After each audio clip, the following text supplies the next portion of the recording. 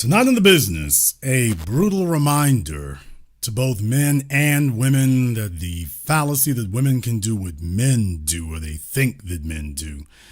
The most dangerous thing a man can have around him is a lying female in his bed. 2 days after a married couple with 4 children were shot to death in their car, their family wants to know why the shooter still had access to guns. Christopher Farrell had already been arrested for an attack on the wife. NBC7's Shondell Moniz spoke with a domestic violence specialist to learn more about what went wrong.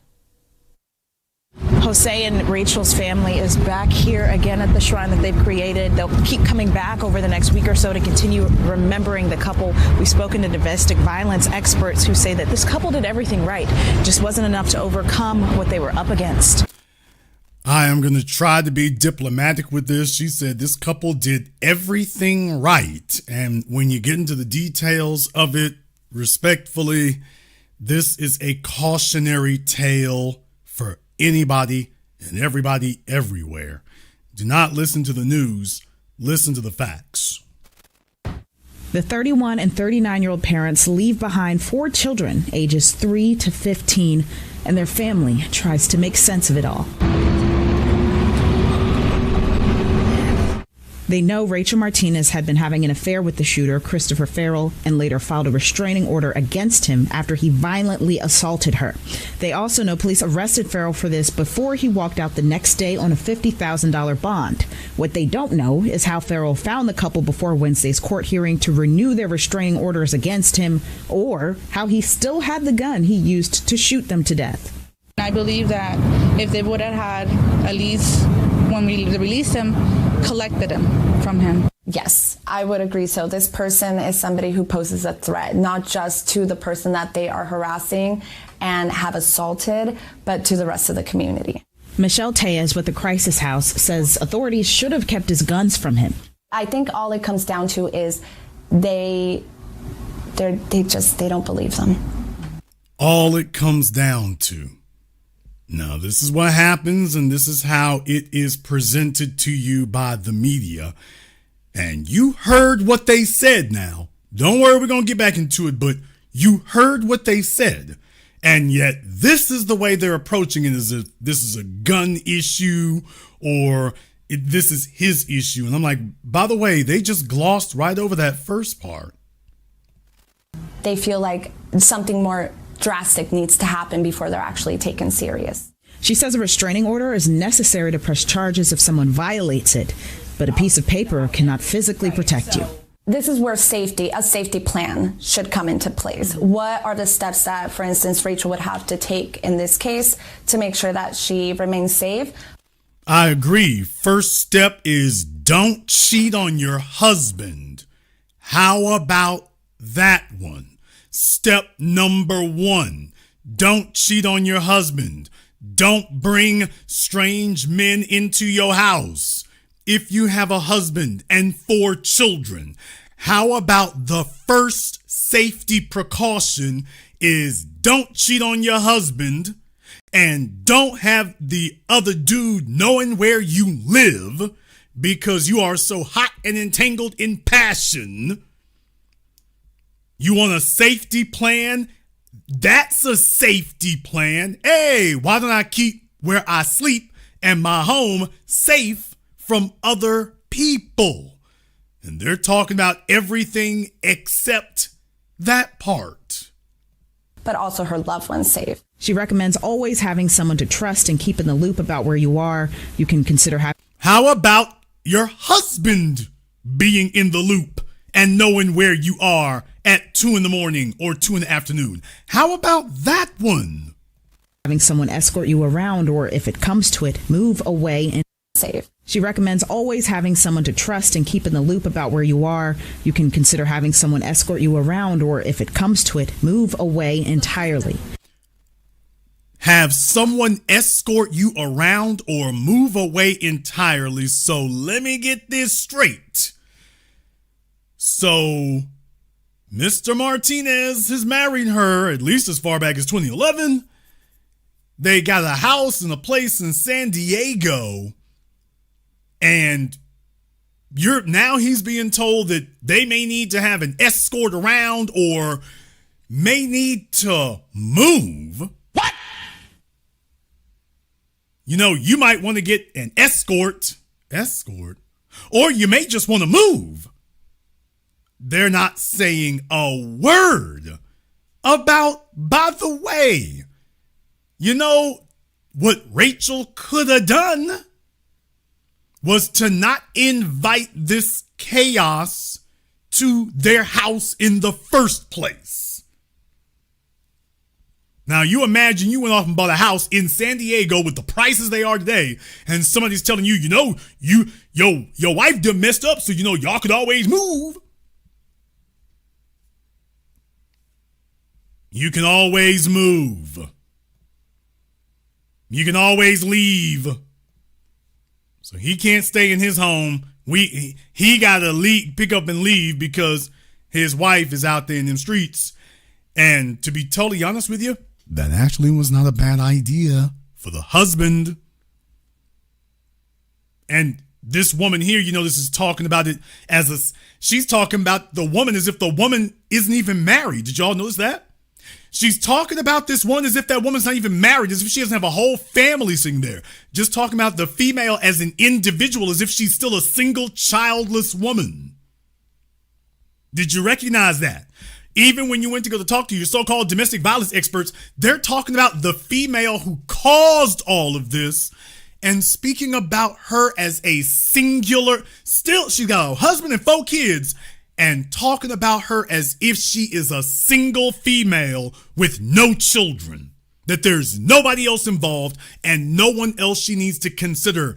Did you think that with this type of social affirmation and reinforcement that that's what got her into this mess in the first place? Everyone around her is treating this married mother of 4 and telling her she can move and act like a single female. No shame, no embarrassment, no accountability, no responsibility, no nothing. Everyone around her is telling her, well, you do what's best for you. Not what's best for your family, not what's best for your husband, not what's best for your children. You do whatever feels good to you. Whatever it is that feels good to you, you do that. I want to let y'all know something right now. Do you know that when females in particular, when females go to therapy and tell their therapist that they're cheating on their husbands, do you know that the therapist routinely just play that off and be like, oh, well, does that make you feel better? What? Do you like that? They start talking about why it's the husband's fault and how it is that we can get the husband to change, the fiance to change, the boyfriend to change so that you don't feel like you have to sleep with other men. That's what happens when females go to therapy, so-called therapy today. They tell her, they tell you it's the man's fault and we need to figure out what's wrong with him. We need to change him. You can leave him. You can divorce him. You don't have to change. You're not in the wrong. We need to get straight why it is that he's wrong and he makes you feel this way. So you're only responding to the way he makes you feel. And that's literally what's going on today. Having someone to trust and keep in the loop about where you are. You can consider having someone escort you around, or if it comes to it, move away entirely. Taya says it's unfortunate that the burden here, like it is so often, was on the victims. And now it's on their family too. Wow, first time she said the word victims plural. Because up until this moment, the woman was talking about the wife as a singular individual. Now at the very end, it was very unfortunate about the victims. Now it's victims plural. Now it is. Shondell Moniz, NBC7. The San Diego police say after officers arrested Christopher Farrell, he was fired from his job as an armed private security officer. At that time, SDPD says his duty weapon was taken. So that gives you a little more insight here. Now let's go a little bit deeper into the story so you can get some more of the details here and I am being as diplomatic as I can be and need to be, but this is a teaching moment for all the men out there in particular, that when you become one of these men who starts rationalizing a liar next to you, you have someone who is lying. She done slept with another man. That's the reason why it is different, is because when your female throw them legs open to another male, that is an act of dominance. And if she comes back, all he knows is that when she was getting down to them sheets, she was 100% with it.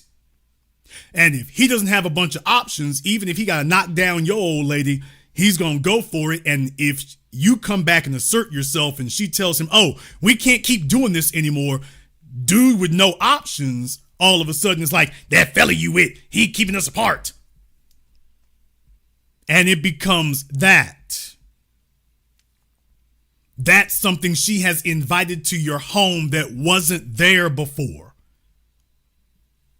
She's introduced a level of risk and a level of lethality that simply didn't exist. That's the reason why. Let's go ahead and take a look at the rest of the story here. The gunman, identified as 26-year-old Christopher Farrell, had worked as a security guard contracted by MTS until a month ago. CBS 8's David Gottfredson joins us live from the downtown courthouse with details of court records that point to a love triangle as the motive for the murders. Good evening, David. Yes, it's hard to believe that the gunman who shot and wounded a Harbor police officer himself was a recently fired MTS security officer. Police shot and killed him in Little Italy yesterday morning, but he's also accused earlier that morning of murdering a couple inside their vehicle just a block away from the downtown courthouse. All three of them were set to appear for a restraining order hearing. So they were getting ready to go to court. They were there a block away from the courthouse to renew this restraining order that they had to take out on his wife's boyfriend that she was cheating on him with. He's there at the courthouse to help renew the restraining order. Fellas, the moral of this story is when your chick does something like this, this is not just an act of betrayal. This is a security breach. Yes, he knew the whole time. That's the whole point. He knew. At least as far back as August. This just happened here November 15th. He knew as far back as August. Rather than file for divorce, he went with his wife to get a restraining order. And that, to me, makes it seem like he found out about what was going on, and rather than tell her that he was done with her, he kind of started demanding that she cut it off with dude. And she may have told a lie and said, oh, he assaulted me, caught them two together or whatever. She's, oh, I didn't want to do it. And he's like, well, if you didn't want to do it, why didn't you call the police? Oh, I'm calling the police. And then she calls the police. She gets a restraining order. Next thing we know, old boy is caught up and he's arrested and he loses his job. And next thing you know, he snaps. Everybody talks about females do whatever they want. Yeah, well, she was emotional. Okay, well, when men get emotional, you have to do what's necessary. Protect men from getting emotional. If we have to be considerate of women's feelings, oh, well, you know, she's snappy. It went bad, but, you know, women have hormones and emotions. Okay, men have hormones and emotions. So we know that she was cheating on her husband. She knows she was having an affair. And we know that sometime around August or September, things went left for one reason or another. The husband found out or whatever. And next thing you know, she calls the police and accuses this man of sexual assault. But listen to how the events went. In this cell phone video, you can see a man in a green shirt hiding by an electrical box in Little Italy, right before the sound of multiple gunshots ring out. A Harbor police officer is wounded in the shootout, and the gunman is hit multiple times. Officers approached the gunman with canines and kick his gun away. The 26-year-old died later at the hospital. I hear, put the gun down, and then just a firefight started, and I just jumped the fence. I found court records that identify the gunman as Christopher Farrell, who until a month ago worked as an MTS security officer under contract with the agency. A husband and wife who lived in the Memorial neighborhood both had filed restraining orders against him last month after Farrell allegedly had a brief affair with the wife, who is also a mother of 4. Okay. Oh, boy. Yikes. Folks, I gotta go here. Taking a look at some of the pertinent information. Protected person, allegedly here, Rachel Martinez. Restrained person, Christopher Farrell. Gender, male. Race, white. Age, 25.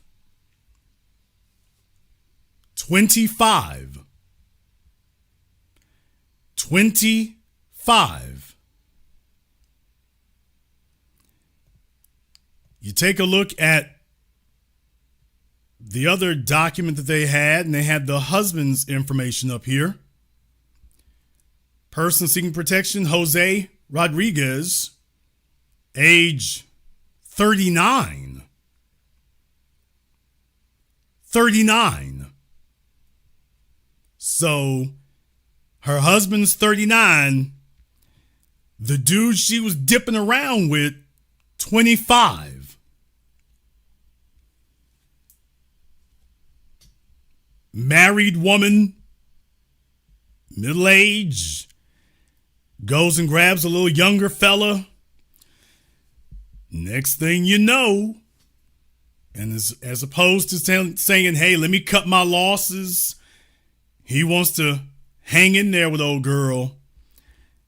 I'm just going over the paperwork, folks. No disrespect. I'm just going over the paperwork. I feel like that's kind of essential there. I'm just going over the paperwork. I'm talking about ex-boyfriend.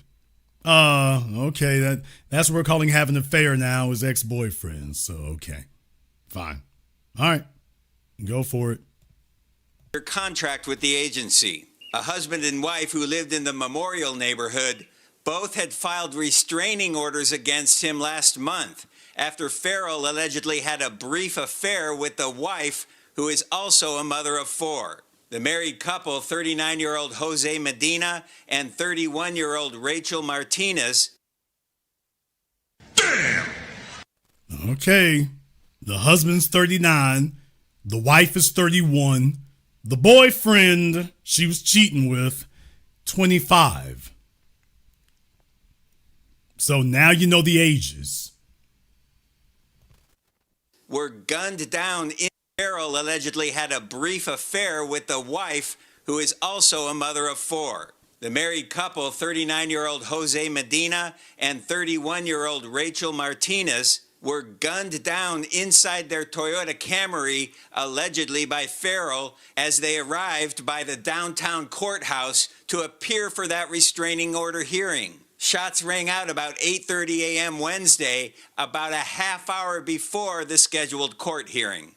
I'm with Channel 8. San Diego police officers were still on the scene Thursday on Tonawanda Drive in Paradise Hills, where neighbors tell me Farrell lived in this trailer for the past few months. Did you ever have any problems with him? No. Police there or anything? No, not at all. He just kept to himself, parked his car right across from his trailer, and then walked in his trailer and never heard a peep from him.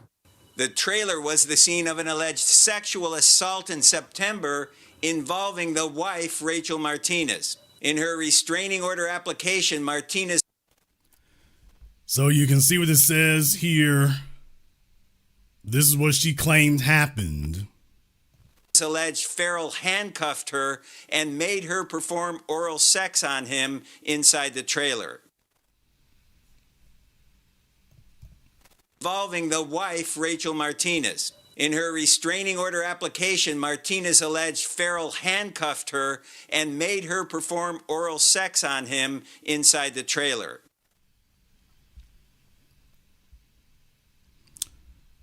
Folks,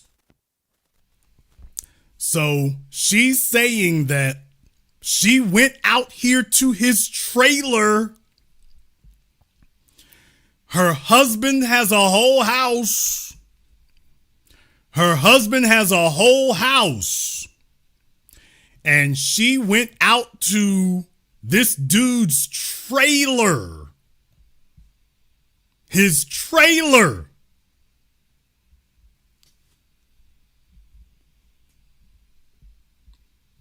And she says that once she got to his trailer, he forced her to perform a sexual act on him. Disregard being in the trailer, period. Just how did she get in the trailer? Oh, just dismiss that. Really?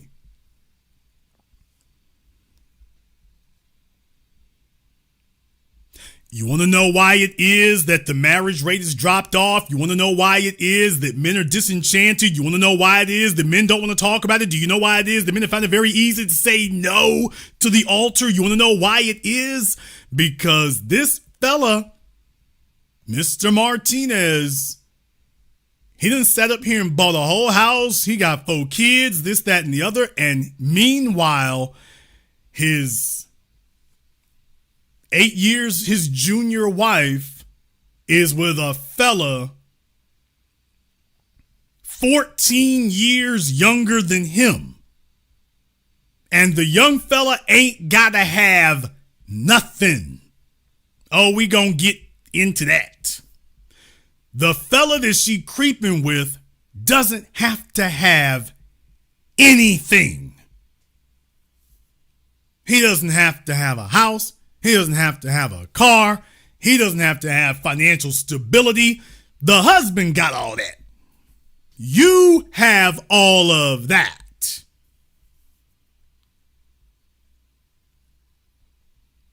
And the court system, as you just saw with their little social worker chick, they're going to defend the wife.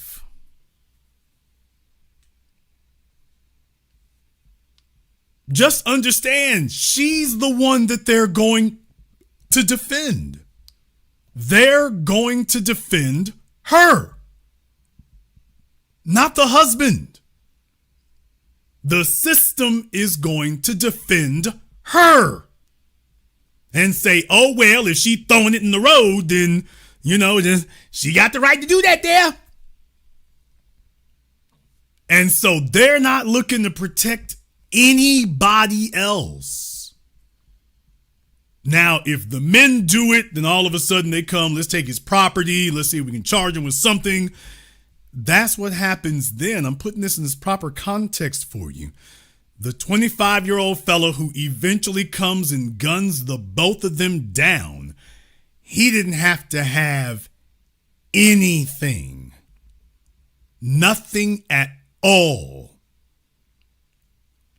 She goes out to his trailer, and I suspect that when she went out there, that was when her husband found out. Or at least that's when he confronted her, and then she comes back and says, oh, no, it wasn't like that. I didn't want to do it. Y'all know that story. The husband talking about leaving or whatever, and she's like, no, I didn't want to do it. I mean, we've been messing around, but I didn't really want to do it. I went there to go break it off. She told him whatever simp story he wanted to hear. And then he's like, well, why didn't you do X, Y, Z? And she's like, oh, I can do that right now. And then she goes off and files a report. And the boyfriend is like, wait a minute, heifer. These folks done come and arrested me and I done lost my job and whatnot. And you asked for this.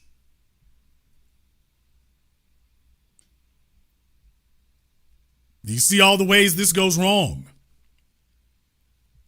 Oh yeah, the military is just is infested with that type of behavior. The military is infested with it.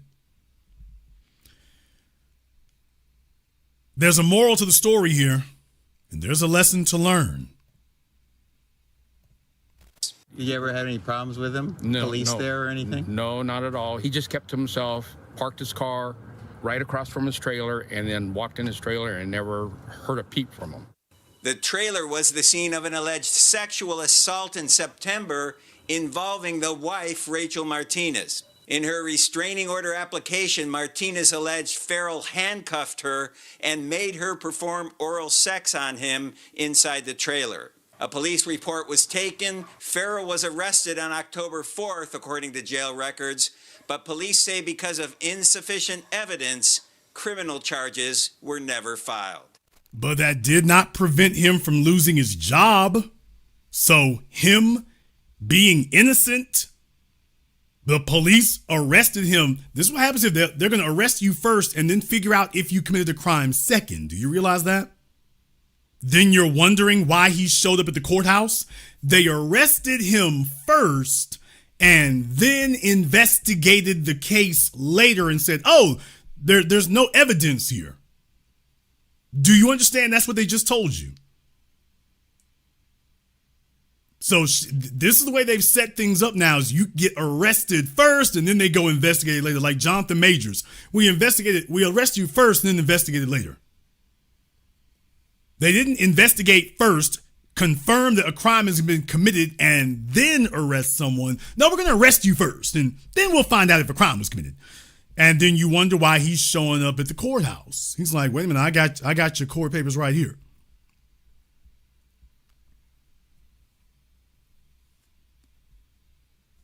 With a story that doesn't make sense. Let me explain to you the way the system works so that you understand why it was that he wasn't charged. What the police are going to do is ask her, have you ever been to this man's trailer before? Have you ever been there before? Was this your first time? How did you get there? Did he force you into it? Oh, he called you up. You've been there before. Oh, you all have had sex there before. Oh, this time was different. Yeah, this is our hookup trailer. We've done that before, but this time was different. Well, that's most likely that's the story. Most likely that is what she wound up having to tell them. And they're like, oh, well, that's just hearsay at this point. He didn't force you to show up there. He didn't kidnap you. He didn't do any of that. And you've been there before. Most likely that's what occurred. And because the husband, I gotta call that out real quick here, because the husband, very, very important to keep in mind here, the husband, fellas, you know what you got. Let me go ahead and give it the 720 degrees. Let me give it the 720 degrees. I've got to do that right quick. I got to do that right fast.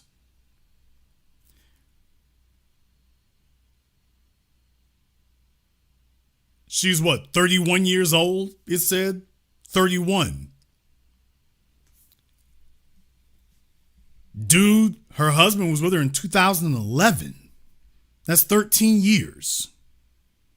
I just want us to go ahead and do a forensic analysis of this so that we can understand the social dynamics that will work that got these two together in the first place so you can see some of those warning signs there. 13 years ago. If she's 31 now, how old was she 13 years ago?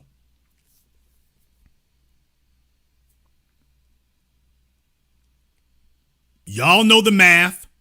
How old was she 13 years ago? And that just says 2011. Were they together before that? I don't know. But you can do the math.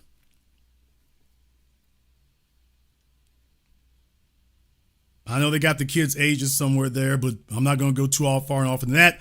I just wanted to go ahead and put that 13 years ago. How old was she and how old was he? How old was she and how old was he? There's a reason why I want to put this in its proper context.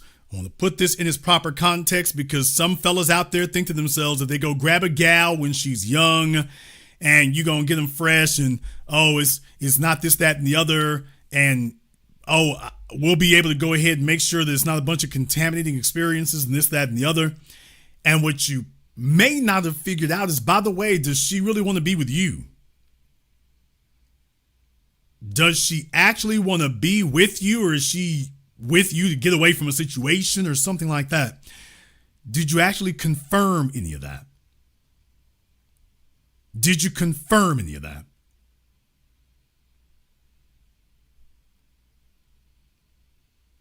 I'm being diplomatic about this. I'm not going to cast aspersions, but I am not going to overlook the math. And what I'm saying is, by the way, did he make sure that he had the right one and that she was really there for him? Or did he get her because at the time she was significantly younger and they think they're doing something? And it's like, dude, you ain't checked the paperwork. You haven't done the background. You haven't checked the character. And do you realize that, by the way, if she feels like she's missed something, she got married to you when you were young and she was real young, and she feels like she missed something. Well, damn near a decade and a half later, she doubles back to make up for something she felt like she was missing. And she was like, hey, I can get it in the trailer.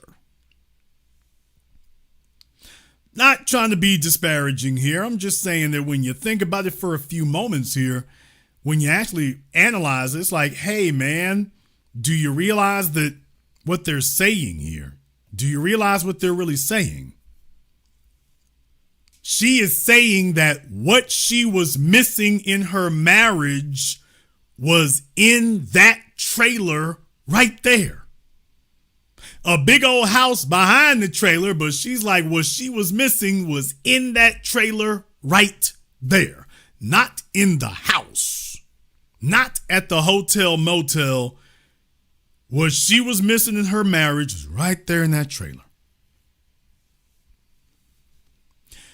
And the lesson I want to review here tonight, it may be uncomfortable for some, but it is essential. The lesson I want to review for you here is, fellas, in this modern era, most males are sexual scavengers, and this story, this tragic story out of San Diego, underscores the hazard and the threat of being a sexual scavenger. You have no options. You take what you can get, and when a zero tolerance event occurs, instead of cutting them off, because you don't want to have to return to the sexual marketplace, you're so quote unquote invested, he done stuck around and we gonna do it for better or worse and stick through it and whatnot. And meanwhile, the other fella she been laying up with is a wild card. He is unpredictable. Maybe you have a measure of control over what she does. You have zero control over what this other fella is gonna do as a result of what she's opened up your marriage to. Ladies, you hear a bunch of flim flam from a bunch of skeezy ass hoes online. Damn! And these gutter hood rats and hoes with their endless YouTube channels and smarmy ass over made up videos, they sit up here and say the craziest, dumbest stuff every single day. They post endless TikToks, endless Instagrams, sitting up here saying this nonsense. A woman cannot move this way. If a woman opens her legs to another man, you're done. The relationship is over. She has introduced a physical threat. She has introduced a physical, unlimited threat to the man that she's with. This goes back to basic primal biology. I've always told you it's about dominance. If the other fella's little ego is smashed because he thought he could pry her away from her husband, and then she sits up here and makes him feel stupid because he's like, well, I thought she was going to choose me over her husband. Fella, you're staying in a damn trailer. What? Just because she was bringing a ray of sunshine into your otherwise dreary existence. That doesn't change the fact that, dude, at the end of the day, she like, look, I'm not really trying to sleep in this trailer like that. I can come visit you for a minute, but I'm not really trying to do all that. I'm not trying to make this the lifestyle. Okay, when she goes back to her husband, you can call him whatever you want to. You can make up all the names for him you want to, but at the end of the day, dude, she's going to go back over there with him. Even if she's not passionate about him, even if she's cheating on him with another dude, she's going back over there. And when she did that, and then on top of that, set up here and cost this man his job and got him arrested, it's like, man, look here. So fellas, no, there are fellas listening to me right now. This is why cucking, I'm going there with it. This is why cucking, when you are a man and you allow yourself to get cucked, that's the problem. Fellas, she got to go. You sitting there catching all kinds of feelings and talking about how long you've been there and how invested you are and remember the time and all these years. Man, when she throws her legs open to another dude, the relationship is over. You'll have all these clowns out here talking about reconciling all this old garbage. These folks sitting up here showing up at the courthouse with restraining orders. Think about that for a few moments. His wife has got him sitting in the damn courthouse talking about restraining orders against some other fella. You got 4 kids and your wife has put you and your 4 kids in a position of having to get a restraining order for what? Because she wants to get slick in the streets. And rather than him being at the courthouse getting a divorce, because remember, little Miss Social Worker Lady didn't say a damn word about the husband moving and putting some distance between him and the wife. The only thing she wanted to discuss was what was best for the wife. And that's what I'm telling you. These social workers, these nonprofits, the government, they don't give a damn if the family gets wiped out. They just showed you. They don't care about that. Why does this man have to show up at court at all? Because his wife has done started some garbage. What you do is tell her, hey, you just got all the evidence, you got all the information, go ahead and get that divorce, and tell her you and old boy can go kick it in the trailer. You two go do that. You two go do that. Simps go crazy. Simps go wild. That's your wife, but he doesn't have any other options. And because he doesn't have any other options, he's going to crash all the damn way out. Especially if she set up here and done cost him his job or whatever. He's already living in a trailer. He ain't got nothing else to lose. Think about, I want you to understand this. The dude she messing with and the dude that she's now got you at odds with, bruh, he's in a trailer. He's in a trailer, man. He's in San Diego and he's in a trailer, dude. What he got to lose, man? What does he have to lose? You're not doing the math on this.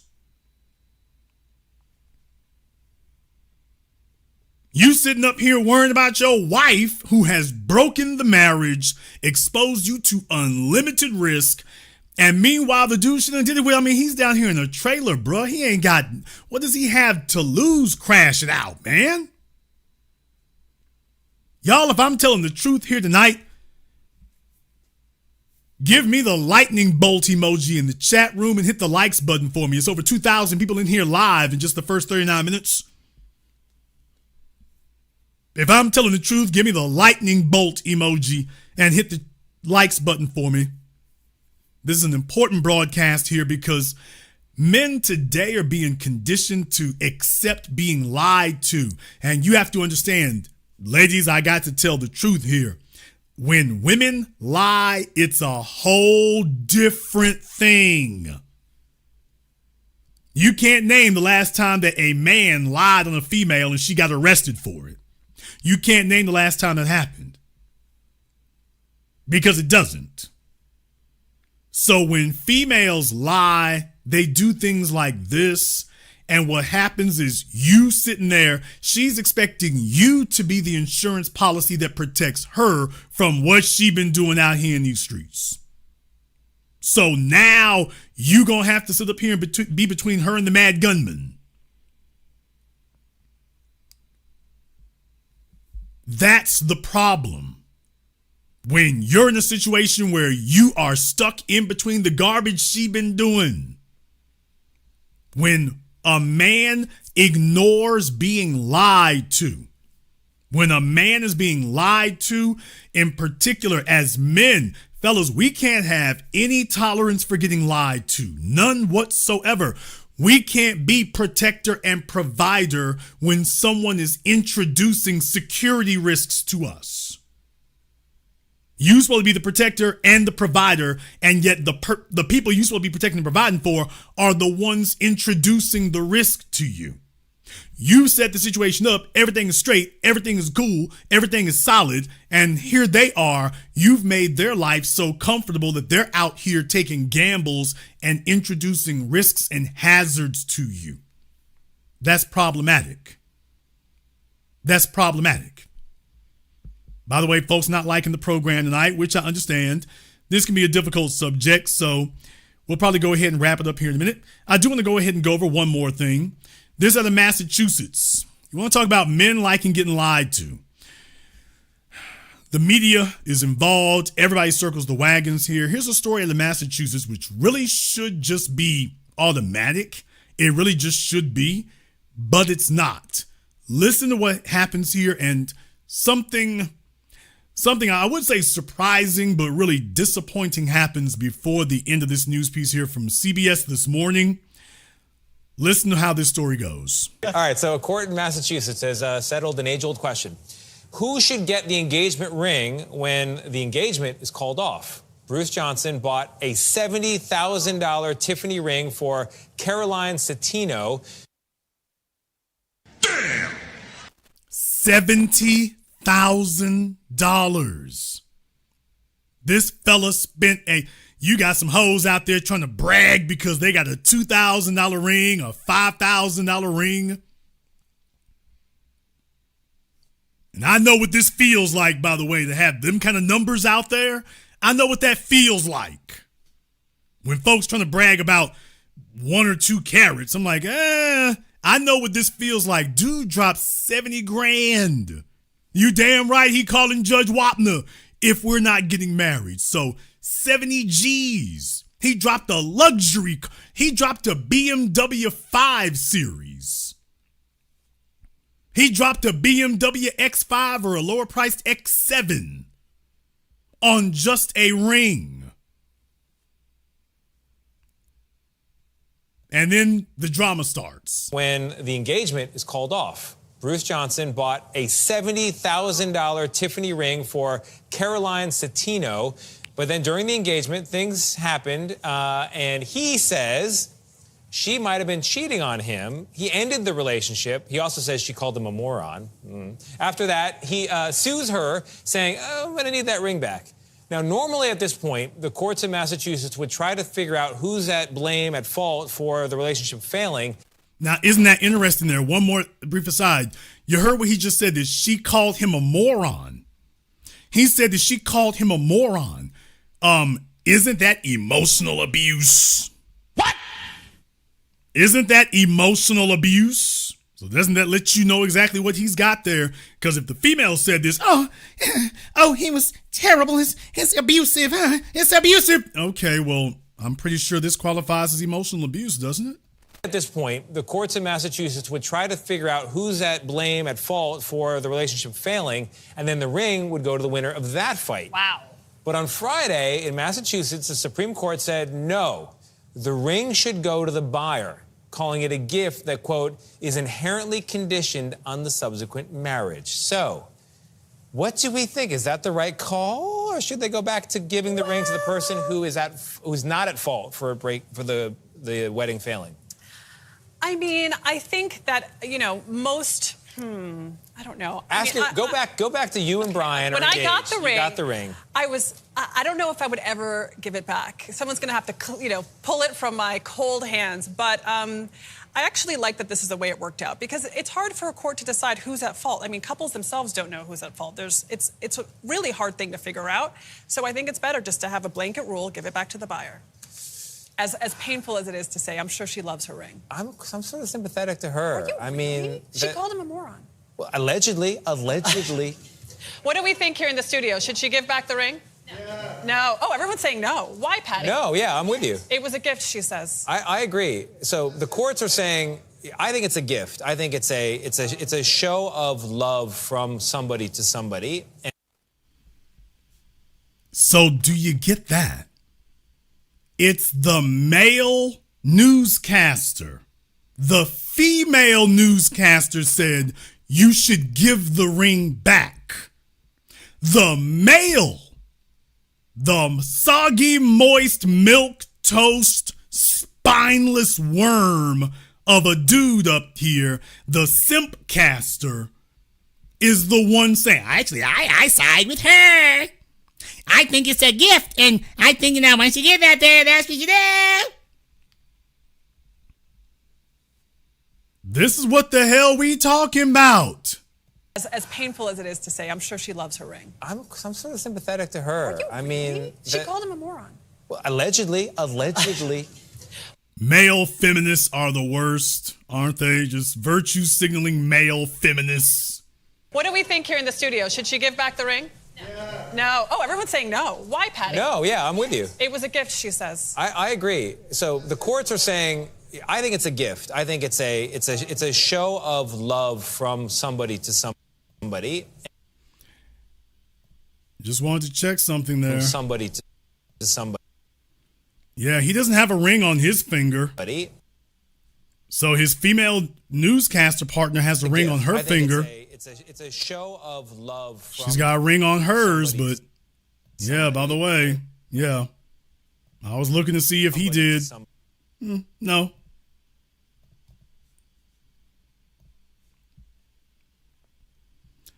Yeah, he's sitting up there with all the folks who got the rings and stuff. He's talking about something he's not even doing.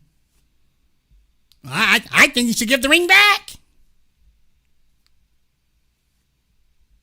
I side with her. Fellas, one of the big issues that we have is you have metrosexual. And by the way, isn't this the guy? Hey, isn't this the guy who was sitting up here trying to give Ta-Nehisi Coates problems about what Ta-Nehisi Coates said about the Israelis? Yeah, isn't this the guy who did that? I'm pretty sure this is the same guy. I'm just now remembering this. Isn't this the guy who was sitting up here trying to get all up in Ta-Nehisi Coates' face about the Israelis? So he's got a track record of sitting up here, got smoke and talking back to men. He's got a track record of doing that. So you all can go look that up. I'm pretty sure this is the same guy. So when it comes to men, he wants to sit up here and get buck and slick at the mouth. And the females, I agree with the ladies there. Women cannot respect, much less admire, a submissive male. First of all, that haircut. Second of all, dude, the wimp factor out of you is off the scale. It's off the scale. You would never in a million years. Let me tell y'all something right now. If a female puts $70,000 down on a house for a man, if a female spent $70,000 on your tuition and you called off the engagement and she took you to court, all the females on The View, all the females on television would be siding with the chick talking about you need to pay her back. They would be in unison. There would be no dissension. They would all be in agreement. So at these corporations, they get soggy ass wimps like this. This guy's got a job at CBS. And they ask him a question like this, and he's more effeminate than the females are. He is more wimped out and effeminate than the females are. And he's got a job. This is who Sherry Redstone was defending. No, go look it up for yourself. Sherry Redstone was defending him. This is who Sherry Redstone was defending. This is the kind of person that they want talking on quote unquote men's issues. Yeah, because he's not going to stand up for it. He's not going to stand up for it. This is what you get. See, you're being fed all this bad information. It's being fed to you, it's being reinforced to you by multi-billion-dollar corporations until eventually you show up somewhere and something like this occurs. What I'm saying is that, yes, women are supposed to have value, but their value is never supposed to exceed rationality and common sense. And when you become so desperate to prove something to females, that's when you start proving to them that you're nothing. The answer is never no. Whatever she says to give, you sitting there giving it. The answer is never no. Until eventually they meet the guy who does say no. Then you can't figure out why she's in between the sheets with him. This fella here doesn't get it. He'll never get it. There's no reason to explain it to him. He's a lost cause right there. Just his whole life is laid in front of you. There's no sexual tension on this set. And why would there be?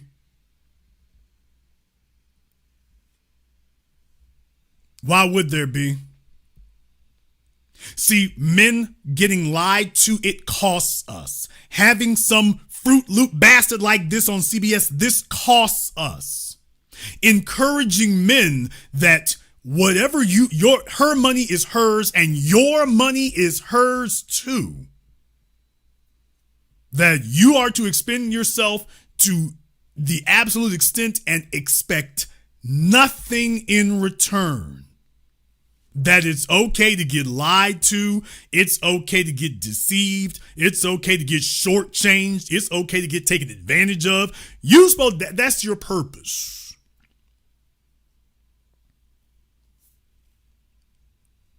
You've got multi-billion-dollar corporations paying to propagate this to you. Now, he's not going to be living under that. The females probably drive by him at 1,000 miles an hour in New York City. Okay, but in your case, you'll be sitting out here with some average chick who has got you opened up to unlimited exposure to risk.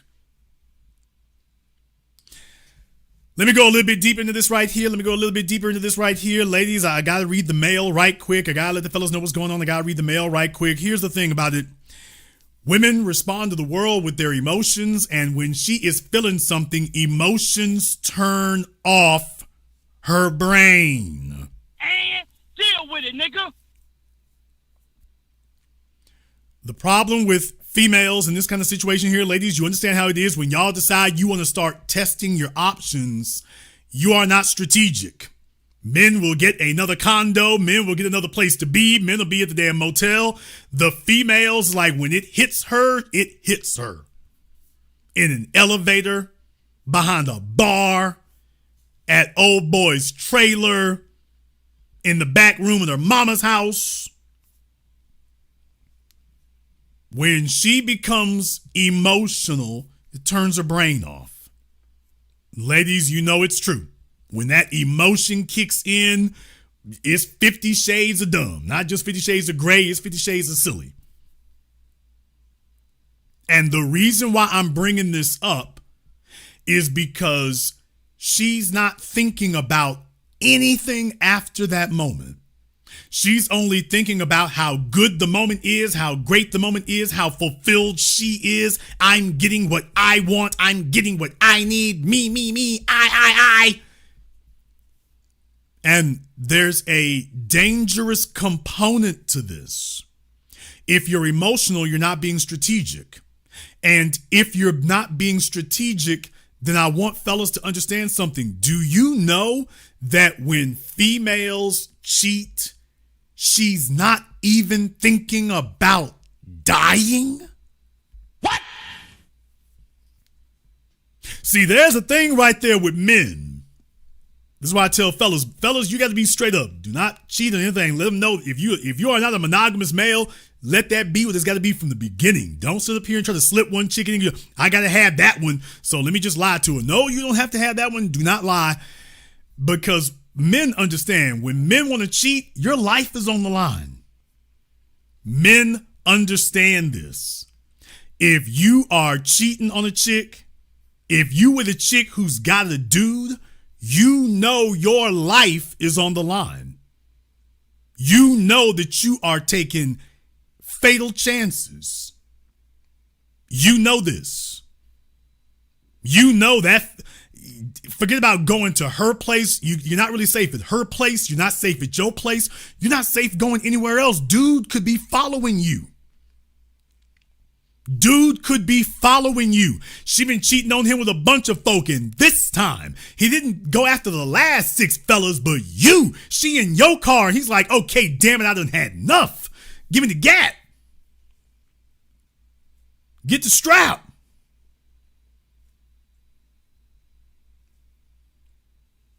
So understand, when you're cheating with a chick, women don't think about dying. Women really do believe that they are the man whisperer, and that if she that the fact you are so ravenous to get between her legs, she really does believe that has lifetime efficacy. Ladies, it's the truth. Women really do believe that if you were really passionate about getting in bed with her and she basically could lead you around on a leash, she thinks she's got that power for the rest of her life with you. And that no matter how angry you get, no matter how upset you get, she can talk you down on account of the fact that you got this connection to her. Even if she isn't sleeping with you anymore, even if she hasn't been with you in years, women really do believe that once they've slept with a man, if he expressed some affection to her, she's always got that kind of pull with him. That's what women really do believe. They really do believe that. So she tells herself, women tell themselves, that if they cheat on a man, yes, Keena, yes, it's true. Kurt Angle, it's damn true. Women believe that if they cheat on a man with another man, that she has the ability to talk both of them down. That if she tells y'all to calm down, she's in control because, of course, her sex organ has got you all wrapped around her finger. That's really what females think. They really do believe if he's sprung, no matter what I do, up to and including threatening his life, all I got to do is pull rank and he's going to bow down. Now you're sitting in the car going to the courthouse, telling her, by the way, what about old boy? Oh, don't worry about him. Don't? Why not? Oh, he wants to keep himself out of trouble. Really? How do you know? Don't worry, I know him. She does. You realize how many fellas are dead today? Sitting next to a female, walking next to a female, driving with a female, going somewhere with a female, sleeping next to a female who assured him the whole time that she had this other dude under control.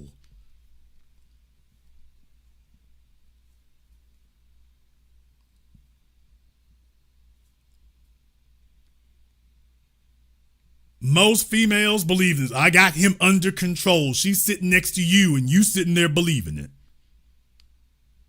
Every female wants to believe that because she knows that if it comes down to something physical, she doesn't have a prayer. So she's relying on that, which is really just reverting back to your feelings. As men, we're supposed to be smarter than that. Heifer, you ain't got no damn control over him. When he ready to crash out, he ready to crash out. As men, we understand that composition of the balance between sex and violence. Baby, if he didn't come here to sleep with you, he came here for one other reason. As a man, we understand that when you look in the eyes of another man, there's a reason why in the animal kingdom or anything else, as men, we look another dude in the eyes, we know damn well if it's about to go down. That it's like, hey, this is about to go all the way left and the damage is going to be unlimited. Somebody ain't walking out of here today. As men, we understand that females are always hopeful that if she wiggles her booty meat, that can evade that undeniable situation. As men, we understand booty meat ain't gonna mean nothing today. Booty meat only matters if the man is buying. If he showed up today and you with your husband, baby, he didn't come to talk. He didn't come to talk to either one of you. If he feels like you done shortchanged him, if he feels like it ain't right, if he feels like you ruined his life, if he feels like he taking a loss, he's like, damn it, everybody taking a loss today. Everybody taking one. Everybody. Don P is right. She was dealing with a younger dude, so she feels like she's older than the fella she was cheating on her husband with. So she thinks she got this little young fella wrapped around her finger. Baby, you only 6 years older. But she wants to tell herself she's in charge. A female isn't going to be this flagrant cheating unless she believes she's in control. Oh, don't worry. He's just 25 years old, which means he was probably 24 when she met him. He's 20. I know what I was like. I know what 24-year-old guys are like. I know what they're about. And then the situation started escalating and it was very quickly out of control.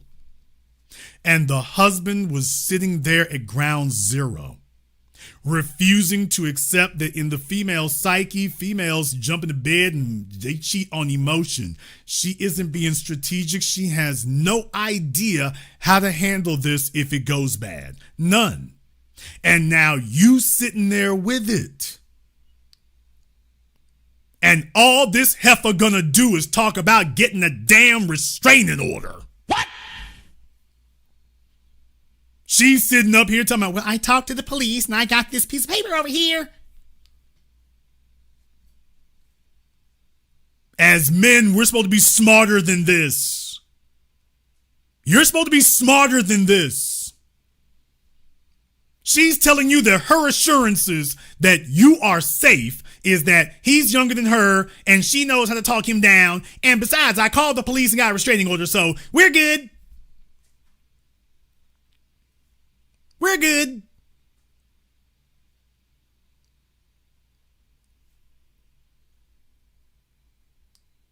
When women lie to men, it costs you your life. Women lying to men can cost you your life. And I'm just talking this instance here where gunfire broke out. Do you understand this happens to men all the time? There are fellas right now who are paying for children that are not theirs. Those are the lies that cost men. There's never been a man in the history of humanity who told a female that the baby was hers and it was a lie. We are not the same. We are not equal. Men need protection. Because we are not the same and we are not equal. No female ever heard that a man lied to her about the child being hers. If he said the child is yours and you're obligated, it's yours, you're obligated. No female in the history of humanity has ever been lied to about that. Men are lied to about that on a daily basis. Men are lied to on a daily basis about how much things actually cost. There's a problem with men, quote, paying all the bills and paying all the numbers. Dude, you better go check them damn things. Every single man in here who's been married, I got to read the mail, fellas. Every fella who in here who's been married, you know damn well you have once or twice gone over your checkbook or gone over your credit cards and found a couple of expenditures that you were not aware of. You sit up here and try to laugh that mess off. You try to laugh it off and hee it off until the number gets real big, or you add all this up and realize there was something you really wanted to buy and you thought you didn't have the money for it. In reality, you did have the money for it. She done gone off and done dipped into the damn bank account and ain't said nothing to you. Every married man in here, you got to tell the damn truth. Every single one of you, 100% of you, 100% of married men in here, your wife is done set up here and done spent some money and you didn't know. She has gone out, says she's going to go buy one thing, and if you ever go back and check over it, she done gave herself permission to exceed that and go buy some stuff you didn't know about. Dude's got Amazon packages showing up at the house. You at work, the UPS driver or FedEx driver is dropping off the box. She done set up here, unloaded it, burned the damn box. You didn't even know anything showed up. If you didn't check your ring, you don't even know. That's an everyday thing. All the time. And that will eventually destroy your damn life. How many men would buy a house for a female that you knew was cheating on you? How many men would buy a house for a female? Listen to me carefully. Gotta hurt some feelings. How many of you fellas would buy a house for a female that you knew you were not the man that she was most passionate about? Auntie, chill. If you knew for a fact that she was more passionate about some other guy, either one she currently knows or one in her past, but you are not the man that she is most passionate about, most lit about, most emotionally engrossed in, would you still do it? Let me explain to you what the betrayal here is that nobody wants to admit to. The betrayal about the engagement ring is that when a man spends $70,000, here's where you fellas get it messed up at. You think that you're paying $70,000 as a down payment. That ain't gonna work. Using your VA loan is no better if you give it to the wrong damn heifer. It doesn't matter. You could have been using that somewhere else. You could have made that into a damn investment property. That ain't slick. You're not getting out of it. You're still losing. She done sat up here and hog your VA benefits. You could have at least taken that damn thing, gotten in, bought an investment place and refinanced it.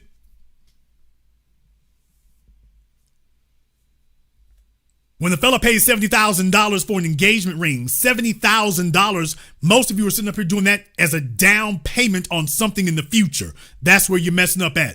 Fellas, if that chick has not already given you $70,000 of value, femininity, excellence, improvement, benefits, if she hasn't already given you $70,000, why are you buying a $70,000 ring? Thinking that, well, she'll earn that in the future. I'm speculating that she will eventually be worth it. When I introduced to you all the concept of the company car, I didn't say get it based on what she'll do in the future. That's what she's already delivered that. You do this for stuff she's already earned. Don't buy her a Chanel bag. Don't go off and go drop $6,000, $8,000, $10,000 on a Chanel bag and she has not already given you $10,000, $20,000, $30,000 worth of value, femininity, benefit, asset. If she hasn't given you $10,000 or $20,000 worth of value, why are you spending $6,000, $7,000, $8,000? She hasn't given you that. She's supposed to already prove she's worth that. Then you give her the rewards for it. Then you extend yourself. You don't sit up here and get the Chanel bag and, well, if she play nice for the next 3 years, she'll be worth it. If she play nice, she'll be worth it. You're not supposed to go off and spend that kind of money unless she's already proven she's worth it. In other words, that this is something you can get up and walk away from because, dude, think about this right here. He had to go all the way to the damn Massachusetts Supreme Court to get them the rule to give him his damn ring back. Do you realize how much of your manhood has been exhausted by doing that? He didn't even get on with his life. How many years has he been doing this now? He didn't even get on with his life. He went off and bought that ring, and now he's had to spend the next couple of years sitting up here going all the way to the Massachusetts Supreme Court to go fight over this damn $70,000 ring. Why? Because he realized that she wasn't worth $70,000. Dude, if she wasn't worth $70,000 after you found out she might be cheating, after she said you were a moron, then it stands to prove she wasn't worth $70,000 before that. And deal with it, nigga. If she hadn't already proven she was worth 70 G's before she called you a moron, then she wasn't worth it after it either. That's the problem. You were speculating. She's supposed to already be worth that, so you're like, hey, it's whatever. It's whatever.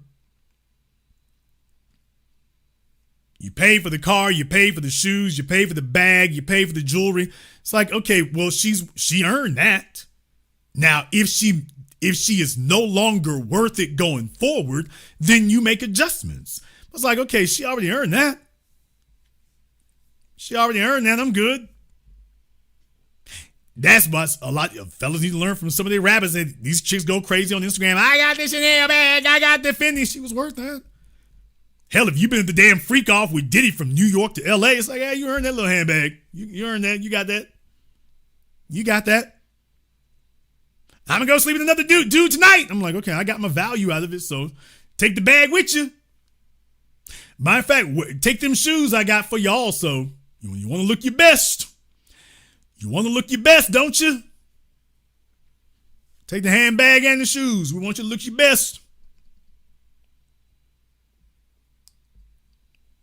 Fellas, if you cannot definitively say that, I have a very simple rule for buying things. Very simple. If you cannot tell me that you would be all right, you'd be straight, you wouldn't be angry, you'd be okay. If you two broke up, if you bought this handbag for her on Thursday and you two broke up on Saturday, if you can't still be okay and be like, hey, I'm all right, she can keep that, we good. Nope, she's already earned that. If you can't say that, don't do it. Don't do it. If you cannot do this kind of thing and then be all right losing her 48 hours later and you're still like, hey, everything's cool. If you can't do that, don't do it. If you're still upset over the money, don't do it. If you're still upset over this expenditure, don't do it.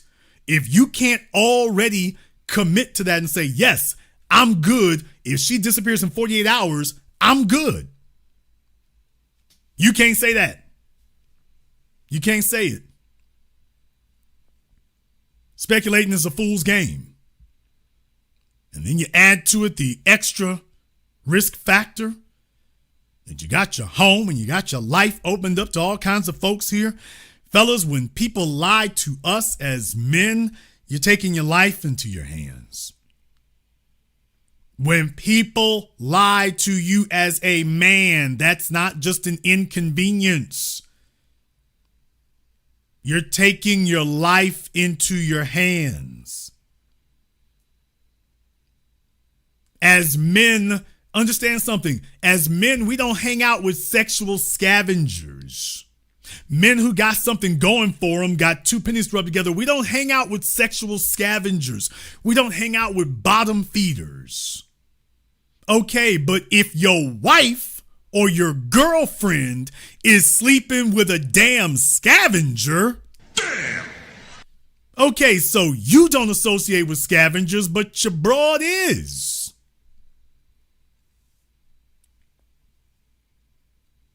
So you didn't introduce sexual scavengers and sexual hobos into your life. No, she did. She's brought them into your life. And because she is so reckless, she is so completely and totally reckless that she's more concerned about sexual thrill seeking than she is about preserving your life or her own. That's why I went into this withering, punishing detail tonight about this story. She was more concerned about sexual thrill seeking. And I'm bringing this up because this is just one among many. Every male in here either knows that story, either of his own or somebody you know. Every fella in here knows this story. Some dude sat up here and opened the gates. He overlooked something here and got himself caught up and trapped. And for what? Will Smith let his wife bring August Alsina up into the damn house. Next thing you know, August doesn't go put Jada's business out there. August wants to go put Will's business out there. The little cornball ass dude that she felt like she was playing, the little young fella she felt she was playing with, and he wants to mess up Will's situation. Yeah, because he doesn't have one. He doesn't have one. That's the difference. When you got somebody with nothing to lose, by the way, anybody who thought that August Alsina was doing something slick, by the way, one more thing. Have we heard from August since then? What? By the way, when's the last time you heard anything from August Alsina? Ever since he put out that whack-ass little song, when was the last time you heard anything from him? It's been years now. Years. He can be pansexual, skillet sexual, boiler pot sexual, crock pot sexual. It don't matter which one it is now. The nigga washed up sexual. That's where he is now. That's where he at today. Will Smith's wife didn't even have the damn sense to be able to at least sit up here and have a sexual side thrill with a fella who was about something. She grabbed this little powerless, reckless, little useless nigga over here, and all he can do is sit up here and cause problems. She didn't care about that. All she cared about was what she was feeling.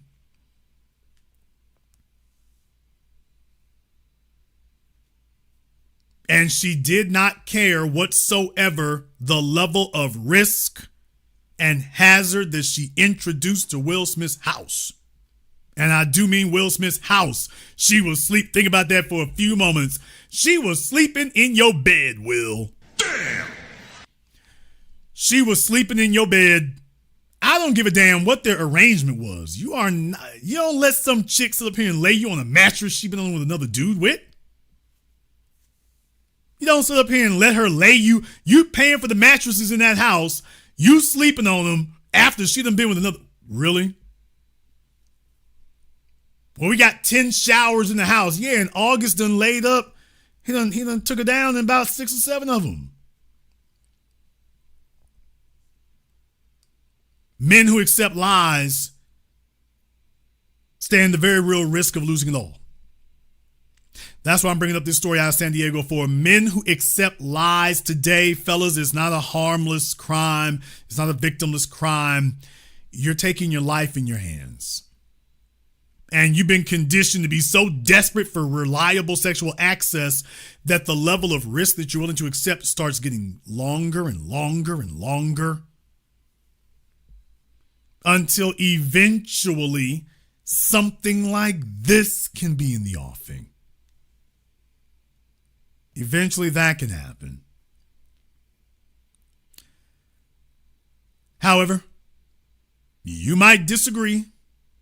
Therefore, I've gone ahead and posted the link to the Zoom there in the chat room. That's available for you all there to go ahead and check it out. Having a conversation with you all here tonight about men who accept lies. It is a dangerous, super dangerous thing to do. To be a man who wants to accept lies. A man accepting lies is inviting graveyard chances. And I don't like things like this story in San Diego. I am not saying that they deserve that. It's tragic. It's unfortunate. You got 4 kids who are going to have to grow up without both of their parents. That is a shame. That's a shame. It's reprehensible. There's nothing good about that. The kids didn't do nothing wrong except be born. And now they have to deal with this too. They didn't do anything wrong except be born. So your heart goes out to them. They just sitting there going to school, doing what they do. And mom has invited a nightmare to their house. She's invited an absolute tragedy to the home. Okay, but there's a bunch of fellas listening to me right now. You in the same damn boat. You're in the same damn boat. Everybody wants to try to act like they're not doing that. Dude, too many fellas doing that. Because fellas don't have enough damn options. They don't have enough options. They don't have enough anything. And this level of risk and this level of hazard has become normalized. And instead of it just being something unthinkable and unconscionable, this is where we at today. This is just the one I'm talking about in the news. There's a bunch of others. There's a bunch of others. This is how you're living.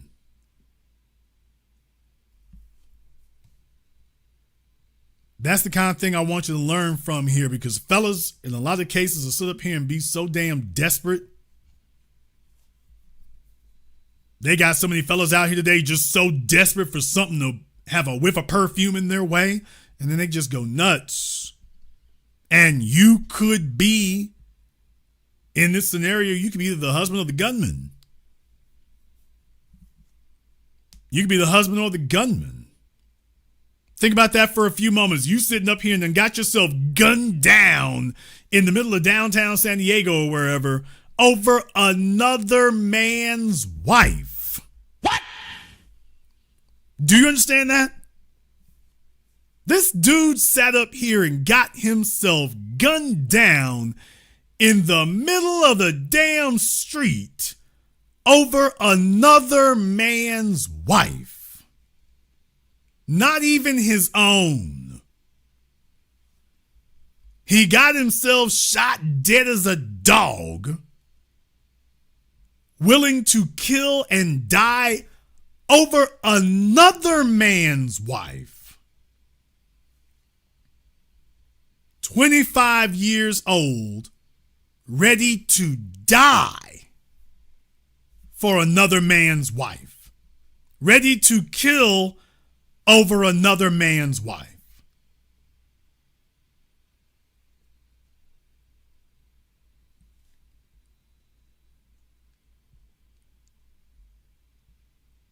There's both sides of this equation for fellas to learn from, that when you accept lies, and by the way, he accepted it too. Most likely he accepted the lie that she was going to leave her husband. She wasn't going to go back to him. He was solid. Things were good. And then he found out one day, okay, the husband found out and she sold him out. I'm willing to wager that's what occurred. The husband found out, and next thing you know, she flipped on the boyfriend, and he's like, whoa, she done flipped out crazy. She's saying all this stuff. She acting like I had to sit up here and take some sex from her. It's like, dude, she came all the way over here to my trailer. She came across town to get to my trailer because that's where we hooked up at. What do you think he thinks of that?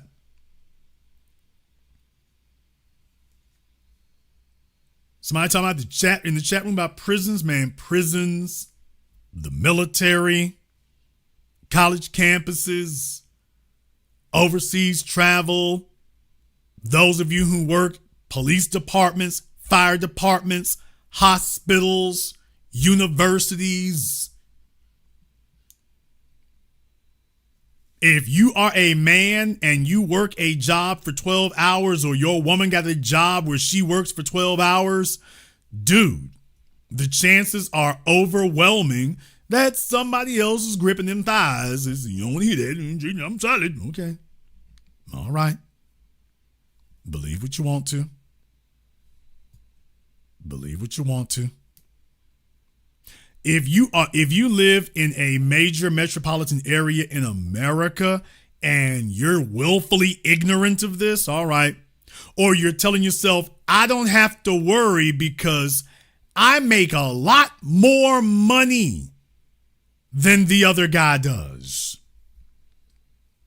This is one of the biggest fallacies going around out here today, is that if you, quote unquote, make enough money, then that's going to guarantee fidelity or that you're going to be the preferred choice.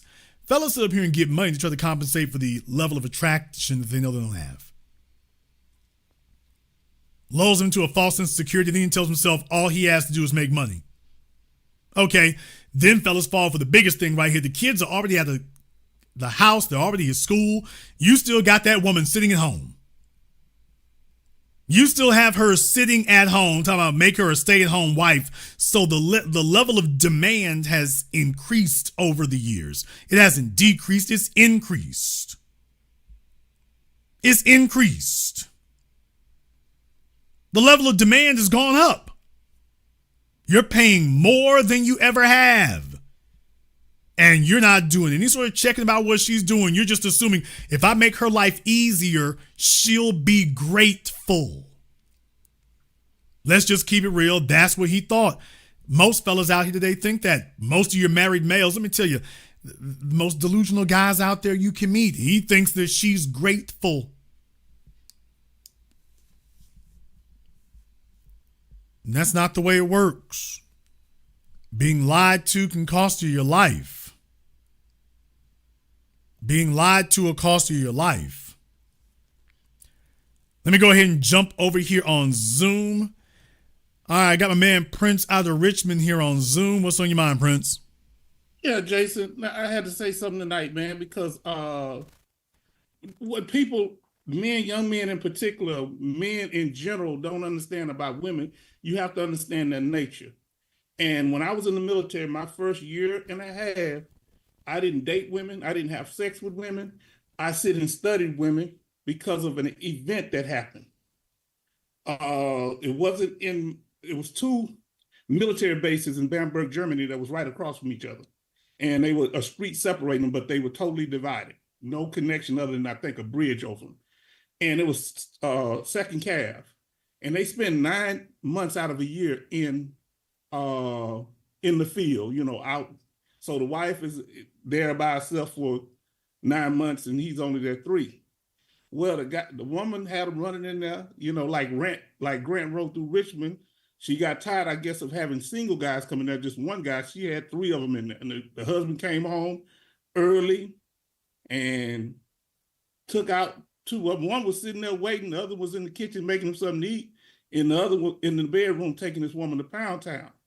So he went in there, he walked past those 2, and he popped his wife and the guy, then went back out and popped the guy that, for some reason, he didn't get up out the chair, and popped him, and the other guy jumped out of 3 stories. I don't know how he survived. He jumped about 3 stories, I believe it was, and he ran down the street buck naked. See, y'all don't understand. Women are turned on by men that are willing to take crazy risk to be with them. That's a real passionate thing that if you're willing to come in her house and lay in her bedroom. Yeah, women like to be the object of desire. So the only thing they like more than having one man passionate about them is having 2 or 3. Ooh. So you're sitting up here saying, oh, this is a deadly triangle to be in. She's like, this is exciting. And it's like, okay, they're all 3 of them here. And she thinks that because she's opened her legs to the 3 of them, that they have a level of connection. And, oh, surely they won't do X, Y, Z. And that's what they really do believe. If I had sex with you, then you won't do X, Y, Z. Now she got X, Y, and Z sitting in your house in your living room right in front of you. And like I say, there even been serial killers who said some women just offered it to them, but they were more turned on by taking it, and they say they took them out anyway. But even if women, Jason, I'm going to tell you what I feel about it. I know you said if a woman cheats, if a woman threatens to cheat, if she implies cheating, don't say anything, start preparing and get your stuff together. and just get away from her. And let me ask you this here, Jason. Do you believe that they should start having a contract on engagement rings or just no engagement ring at all? Because engagement, I don't know why y'all hype it up. It's not a legal status. Okay, well, first of all, I won't even get into the historical history of engagement rings, you know, if some of the pagan background of it and whatnot. I won't even get into that. Let's just go ahead and take it in this modern context. Well, first of all, that's really a relatively recent advent, you know, in the last century or so. Also, the idea of buying diamonds, I mean, once again, that's a 20th century advent. That's not really some historical thing. That's really a 20th century advent. Think about that for a few moments. Every marriage having a diamond? Well, the American middle class has only existed now for about 80 years.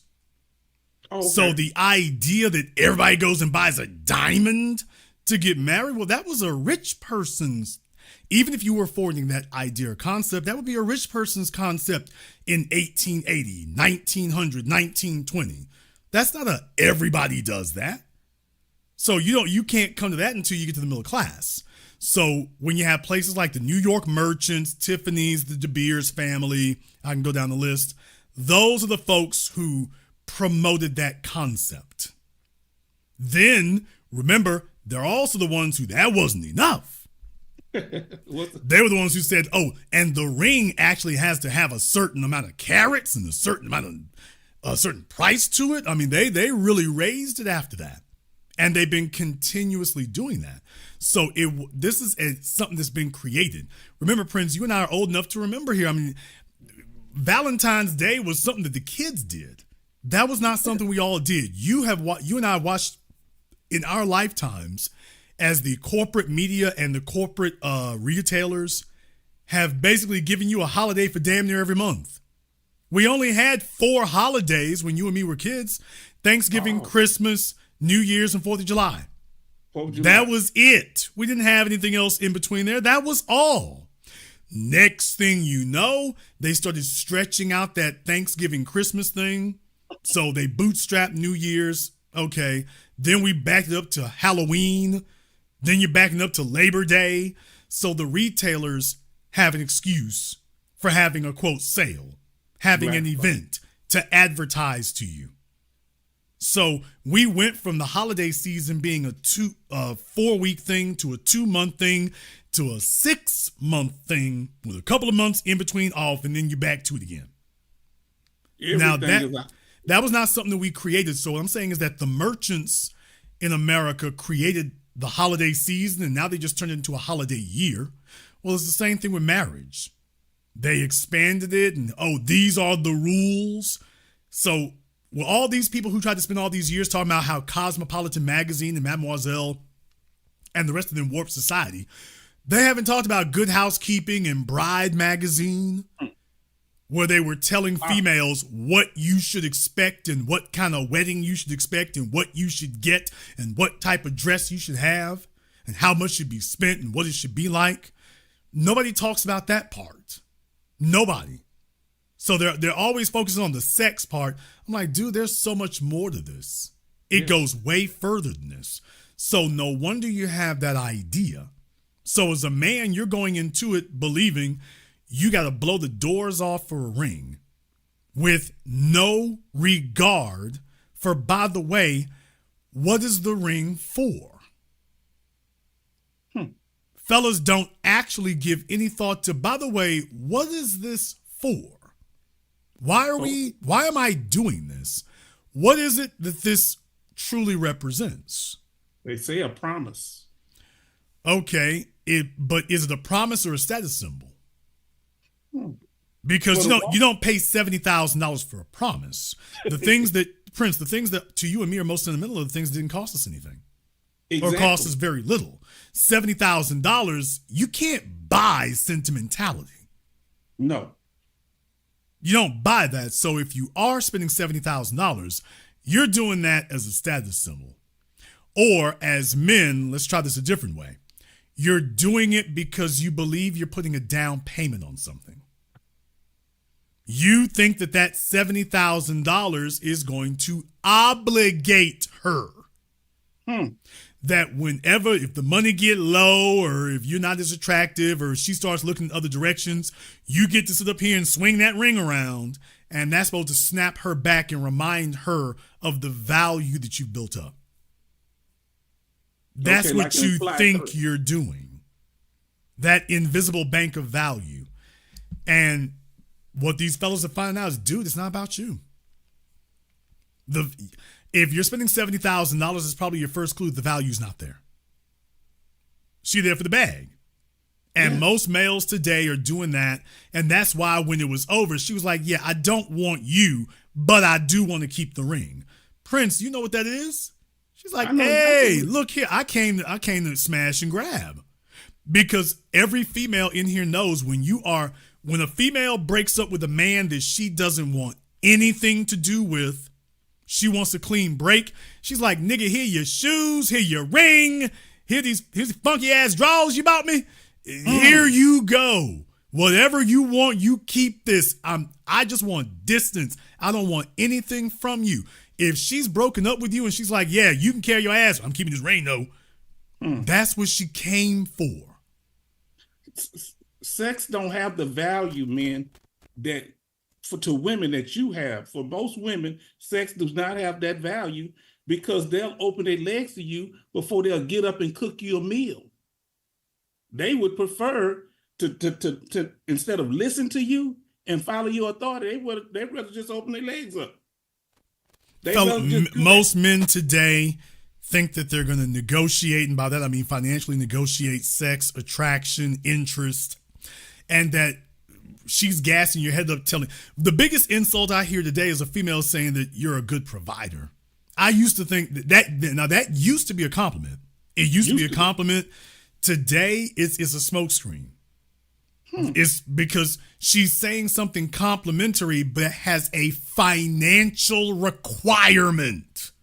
So she only compliments you about your finances? Is that a backhanded compliment? Okay, the nigga who had her toes scraping the ceiling, she wasn't complimenting him on being a provider. Ooh. She doesn't say that to him. He doesn't have to do that. And she got a hell of a lot of interest with him. She giving him the same damn thing she giving you. Actually, she giving him more than she giving you. And yes, she's telling you you're a good provider. Okay, that's meant to be a Pavlovian response. So that she's finally dishing you out a compliment, and that's intended to reinforce to you, if you want more compliments like that, then you need to be a better provider. Okay, providing is another word for finances. Now she's sitting at home and she's complimenting you on allowing her to cush on your finances, and this is what she's doing with it. And that's the real story of what's happening. So when we talk about these wedding rings and things like that, for most of these fellas out here, it's a big ass scam because he didn't make sure that she had the value before he ever got the ring. He bought the ring as a down payment to speculate on future value, not as a confirmation of the value she's already provided. They never do that. So most fellas out here, the truth of the matter is most fellas know they didn't get the best from her, and he's hoping that this ring and all the rest, well, if I just get her a ring, well, if I just get her a house, well, if I just get her a car, well, if I just let her stay home and not work, then eventually you will get the best from her. No. All that stuff that she was flip-flopping and giving niggas 10, 20 years ago, you'll get it if you jump through all these hoops. Now she more turned on about being in a trailer with somebody like the other woman. Jason, when a woman say they know their worth, if this woman ended up in a trailer and that's what satisfied her, not the big house she was in, but she had more passion, and I guess the risk was worth it. So what does that say? What does a woman mean when she talking about she knows her worth, in your opinion, the average woman? When a woman says she knows her worth, what she's saying is I'm bidding the price up. Okay. That's what that means. In this case here, like I said, you figure those two were married probably about a decade here. It's like you're in California. Okay, she's like, he can't go nowhere. The law's on my side. Yes. So that's the way that goes. But when a woman says she knows her worth, what she's saying is I'm bidding the price up. Okay. Now, you know, in my thing here is I believe that women don't believe that cheating disqualifies them from your resources. Why do women feel entitled regardless of their behavior? You were saying that they don't see the risk of doing it because they feel like they still got you. Do they feel like they can, you know, like say Beauty and the Beast, they can tame several beasts at one time? Yes. They don't see. Women believe that their panties are made of gold. So every female believes that she's got magic draws. Every female believes that she is super spectacular. They'll be the lamest damn thing you ever saw, but every female tells herself that. And because it's a survival mechanism and because they need it to be true. They need it to be true because what else is she negotiating with a man with? Remember, Donald Trump won the damn election. What is it that those women run around talking about they were going to punish men with? We're going to withhold sex. Every time you turn around, the only thing that women ever say they're going to withhold from a man is sex. They never say, I'm going to withhold my degree.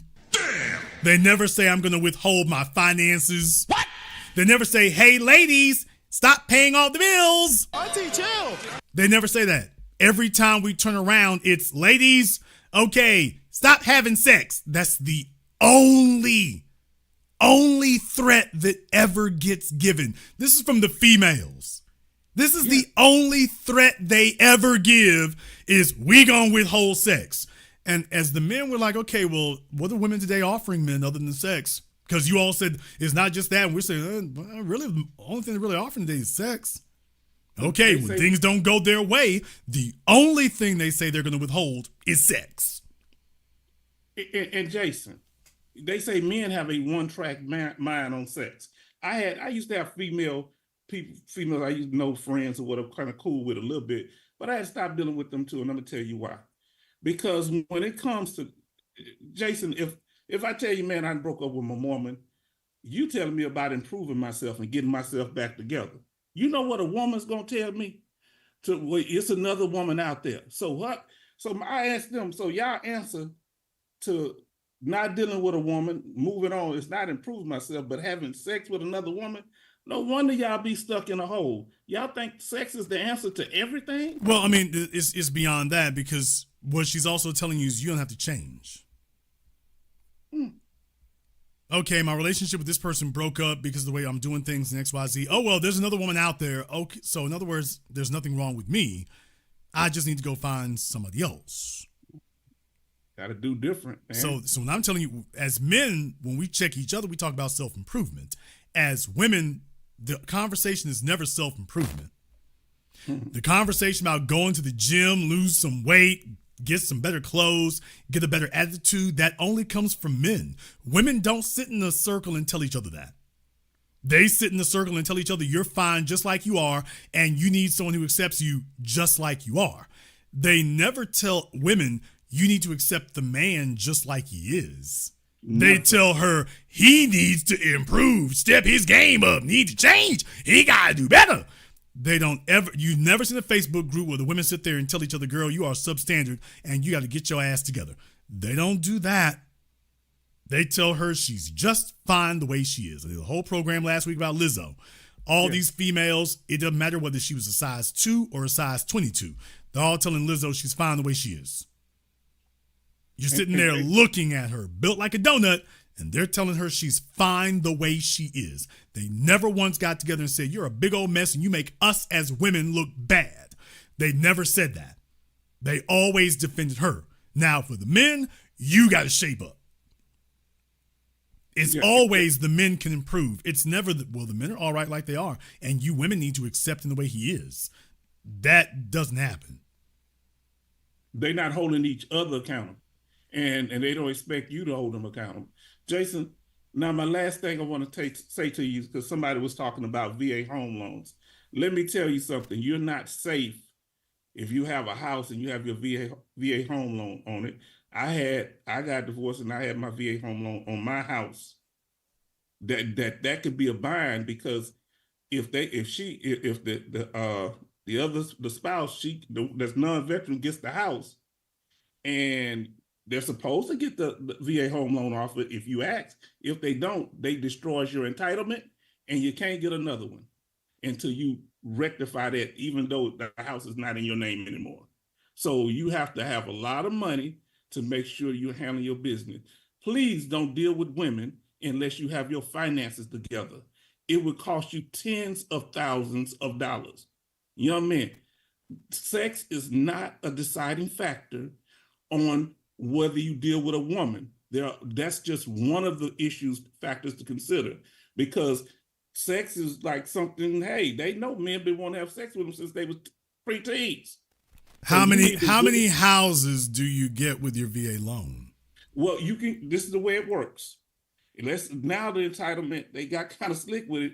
You can get a house. It used to be like $400,000 about 3 or 4 years ago. Now it can be up to, it could be $1 million if you got the money, right? 500, they say 600 or more kind of now because of California. So you can get, under that entitlement, if you qualify and if you got the bread, and there's some veterans that do, you could have 2 or 3, 4 or 5 houses. It's no limit as long as you can handle the houses. So I got this house. If I want to go get another house, then I could go get another house as long as it don't meet the entitlement. It used to be 400,000, but now it's way more than that. So that's the trick that the women are doing to veterans. I hate to put this out here, but I'm gonna tell you. So that my ex tried it on me. She wanted me to buy a house over in Aliana, and I could afford a second house. But why should I get a second house with a woman that's starting to act flaky? Because she would have got one of the homes under my VA home loan, and I'd have had this one, and I'd have been trapped with her. Because I would have had to make sure that loan is paid. She just wouldn't pay it, and I'd have to pay both mortgages because I wouldn't want to mess up my entitlement and lose it. You see the trick bag there? Yeah, I mean, we all this wanting to recruit people to go off to wars and things, and now we're just giving away a bunch of houses. This is why you can't get your damn national debt down when you start doing stuff like that, because now you've turned into a damn trick farm. So we definitely got to take a look at those things. You know, the disability hustle, the VA loan hustle. You know, these are not benefits anymore. Now they just turn into hustles. Because the VA, the taxpayer is the one. If you foreclose on a house, the VA is guaranteeing part of that money. So if the veteran defaults, it goes back on the taxpayer. I shouldn't be telling y'all this, but hey. No, I mean, it's public knowledge. That's what I'm saying. We're subsidizing that. And for what? For wars we ain't even fighting. Yeah. So we're paying for it, not even at wartime. So it'd be different if it was all hell breaking loose and whatnot. It's not even that occurring. We're doing that so dudes can pay for baby mamas and side chicks and, you know, colonels running around here and whatnot, racking up kids with their privates, and that's what we're doing. So it's like, no, I don't approve of that. Yeah, it's a freak thing. In the military, it's a freak show, but it's just kind of understood culture when you out and about, Jason, and you out in a foreign land. People just have a little understanding when they out there, you know, in the fields. That's all. Okay, but this doesn't encourage responsibility. It doesn't encourage responsibility. It doesn't encourage discipline. As a matter of fact, it subsidizes the irresponsibility and the recklessness. No wonder you got the chicks in the military just wilding the hell out. That's no true. Wonder you've told them that you're going to use the taxpayer money to subsidize it. There will be no penalty whatsoever. We'll just put this on the taxpayer. Yeah, they had to actually start women that they started writing them up. They were getting pregnant on these ships and everywhere else, and they would have to fly them off the ship after they get pregnant, and they started giving them write-ups. But I say give a dad a write-up too, like, you know, court-martial them out, you know, get them discharges out the military, usually a general discharge, not necessarily a dishonorable. But yeah, because they would go get pregnant just to get out of doing duty. I mean, nobody has a problem with reasonable benefits, but I'm like, okay, don't tell me we ain't getting took. Reasonable, we can all be reasonable. This other stuff we happening over here, there's no way you could find that in the private sector at all. You could never find it. It doesn't exist because it can't work. You're not putting in the level of benefit that would justify that kind of thing. There's no way in the hell you met 3 females who are all worth a house. There's no way in the hell you found that. There's no way. And just because you like being the professional trick, it's like, okay, well, here's what you need to do. You need to go drive for Uber so you can go ahead and get that. If you can get it through Bank of America or Chase or whatever, do what you do. But this idea that I've been in the military for 20 years, never fired a gun, and never been in a war zone, and I got 3 houses with 5 hoes, it's like, okay, that's a problem. That's a problem. And that's 9 out of 10 veterans have not been in combat. Only 1 out of 10 go to see any combat. And with those, most of those are just in a combat zone. They don't actually engage the enemy. And then got the nerve to rack up 10, 12 kids. The VA had to call one brother because he kept popping them out. He had like 3 sets of twins, and they called him and said, you need to stop having children. I didn't think they could give him. They warned him. I ain't never know the government could warn you. Yeah, because start stripping them damn benefits, and that'll be that. Strip his benefits. He ends up in court. That'll stop him. But what are you going to do? Tell him stop having the kids when you're going to subsidize it? Yeah, because see, every child, that's why I'm responsible though, Jason, because every child I have get a free education, free medical. Any woman I'm with get all that. I'm not doing none of that. That's for my daughter, and that ends there. That ends there. I'm not encouraging that type of lifestyle myself, but there's a whole bunch of them. They a veteran sugar daddy. Yeah, doing the chat room, they act like they John Rambo, like they done did some really great stuff here. Like they highly decorated veterans. Dude, you got to go win some world wars to be sitting up here having 5 kids and 5 houses. You need to go win some world wars if you're going to do that. Thank you very much for giving us a call tonight, Prince. Yeah, man, fellas sit up here and just be doing the most. They be doing everything. You're taking chances with yourselves. Fellas in the military are constantly getting caught up. They're having fights. They're having shootouts. The military is a place where fellas get lied to all the time. They don't check DNA. They own nothing. Fellas in the military don't check DNA or anything. She says she pregnant. He just assume it's his. And he just keep it pushing. If they did mandatory paternity testing in the military, I promise y'all it would be at least 1/3. At least a 1/3 paternity fraud ratio. At least 1/3. No joke. It'd be at least 1/3. At least 1/3 of those paternity tests would fail with flying colors. All right, let me go ahead and jump back over here on Zoom. We got Don over here on Zoom. Let me go ahead and get the airplane ready. All right, where's Don at? Don. Yeah, I'm here. All right, Don, what's on your mind? I am trying to get back over here, man. For some reason, I got something that popped up. I was trying to get my vid. There we go. Okay, here we go. Trying to get my visual on for the you. newfangled technology. All right, what's on your mind, I know, Don? man. You know that newfangled young people. Man, it's crazy. When you look at the situation, you know, because I've been posting a little bit in the chat, because it just doesn't make any sense, and it's a warning. It's a warning to our people, because, you know, them folks ain't us. But it looked like the young man was trying to do the right things. It looked like he was, you know, on his own. He established some kind of residency that maybe he owned and was managing and moving forward. Where he made the mistake was he went and messed around in another man's field. And if you go for that okie doke, you liable to find yourself in the same place. I myself, you know, being the older gentleman, have had experiences in my life. And if you find out that that person is attached, especially in a legal way, to somebody else, you need to leave that situation alone. I mean, but look, he was 25 years old. This chick most likely came to him. He is a security guard.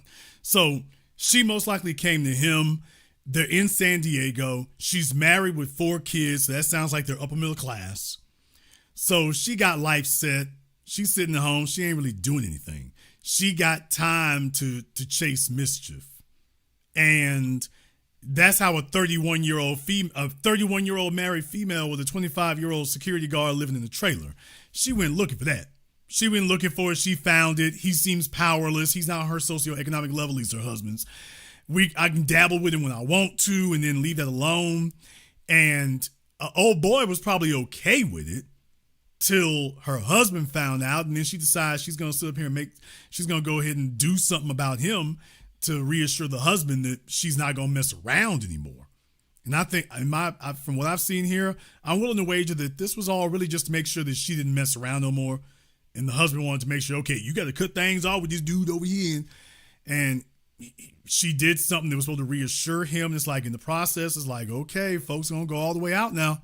They're going to go all the way out. You're in San Diego. He's 25 years old. He's laying up with a 31-year-old chick who's, probably married, living in a nice neighborhood. So it make him feel like he doing something a little slick. I'm putting that on him. I'm putting that on him, man. I don't see how we put it on him and not her. Because as soon as you find out that she has a binding contract under the state of California with this individual, that she has the free time in the middle of the day or whatever to come mess with me. Nah, man. Brother, now, in all honesty, though, this is the same state that gave us Kamala Harris laying up with Willie Brown while he was married. No. You got 4 kids, and you coming to mess with me at whatever time. It's probably middle of the day, because that's usually, when tramping goes down. If you got a schedule like that. That's when I did a lot of tramping. But you got to have a schedule like that. You got to have a freedom of schedule. She got 4 kids. That means them kids are somewhere. Her husband's somewhere. That means she's a person of means. And whatever ethnic background she is, her husband's probably the same background. You're like, hey, what your husband do for a living? Whatever he does is good. Whatever he does is good enough for her to run around during school hours. I'm pretty sure. So, but I gotta disagree though. That's on her, because she's the one who's married. The boyfriend is not married to nobody, and the husband didn't agree to this. She's the only one who knows that she is married and also sleeping with another fellow with another man. She's the only one in this equation who knows all that. Now the boyfriend, now the boyfriend does know that she's married, but well, then he's done. Yeah, but he's not. What is his requirement to go through the husband for anything? That's his wife. He has a requirement to keep himself safe, and that means not screwing around with a married woman. Do you know there's 7 women for every 1 male? Okay, what you are saying morally is correct. Here's the problem. He didn't make a vow in front of God in the state of California. He also didn't make a smart choice. I'm trying to stay alive. That means keeping my hand off of something that doesn't belong to me. Now, let's talk about that $70,000 ring real quick, and the thing about engagement rings and so forth and so on. That shouldn't have never gone to their court, because that was already ruled upon. That ring is part of the contract, women. It's part of the contract of marriage. If you don't accept the contract, you don't get the ring. Once you accept the contract, you get the ring. If you don't, if you change your mind before the contract is consummated or fulfilled, you don't get the ring. That's akin to, them folks took that from our people, which, on the continent is akin to the dowry. If you want to have that woman, you got to give up something. And it went from the family benefiting to the individual person benefiting. Right, but remember, we culture. don't operate under that particular legal rationale anymore as far as dowries, which is why the legal arguments made for engagement rings are, okay, this is a gift. So in the state of Massachusetts, what they've now ruled is that, yes, this is a gift. What they've ruled is it's a gift contingent on an event. It might have been a Supreme Court. It might have been a Supreme Court case. Well, these are state ruled Supreme Court issues. These are state Supreme Court issues. We haven't really had there isn't a federal jurisdiction as far as that's concerned. Well, maybe it was in the state of California when I was studying law, but the thing about it is that is part, because marriage is a contract, that is a contingent upon the contract. It's like offer, acceptance, and then you make the over. Well, that is what the state of Massachusetts is saying. The state of Massachusetts is saying that you didn't just buy this ring as a gift like he bought you a pair of shoes or he bought you a purse. Right. This, quote, gift is contingent on his assumption that he will be marrying you, because that's the only reason he's getting that for. Now, there are other states that have ruled differently on that, but the state of Massachusetts has interpreted it correctly, so that if you purchase an engagement ring, this is purchased making an assumption or contingent on another event occurring. You didn't buy it as just a regular gift and you're done with it. You bought it in lieu of a future event occurring. So without that, this wouldn't be occurring. So that makes perfect sense. That makes perfect sense. You had an expectation. Now that can be seen through contract law, because you basically have a understanding that's what this particular gift is for. It's contingent on something. It's not, hey, because I think you're groovy. This is contingent on the marriage taking place. Yeah, because like you speak up on all the time, it's a contract. And at the dissolution of that contract, what happens? Men usually get tanked. So, that's the whole important thing of it. And it's not a gift. Yes, it is. Yes, it is. No. Yes, it's a gift, but it's a gift that's contingent. So because, like I said in the chat, if you say no, I'm not going to marry you, then I put it back in my pocket. So how's that a gift?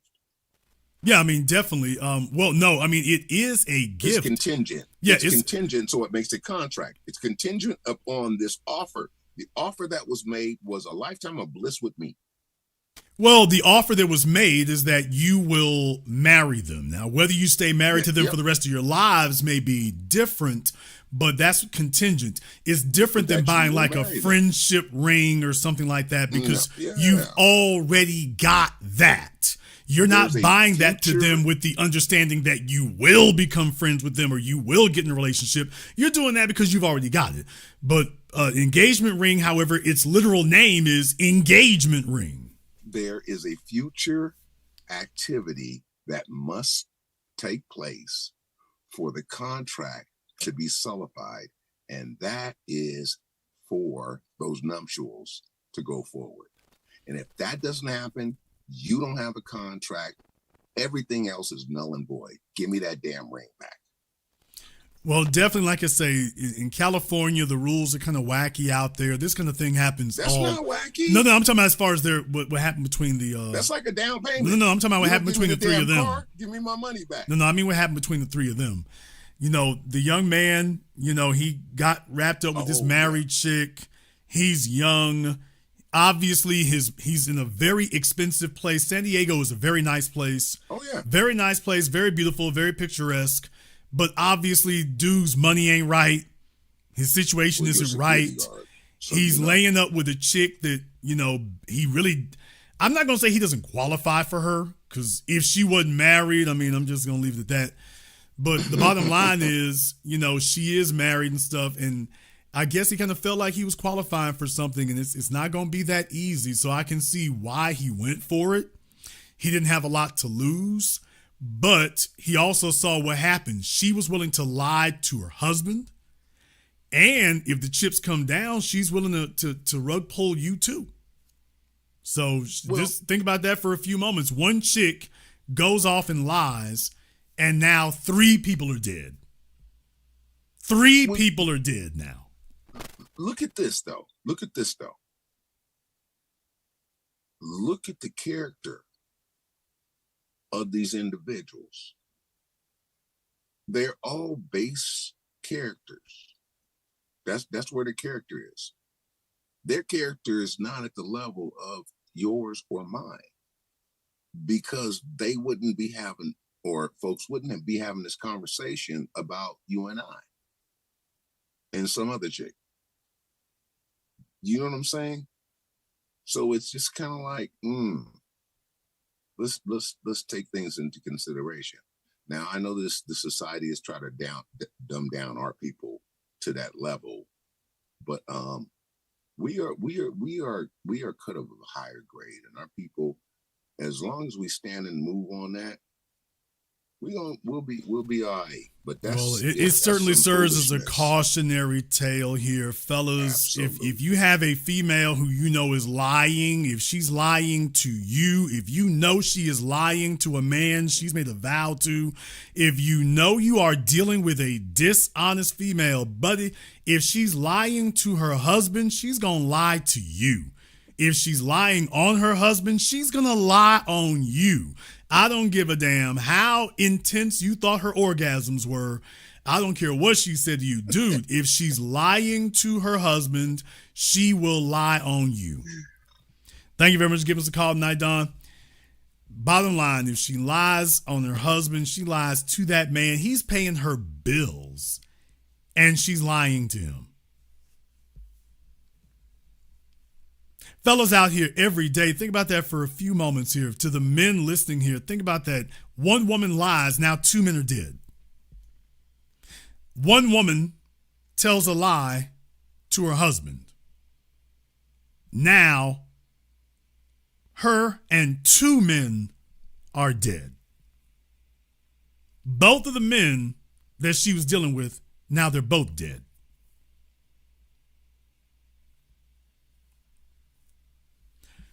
Coach Courtney, I don't know what you mean by that, Courtney. I might have to get some clarity, ma'am. Oh, Coach Courtney, I might need to get some clarity, ma'am. What do we mean by that? Let me go ahead and jump back over here on Zoom.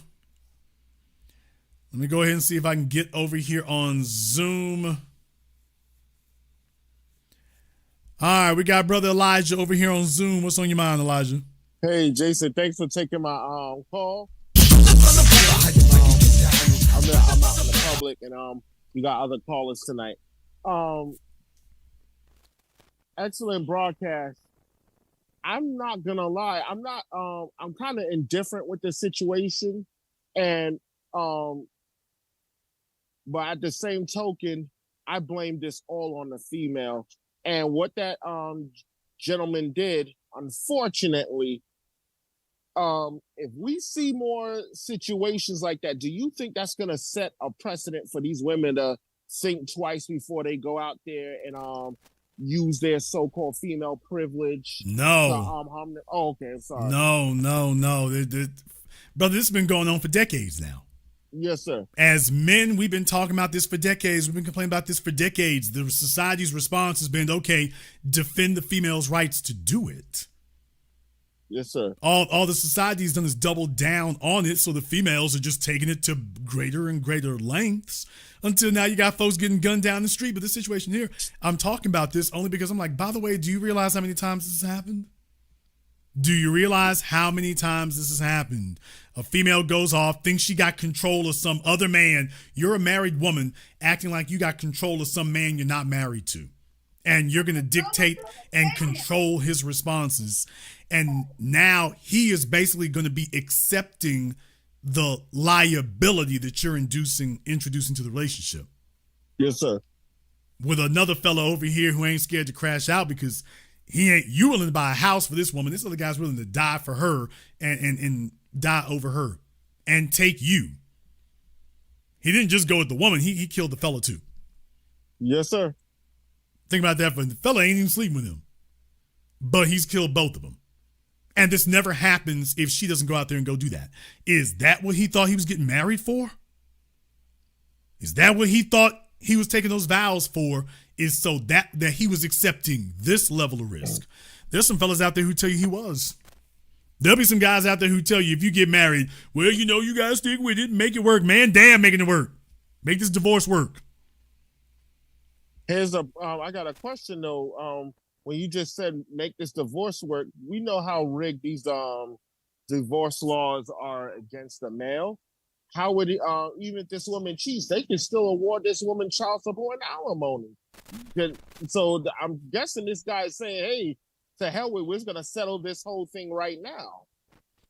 Am I right or wrong? I mean, certainly, especially in California, yeah, you can put yourself behind the 8 ball with that. That's why I can say, hey, fellas, I can only give you all the rules that I give you. Did you marry her within a year, or did you give that 3 years? Did you see warning signs and acknowledge them, or did you see them and ignore them? Did you test her? Did you make her sacrifice? Did you make her invest? Is she there for you, or is she there because you're a solution to a problem she has? The bottom line is men are very rarely deceived. Most men are just lonely, and they're so anxious to get out of that lonely zone that they'll sign up for any deal, including an obviously flawed bad one. And then one day you wake up and she's been making it with some 25-year-old dude you don't even know, and old boy knows where you live now. Right. That's the real issue. She done got wrapped up with a fella you don't know, you can't, quantify or vouch for whatever he's willing to do, and now this fella knows where you live? All that work you've done to set up something for her, and she's introduced a threat to where you live. Y'all saw The Godfather and everything else. You know that's a violation. Right, you know that's a violation.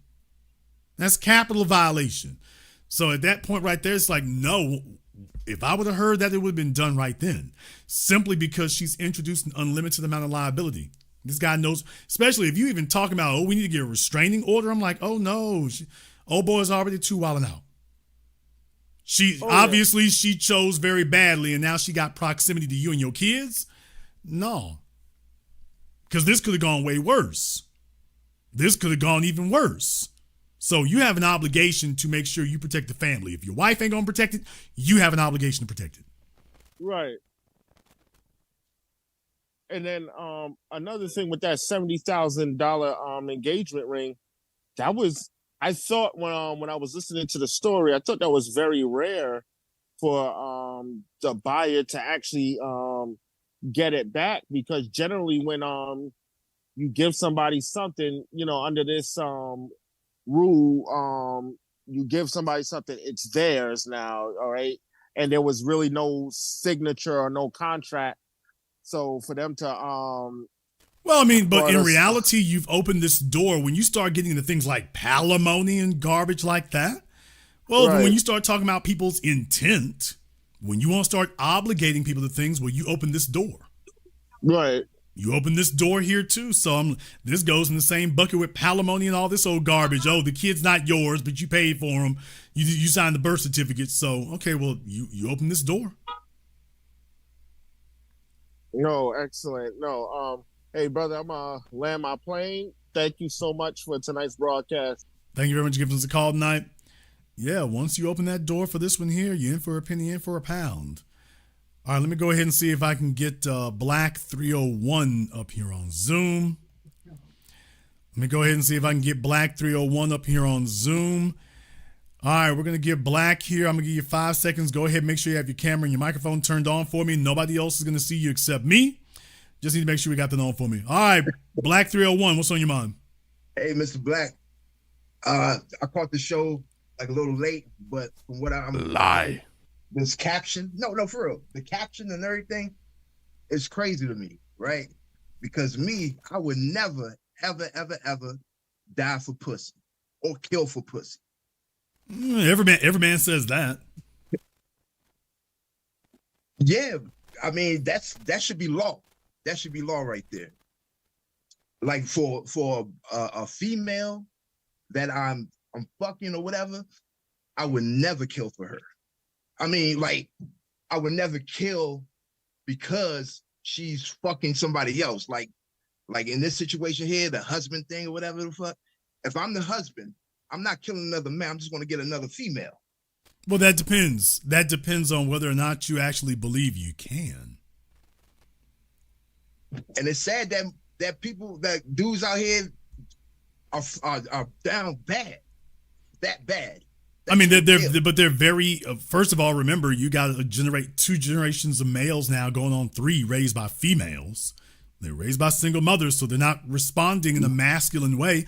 They're responding in a very feminine way, and it goes all the way left when a male taps into his emotions. A male is supposed to be stoic. A male is supposed to be disciplined, because this is what happens when males are upset and led by their emotions. There's not going to be a bunch of screaming and yelling. It's going to be some resolution. And it's usually going to be the loud variety, because that's what we do as men. We don't really want to sulk in our emotions. It's like, okay, what am I going to do about this? Oh, I've got something that will make me feel better. What'll make you feel better if everybody gone? So there's where that kind of thing leads. So it's very, very important that men are not put in positions to indulge their emotions. Females think about that in a very innocuous way. I was thinking about that the other day. When you see females fighting online, it's like watching kids. It's not really serious.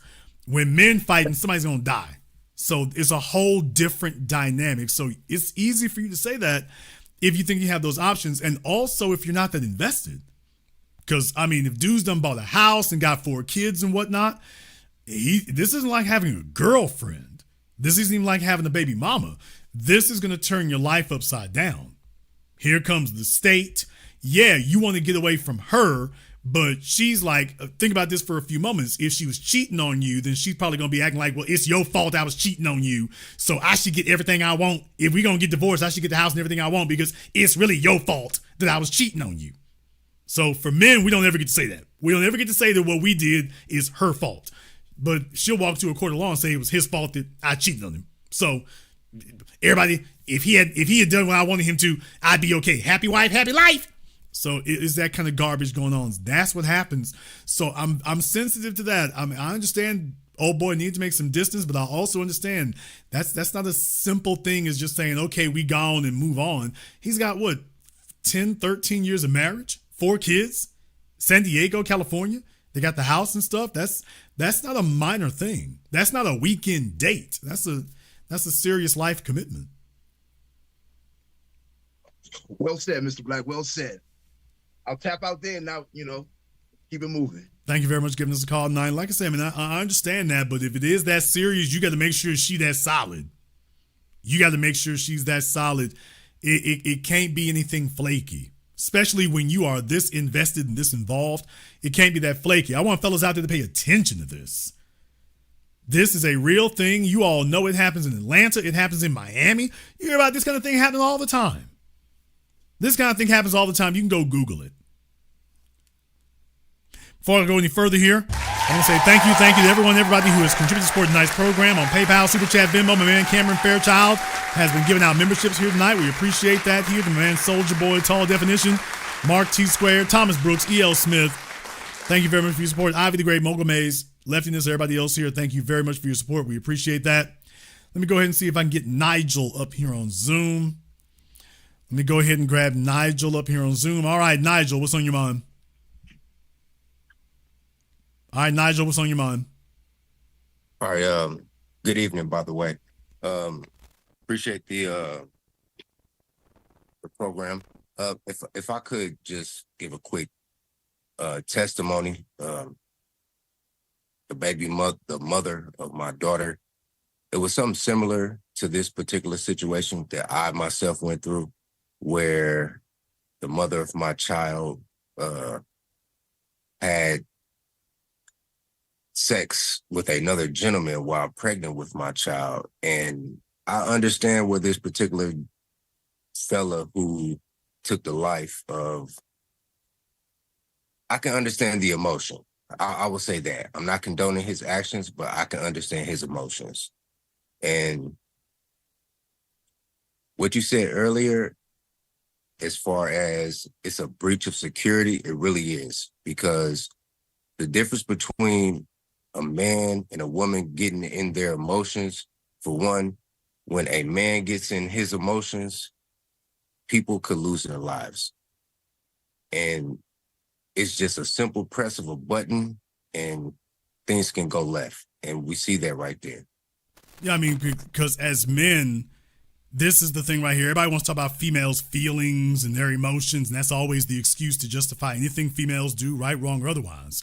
Okay, well, just understand something. As men, we are composed biologically of protection and provision, but protecting also extends to protecting ourselves. Damn! That also extends to that. Protection isn't something we just give to a woman and children. We also have self-preservation. And there are certain things that impact that. And when you start infringing in that area, don't be surprised if they go into super aggressive mode. Don't be surprised if you done kick that off. Okay, let me see how far I can push you. And eventually that becomes a problem. Because here's the thing. I've talked about this before. A man cannot live without respect. As men, we cannot really survive without respect. A man who doesn't have respect, his life is in danger. Your survival is in danger because by definition, if you start accepting disrespect, it becomes more and more until eventually that becomes who you are. You no longer have any expectation of survival, elevation, anything else because you're not even expecting to be respected. A man must have that. And when he feels that that's being infringed on throughout time, I'm talking about Europe, Japan, the Middle East, you go back through history, saying the wrong thing to men sets off wars.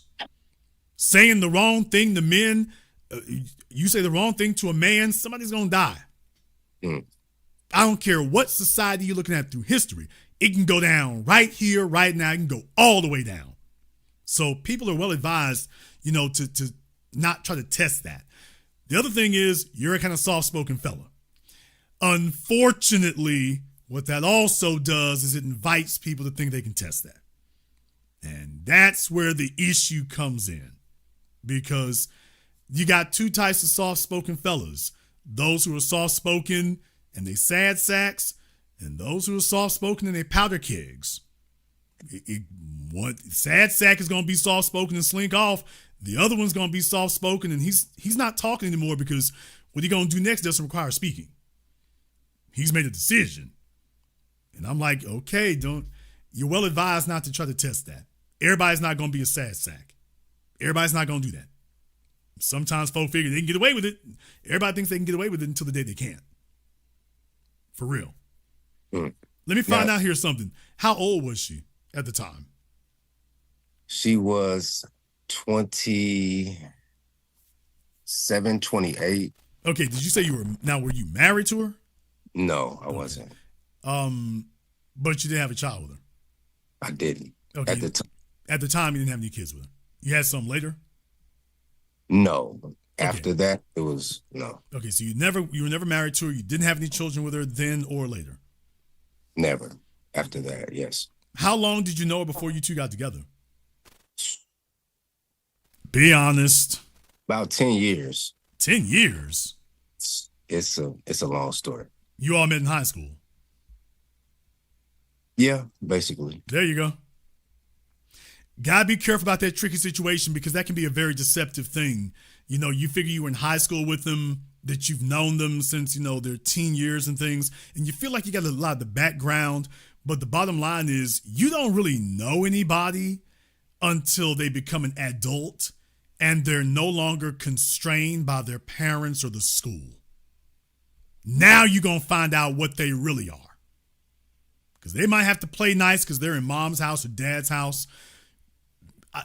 Fellas, people, you don't know that woman. You don't know that dude until especially the females though. This is especially for the females.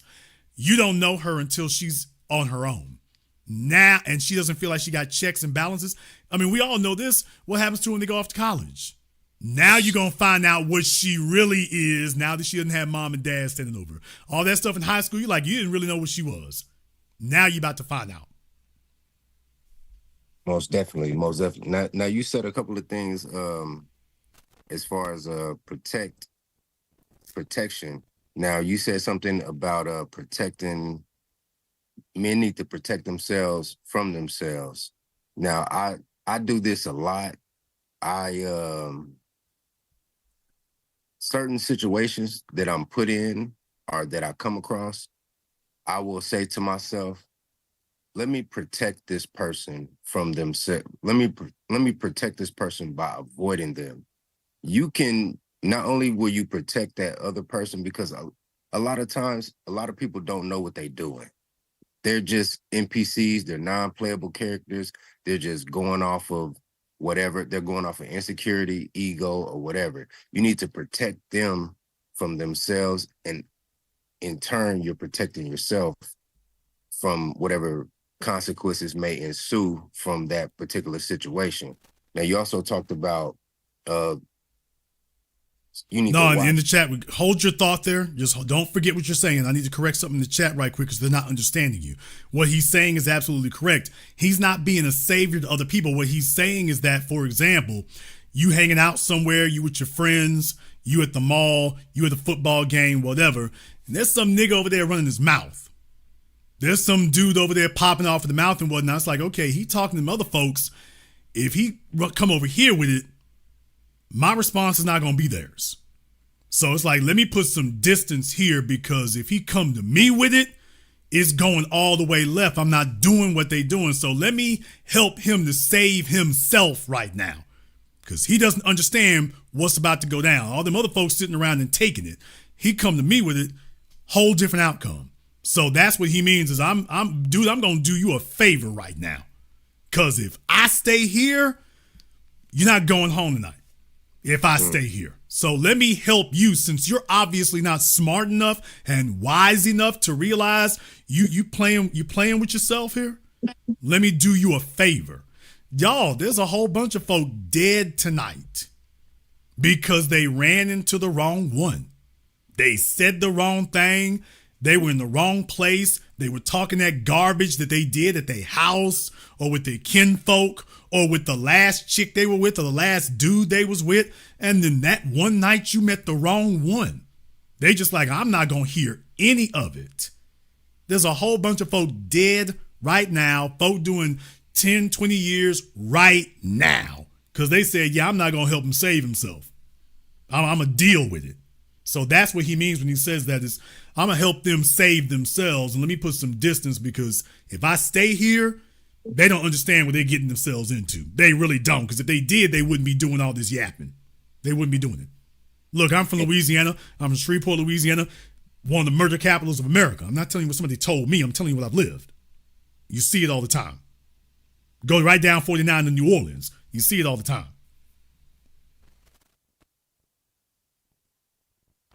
Yeah. That's I take it like this.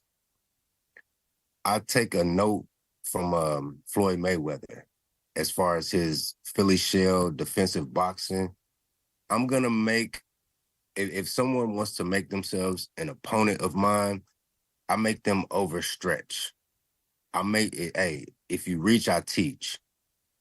So if you really want me, I'm gonna make you overstep your bounds. So if it does go there, I'm hoping that I have the legal ramifications to protect myself if it has to go there. That's the last recourse of action. So so protecting my, but if you're hell bent on getting at me, then I can't. Hey, it's your life. You do what you want to do.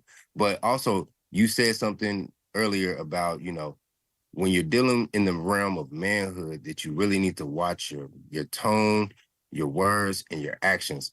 And the white glove, right? As far as back in the day, I think what's Charlie Murphy? He said something on the Dave Chappelle show where, back in the day, two people, a person would slap another person in the face with a white glove and say, I challenge you to a duel. Then a gun battle will ensue after that. Funny story, because I used to be in the Army, right?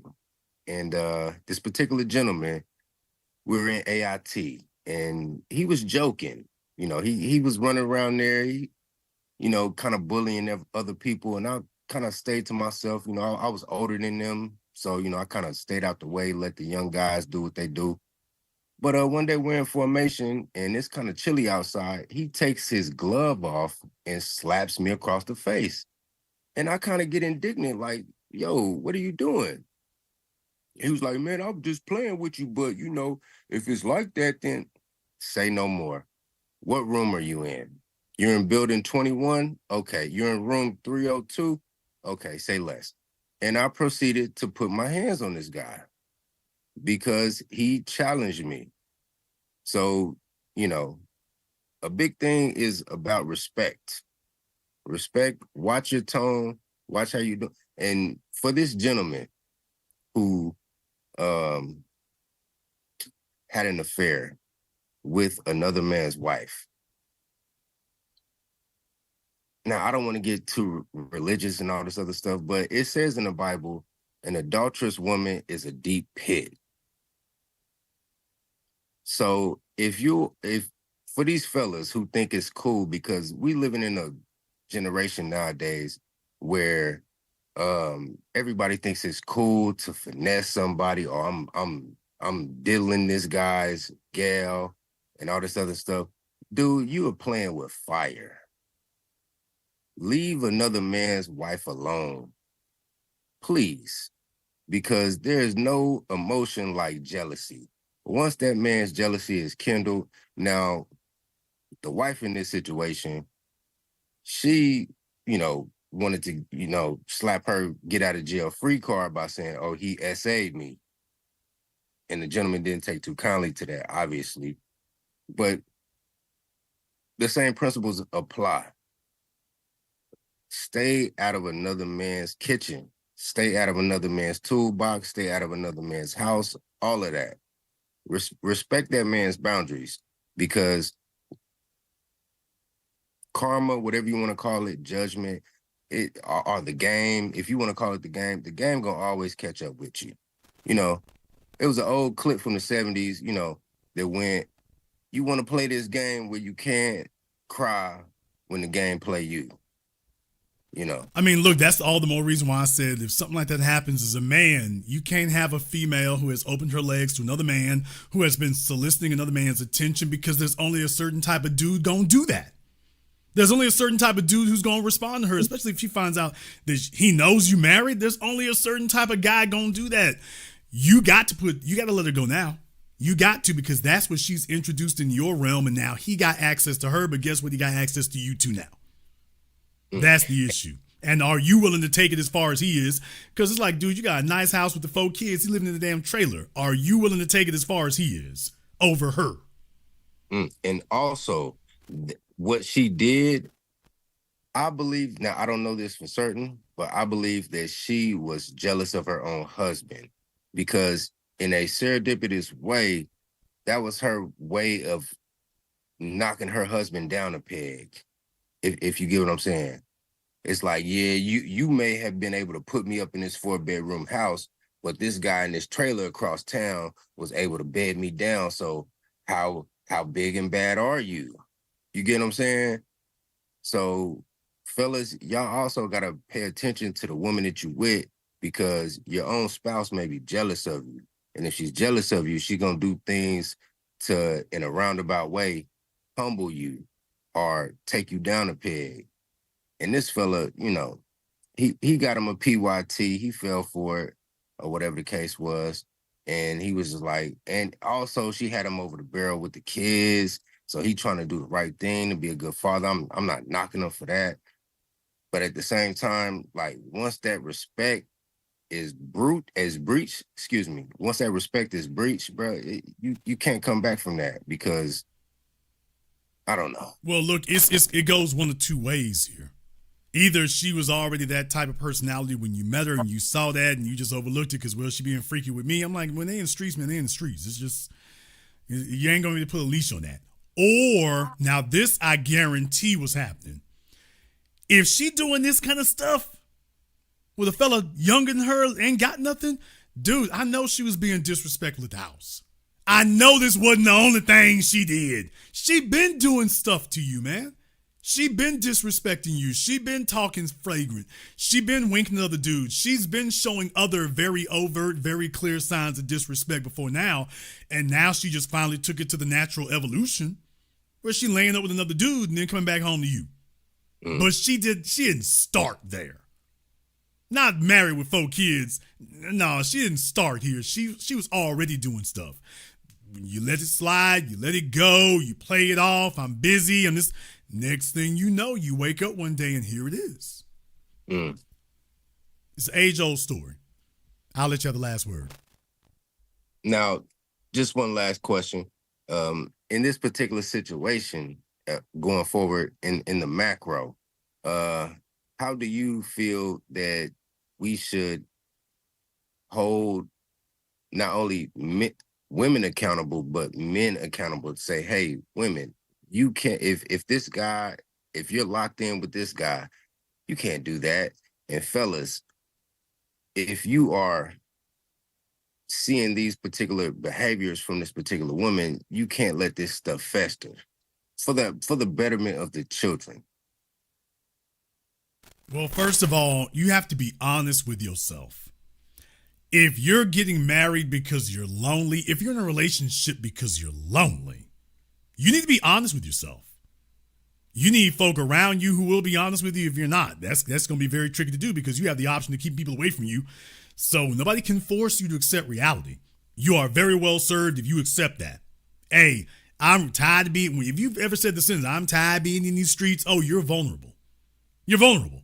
You're ready to make a deal, even if it's a bad deal. You're ready to make a deal. And that's, you're showing trouble signs right there. I can understand you being lonely, but what you just expressed is you're vulnerable. And there's probably going to be a female who sees that. And she tired of getting run through. So, okay, let me go ahead and get Mr. Goodnick over here and he'll go ahead and be Mr. Responsible. Okay, but women don't respect Mr. Responsible. They don't respect a bailout. They will take a bailout, and then once they get comfortable, they always do, then they're going to start taking advantage of you and start abusing you and start disrespecting you, and that's what it's going to be. Most men I've found today, they don't have any vetting process whatsoever. The vetting process is she reliable for sex? And that's where it stops.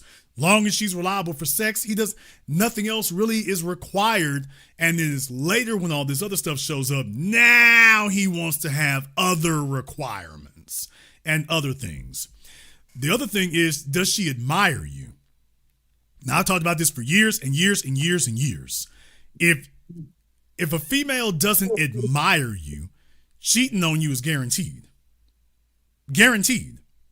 If she doesn't look up to you, if she's not, damn, I can't wait to have these kids because I want to replicate you. You are that fly type of fella. If she doesn't admire you, cheating is going to happen. Guaranteed. Guaranteed. So just be a Mr. Joe Sixpack and you go to school, work, and I'm Mr. Responsible and stuff. It's like, that's needed, but it's not admired. So please understand, in the modern era, it used to be that was all you needed. In the modern era, that's not enough anymore. It isn't. You can call it right, you can call it wrong, you can call it whatever you want to. That's not the way it rolls anymore.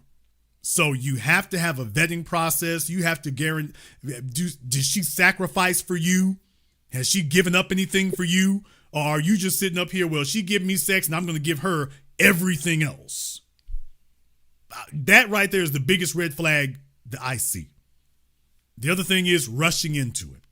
Now that's the other one I've talked about here. Fellas sitting up here, I mean, they getting married in 6 months, a year.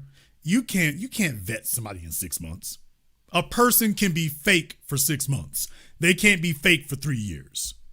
You will see what it is within 2 years. You're going to start seeing warning signs. Certainly by the 3rd year, it's like, okay, there it is. But if you're just so eager to get out these streets, you ready to sign a deal, okay, you move quickly, and you're going to have to ignore things. You'll have to. But it's going to come back to bite you. So if I had advice to give in that regard, based on what I've seen, that's what it would be. Thank you very much for giving us a call tonight. We appreciate that. Let me go see if I can get KC. Go ahead and see if I can get KC up here on Zoom.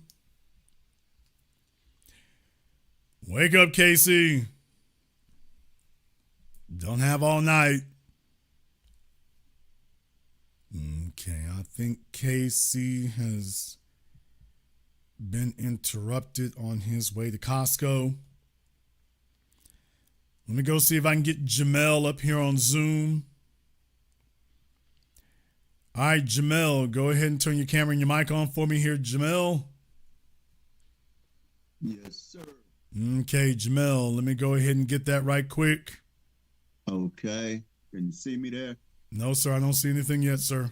Yeah, I just see my I just see your logo, sir. I don't know why that my image is not popping up. I'm looking at my logo. I don't want to see that. This newfangled technology has them confounded. Boy, what's going on with this? Okay, we're slowing this down here for a minute, Jamel, so let me go ahead and find out what you want to talk about. Yeah, on the subject matter, you was talking about the brother the three that got killed on the young lady, right? Behind the young lady. That happens all the time where I'm from. A lot of the so-called crime that's in the hood, black on black, the headlines will show the names of the individuals that died, but the streets will talk about that female that was in the middle of a lot of that. And it's there we go. And it's sad, man. What city are you in?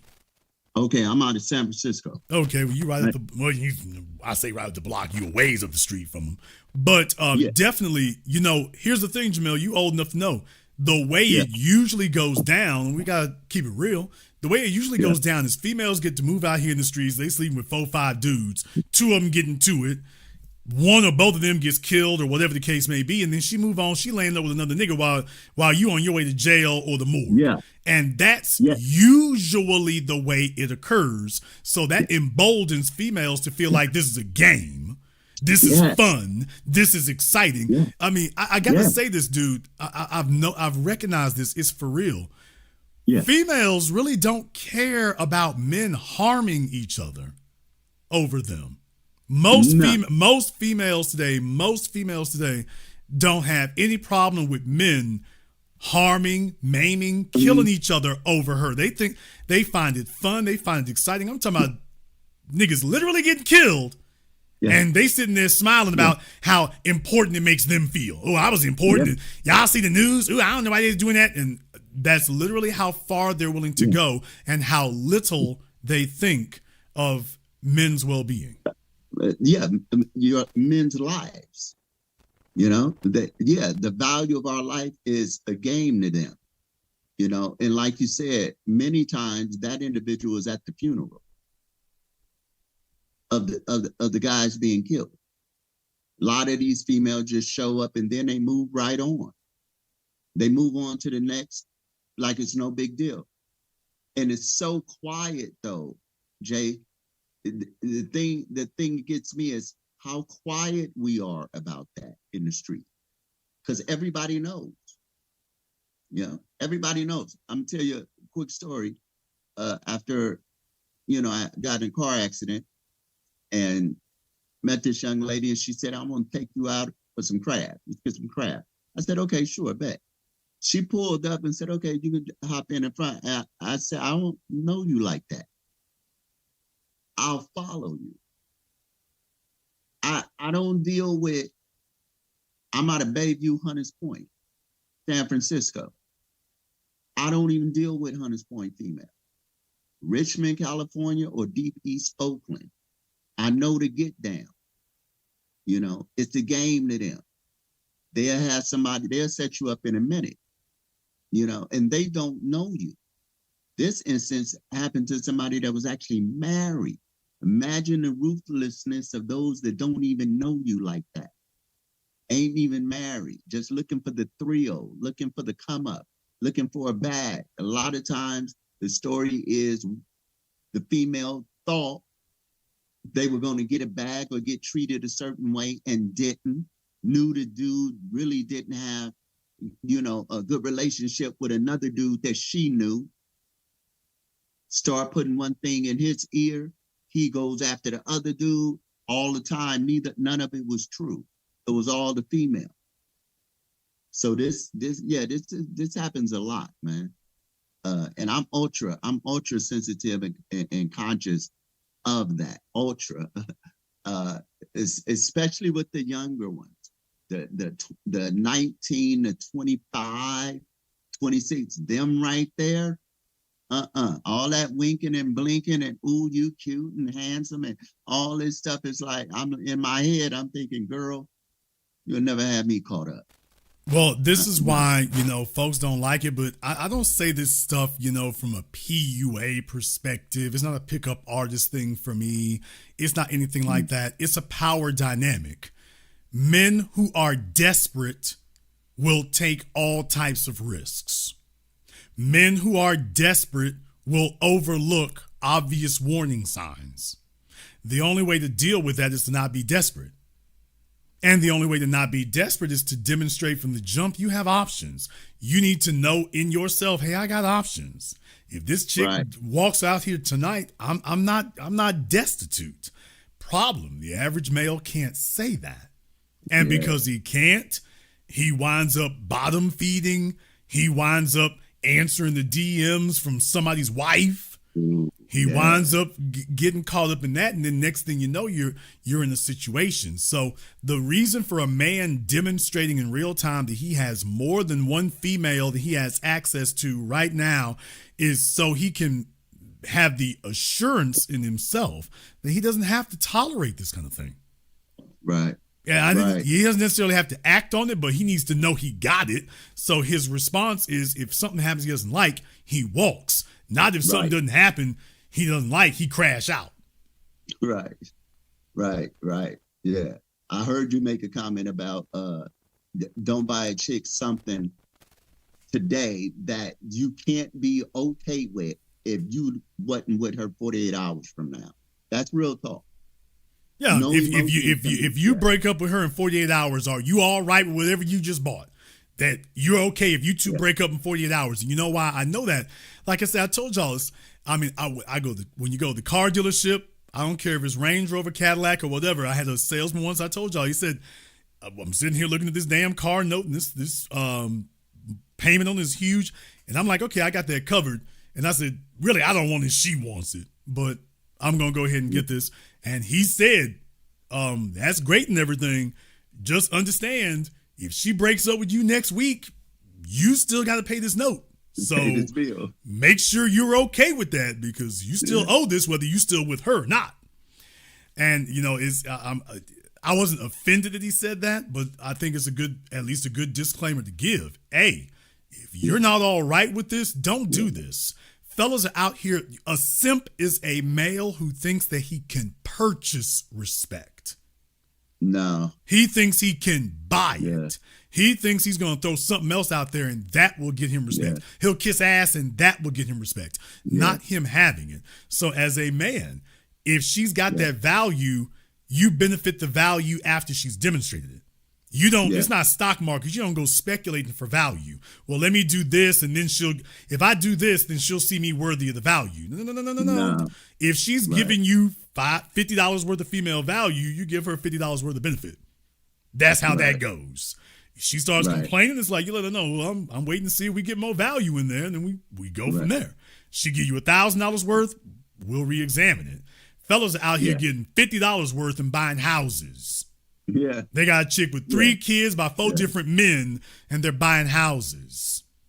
And then coming back later complaining. Right. And the finances actually gets you the disrespect. If they think this is going to make them respect you, no, it's actually going to not make them respect. It might hurt you. They might not respect you because you're doing it. No, it usually does. It usually does, because here, once again, I got to remind you all the issue here. Now, you in San Francisco, the whole damn world knows one of the most expensive real estate markets on the planet. XYZ, you get it.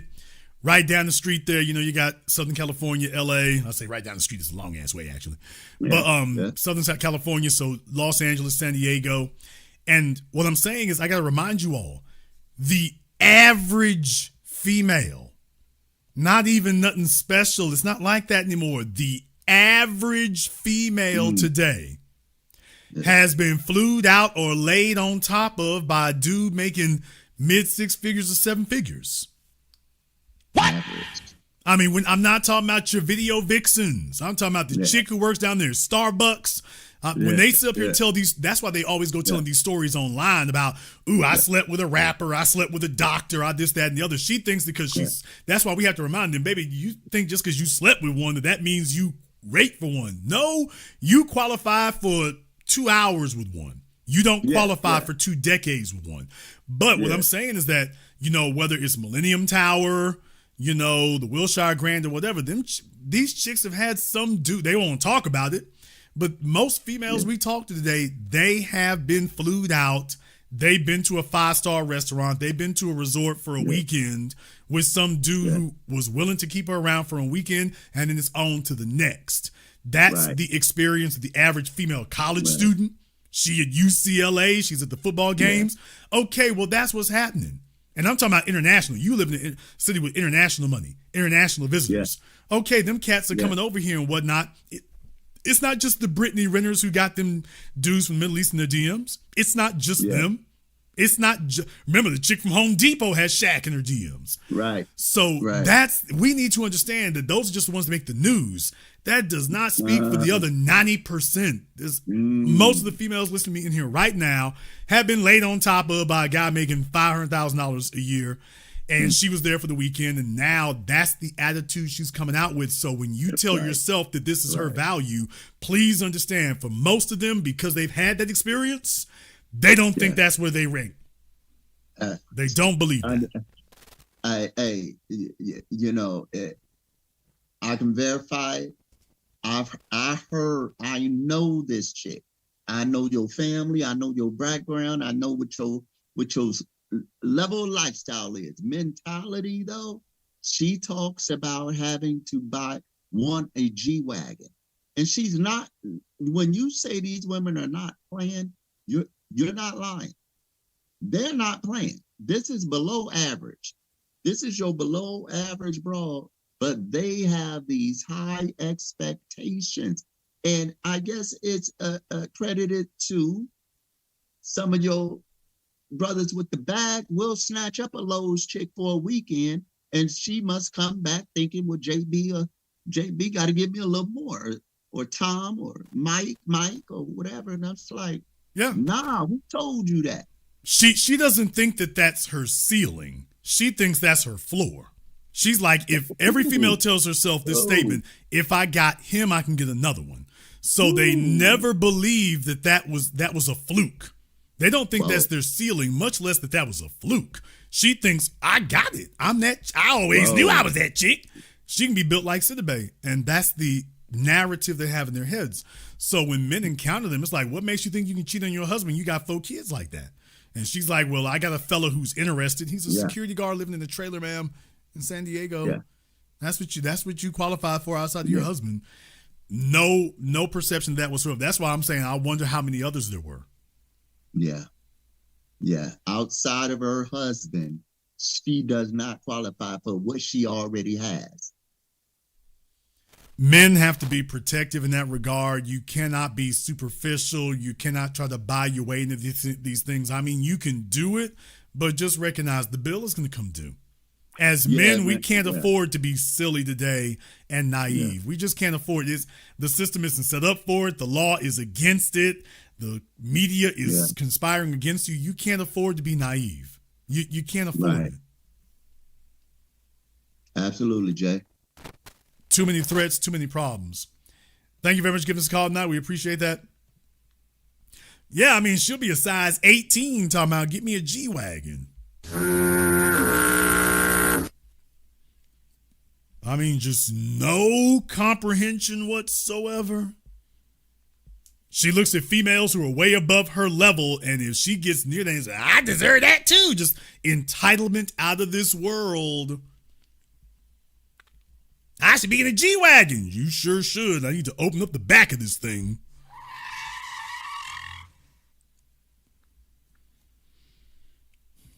Go ahead and open up the back of this thing. I think you can sit out with your legs hanging down. We can do that. All right, let me go ahead and see if I can get Brandon up here on Zoom. Let me go ahead and see if I can get Brandon on Zoom here. See what's going on, JB. Hold on right quick. Let me go ahead and get it. Can you see me, player? Not yet, but go ahead. It'll probably come in. Yeah, I'm in a bad area. I'm driving right now, man. So hopefully everything, my signal stay, man. And I just wanted to say, man, you spit some hot fire tonight. Some hot fire tonight, though, man. I definitely had to go ahead and call on up to the broadcast about this one, man, because you definitely right, man. It's a lot of chicks out here that be playing these dang on dudes and getting them all emotional, and it's dangerous out here. And it's dangerous out here with a lot of these tender dick, dusty dudes out here, and you can definitely get yourself into a whole lot of damn trouble, even into some damn situations where it could be kill time over a broad or how this nigga feel about a damn broad. In the last year, I've had two situations where homicide was definitely on up. I mean, the homicide was definitely on up, all stemming from how a dude felt about his damn broad, or how a dude felt about his broad, or him ready to crash on out over a broad.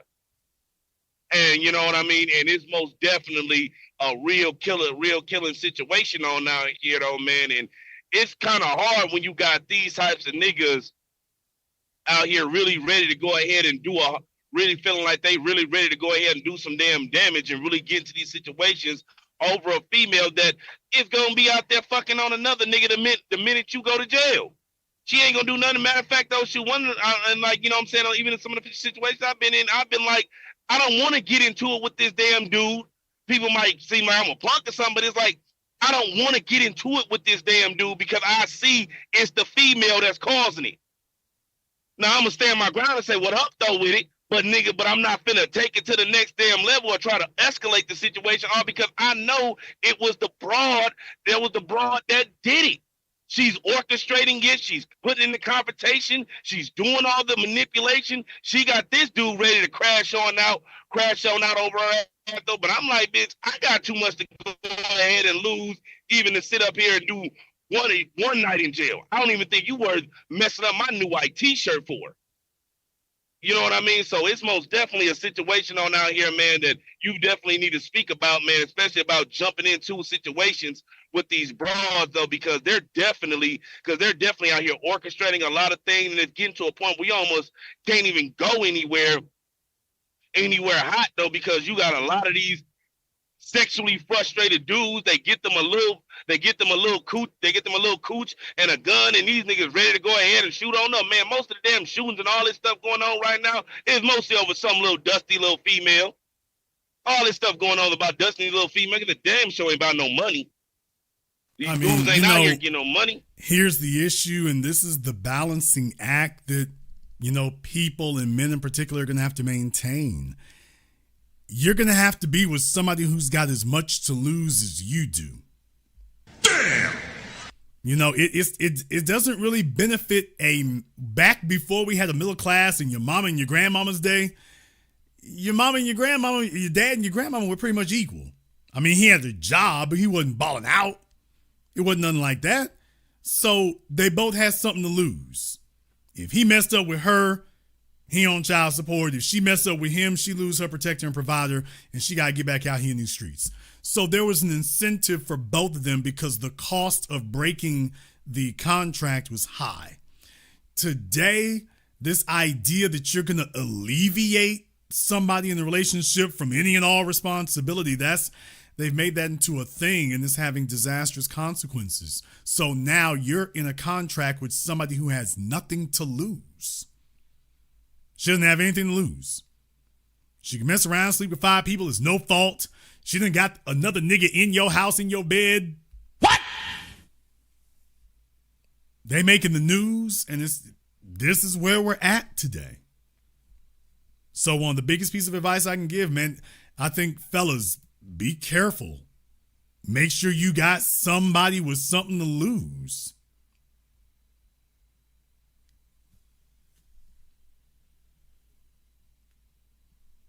Tanea, I'm curious what that is. If you want to give me a call up and holler about that, Tanea, I'd be interested knowing how that worked. I'd be interested to know how you got yourself caught up like that. Let me go ahead and see if KC was on here before. I think they fell off. Let me see if we can get KC back on here. KC, this will be your last try tonight.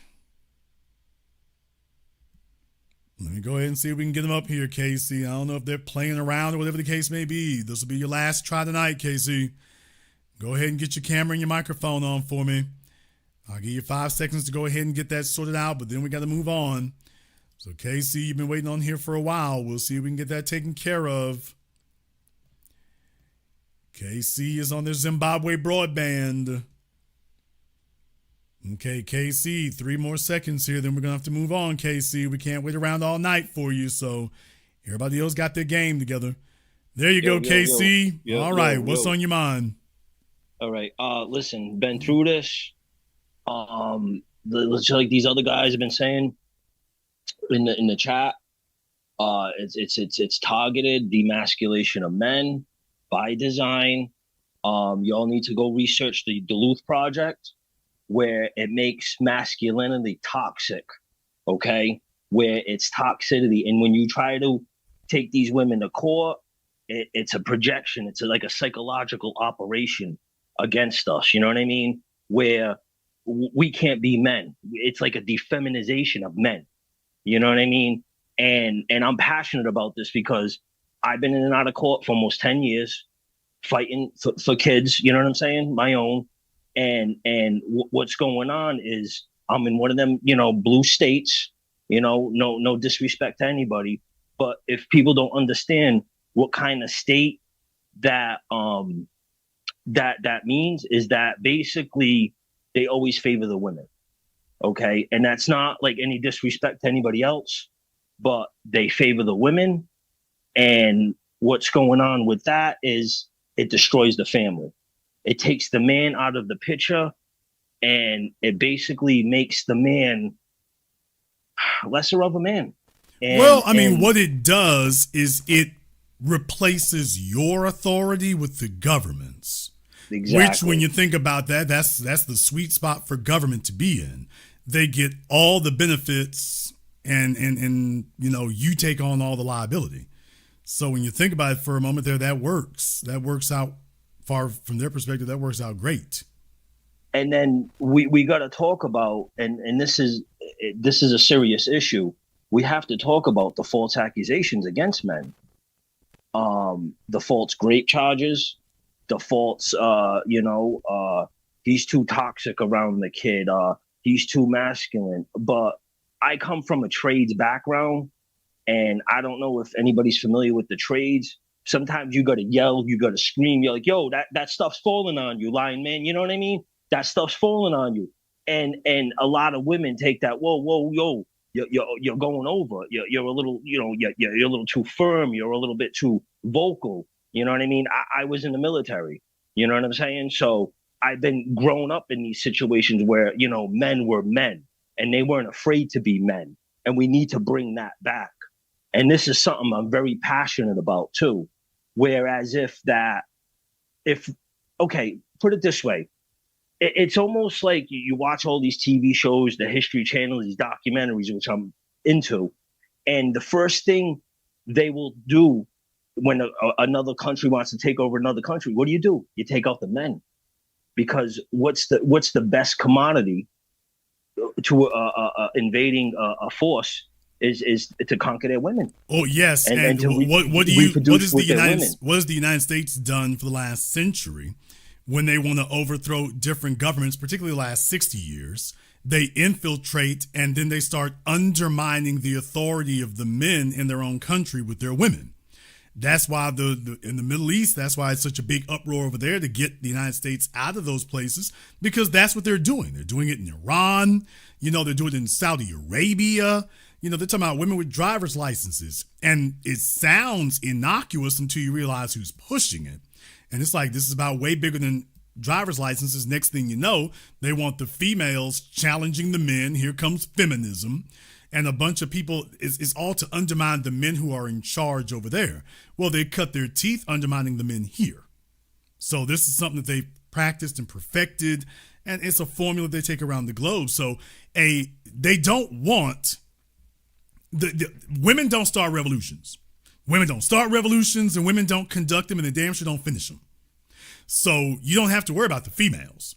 It's men who start revolutions. It's men who start social movements. It's men who topple governments. It's men who topple regimes. It's men who get, bad administrations out of office. It's men who get rid of incumbents.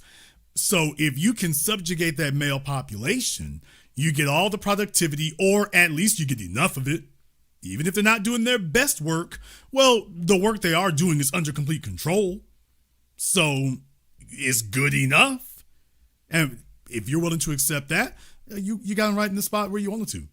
So they're having kids. Who cares if the kids aren't the smartest? Who cares if they're not the most productive? George Carlin talked about that. If they're smart enough to work the iPhone and call customer service, then they're smart enough to feed the capitalist machine. And as far as they're concerned, they don't care that your kids are not as smart as they could be. They're all right with that. That's acceptable losses. And I agree with everything you said, and they've done this tactic throughout other countries, and it's really, there's a fabulous documentary. I believe her name's KCJ, and you can find it on YouTube here. It's called The Red Pill, and she interviews all these different kinds of men. And she was a feminist, and she gone into this as a feminist, and she's like, whoa, wait, between the false accusations, the Duluth model that's been, swayed to favor women, and that whole, 70s feministic movement, in the factory workers say, hey, give women can do the same things men can do and everything else. Yes, to a certain extent, I agree with that, but women can't be bringing up 80-pound shingles on roofs. Women can't be working on, some can, not to disrespect any women, but some can. But it's the whole mental mind frame, the whole psychological operation against us men. And it's like, okay, like I said before, and I'll keep repeating it, where it's, like you said, an opposing force, and almost like, okay, we're ready to take over. That's why all these military-age men are not from this country. Not to bring a point, but it's true. It's true. And then what's the best commodity of war? Is a woman. You know what I mean? And what would you do as an opposing force if you were trying to take over another country? You would take out the men first, the fighting age men. You take them out first. And it's like I said, it's bigger than the family. It starts with the family, of course. God, family, country. And I believe in that. It starts with that. But then it trickles down to the bigger picture of, okay, we're here to conquer. We're not here to help men of this country, of America. We're here to conquer, take over by any means necessary. Even if it's about undermining your authority. I mean, because you can't challenge the government if you're being challenged by your woman, challenged by your kids. If you got them going at you all the time, then guess what? You're no threat to the authority figures. They've neutralized you before they even got started. So the real thing is about having all those obstacles in your way, because you're fighting all that all the time. Guess what you're not doing? You're not going up against the authority figures, the folks who are sitting up here controlling your life and controlling your income and take away your jobs, and the housing prices are out of damn control and everything else. Yeah, where do you have time to deal with that when you can be so easily neutralized? Exactly. And it starts in the courthouse. It starts with the police harassing us. Okay, hey, we caught you next to your kid's mother's house. You go there again, we're going to throw you in jail. You see where I'm going with this? That's how it started with me. That's how it started with me. Oh, you're riding around the area? Well, I got a court order. I got my visit. Oh, no, it's not today. Oh, well, wait. No, you come around here again. See, there's a culture and this cult. You know what I'm saying? And a lot of these states and municipalities and local and federal, it's almost cult-like. Oh, it is. If you're not knowing the right people, or you're not in that right circle, or you're like me talking against the powers that be, and like you bringing these issues up as men, oh, you're the demon, you're the villain, you're the bad guy, No, you're the toxic. Please understand. I mean, for those of us who we're just living our lives and things like that, we have to be not just knowledgeable, but active about these things. There's a clip that I actually had on Twitter. If I can find it, maybe I'll play it tonight. It depends if it's not too far. But it was Bill Kristol. Now, Bill Kristol is a longtime political commentator. He's been on ABC and all these things. And he was talking about, we need to bring over, he's outright says it. We need to bring over plenty of illegal aliens because Americans don't appreciate what they have. You need to bring over some people who actually do appreciate it. He was saying this, speaking to some policy group. And what I'm saying is when you talk about it being a cult, yeah, it is. It's a cult that says abort your kids, not theirs. Now, not theirs. Then these other folk, the ones who are encouraging us to have abortions, they're having all the damn kids they want. You take a look at the Kennedy family. The Kennedy family got kids all over the damn place while they're telling you to abort your kids. Barack Obama got his daughters telling you to abort your kids. All these folk who love telling you that. So when you talk about it being a cult, oh, it absolutely is. And you're the target of it. Everything is about poisoning what you're doing, and it keeps you under control. It keeps you subjugated. They don't just have a 5-year plan. They have a 100-year plan, and it's about making sure that it constantly recycles itself and weaponizing everything across the board. The other thing is this is really a result of us as men abandoning our post. You're so busy, that American dream thing in the house and the car and the picket fence. We started chasing that, and we left the doors unguarded against these other folk who've stepped in, and now they're making all these oppressive rules against us. Your police, your judges, your politicians, if you take a look at them, you realize that these are not alphas. These are all betas. So now the betas are out here making the rules and enforcing the rules against the alphas. That's the great irony of all of this. The alphas are sitting up here begging for mercy in child support court, and meanwhile, literally everyone standing around him, from the lawyers to the judge to the bailiffs, all the damn betas are running the damn thing. But it seems like our local police, our local law enforcement, our local judges, they shouldn't be complacent. I mean, what are they going to say? Oh, we were just taking orders. We were just taking orders. Well, so did the Nazis. The Nazis said they were taking orders too. You know what I mean? And then you meet women from other countries. And I've met women from other countries, and they're way more subservient. They're way more submissive. Like, okay, sweetie, what do you need? I got you. I got you with this. I got you with that. And then like you meet these American women, these ratchet 304s, all in the chat that people be saying. I'm like, yeah, it's exactly like that. These women want to be men. They want to almost like possess men in a weird way and put them in dresses. Basically, put us all in dresses and say, no, sweetie, you need to do what you need to do. And that's that. And, it's got to end. And they don't want us grouping up talking about this subject because this is passionate. And I've been talking about this for like 10, 15 years. They tend to shadow ban, obviously, some of this stuff. And it's like, you look around and it's like, where's all the men? You see a lot of single. The men are here, but the real thing is, for the longest time, we've outsourced it to other people. They were the voice. We didn't vote on it.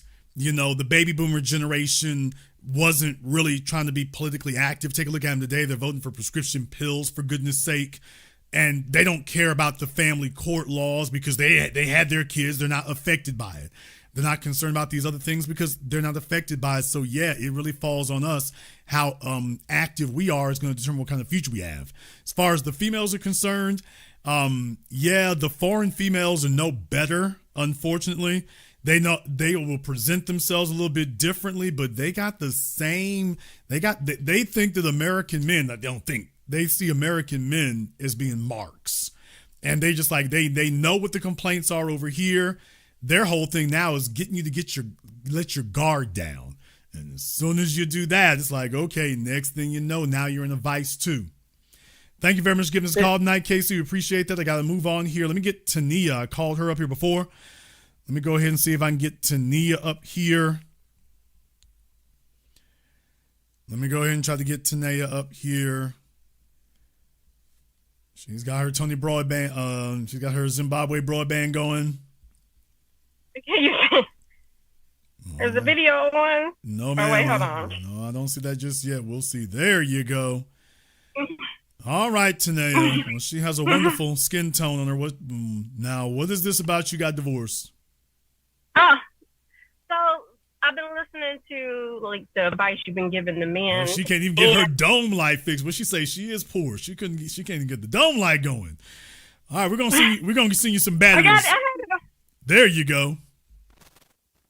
So I've been listening to the advice you've been giving the men, and it's accurate. It's good advice. I feel like it's the same type of advice that I should have. So I've gone through the things that you're speaking on like not, vetting the person, not, spending enough time in a relationship. Like, I got married and not really knowing who he was. And how old were you when you got married? 29. How old was he? 38. Or 37. Damn. Okay. First problem. So, okay. How long did you know him before you got married? Be honest. About 6 months. There you. Damn. Every warning sign known to man. Now, did you have any children with him? Yes, we have 2 daughters. Before or after you got married? After. What? I'm skeptical, but all right. Y'all had 2 kids out. Okay. You had 2. I did. We'll vet over this a little bit later, but I got skepticism there based on a couple of things. I got some skepticism. I was 6 months, not 6 months, but 6 weeks pregnant when we got married with my first daughter. There you go. That sounds a little more like it. Thank you for your candor. I had them after. Technically, I had it after we got married. I ran to the damn altar as soon as I got pregnant. Okay, well, thank you for your candor. I appreciate that, because what she's saying is that what you're saying basically is, I said, how long did you know him before y'all got married? You said 6 months. How long were you pregnant before you got married? 6 weeks. You were 6 weeks pregnant before you got married.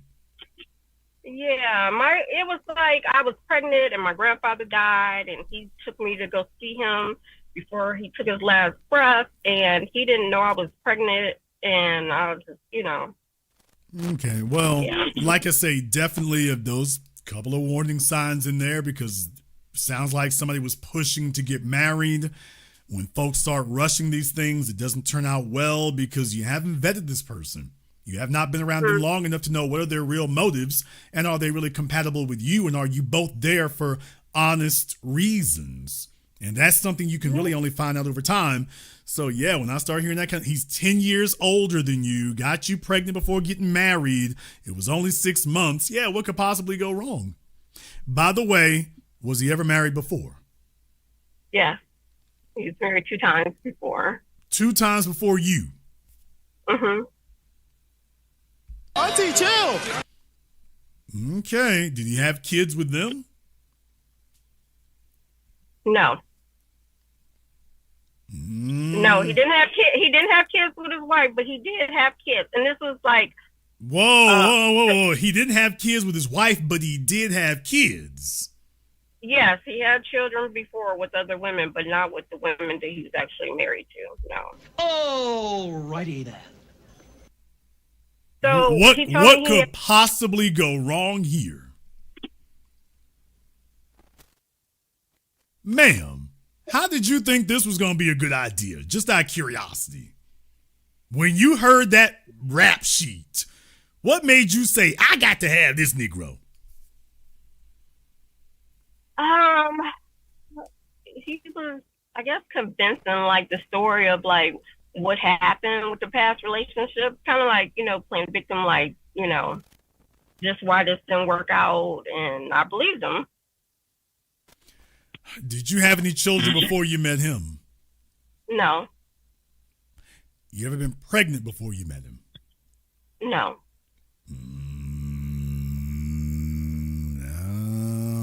Not that one. Never. She don't want to claim it now. All right. No, I swear to God, like, no. It was, Man, I don't want to see you get struck by lightning. Don't do it. Don't do it. Don't do it. I It's very don't tempting, do but it. it's very tempting, but don't do it. All right, so she got a fella who had kids. He had 2 wives and kids by people other than his wives when he met you. And you said he told me why it didn't work out with the rest. All these other folk was messed up and he was in the right, and I believed him. So, basically.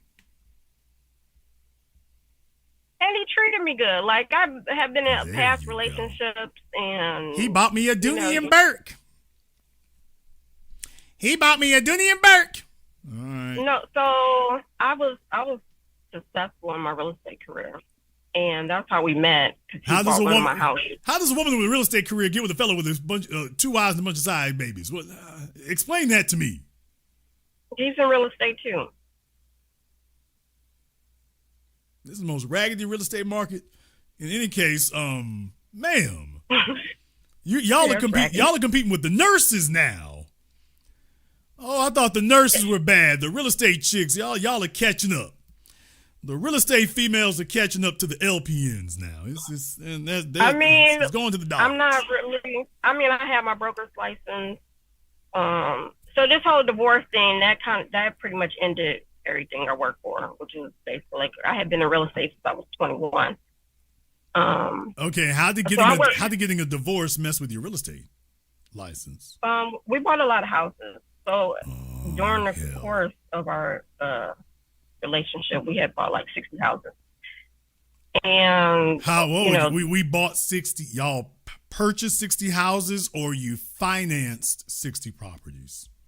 Purchased 60. I mean, this was like 2008, where they were basically giving them away. It's not like that now. They don't even want to let it. Okay, but here's my thing. Did you have 60 houses that were rented, 60 houses that you flipped? With these 60 properties, what did you get them developed and sold, or what was the disposition of them? Because it sounds like you purchased that many properties. You would have needed millions of dollars to develop them. So what?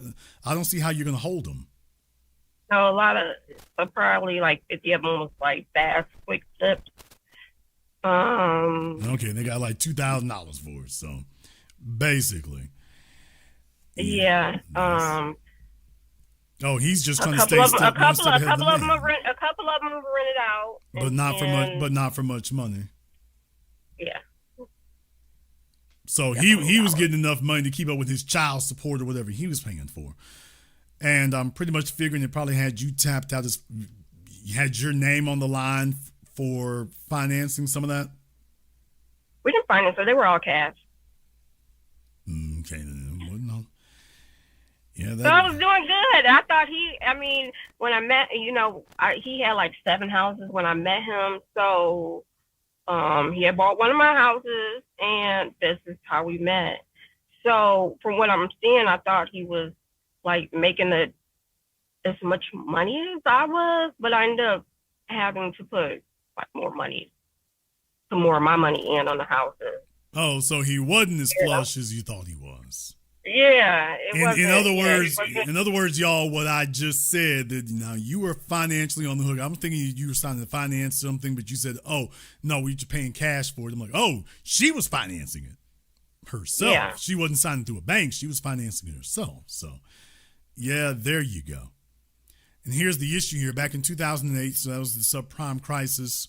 What city? What city were you all buying in? Detroit. Yikes. Okay, it wasn't like y'all was out in Grosse Pointe flipping properties. It wasn't like that was going on. So, yeah, that's like I say, if you're buying things cash, well, yeah, that's fine. If you're appreciating 25-50%, that's one thing. But if you're just going through a few thousand on them, once you get done with taxes and everything else like that, like I say, you're going to have just enough money to go buy another one that you can go do that with again. So unless you have some substantial backing behind it, you're not going to be able to make any really big moves. So basically you've made a job. There's the only issue with it. If it's not substantial enough, it doesn't work. Well, he had 7 properties there. Was he renting them? Yes. Okay. Well, assuming he wasn't financing them, I mean, if he was getting $1,000 a month off of them, that's $7,000 a month. That's over $80,000 a year. Okay. Well, not bad, not great either. So it becomes a very difficult balancing act in that regard. So it sounds great on paper, y'all, but it becomes a very difficult balancing act. So if you don't get to go all the way in, it doesn't work. And I'm pretty sure. Now, were you two married by the time you started getting more properties? No, I was getting a lot of, I mean, right away, once we started, got together, we were buying houses together. Okay, because you said you knew him 6 months before you got married. Mm-hmm. So before we were married, we were buying houses. Within 6 months, that'd be 10 houses a month. It wasn't like, it may have been like a month. It may have been a month. They weren't all before we got married, but I'm saying like we were buying houses before we got married. But that's my point, and that's important because that tells me to what extent he was leaning on you. Because you're telling me that after you all got divorced, that train wrecked your real estate license. I'm like, okay, that doesn't really happen unless we didn't have any money or you're sitting under some sort of debt. So no, what it was I was successful in what I was doing. I had like 14 different contracts with different banks. But at the time I was I worked for another real estate company. He was like, you need to get your broker's license, start your own company. I did that. And half the banks that I work with stopped sending me properties. Thank you.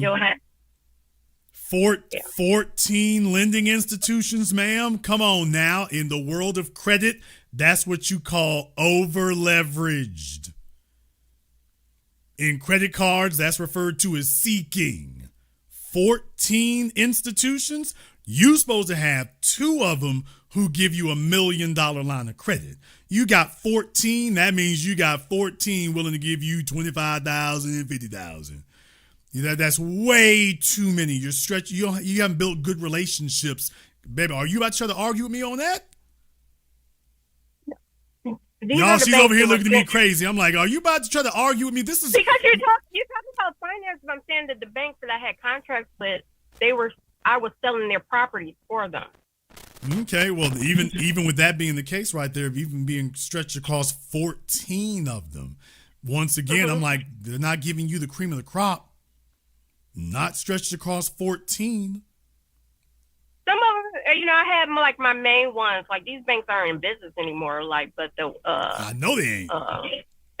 Like, Wachovia Bank. That was probably like my biggest one. I would get houses here and there from like Chase, Bank of America, but they were all like most of the other banks were like managed asset management companies. Well, my thing is the real estate. That's where I'm getting a lot of houses, and Yeah, but the real estate market in Detroit didn't reasonably start to recover until about 5 years later, because remember the city went into bankruptcy. So a lot was going on at that time. A lot was happening after 2008.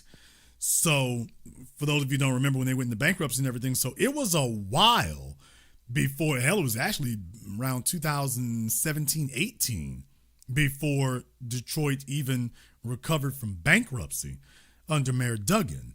So that's what I'm saying is that you wouldn't, I don't think you were buying a $100,000 property and flipping it for $200,000. I don't think you were getting a $100,000 property. I'm not saying that to be demeaning. I'm just saying I can see how this would become financially onerous here. We had a lot going on. You're spinning plates. You're trying to balance a bunch of things. And we're not in a position to be able to build relationships to have a substantial amount of money there. So we're flipping a substantial amount of money. We're just flipping one property and then flipping another property and flipping another one. I don't think we're actually getting anything of value that was worth holding. And there's where you get into trouble. Yeah, well, I'm not saying that like I was rich, but I was making, 6 figures and doing both. Right, but the real thing is having an asset that's worth 7 figures. Now, that's the part that was missing, especially if you're dealing in real estate. If you got 60 properties, we should have millions of dollars in value. not thousands. That should be literally tens of millions of dollars in value when you have 60 properties. But that wasn't the case. They were easy. They were easy to get and There you easy go. to flip. They were easy to get and easy to flip because there wasn't the value could have been better. The value could have been better. And what I'm saying, the only reason I'm bringing this up is because I can see how this would make a marriage end badly, because in reality, we don't have any substantial assets.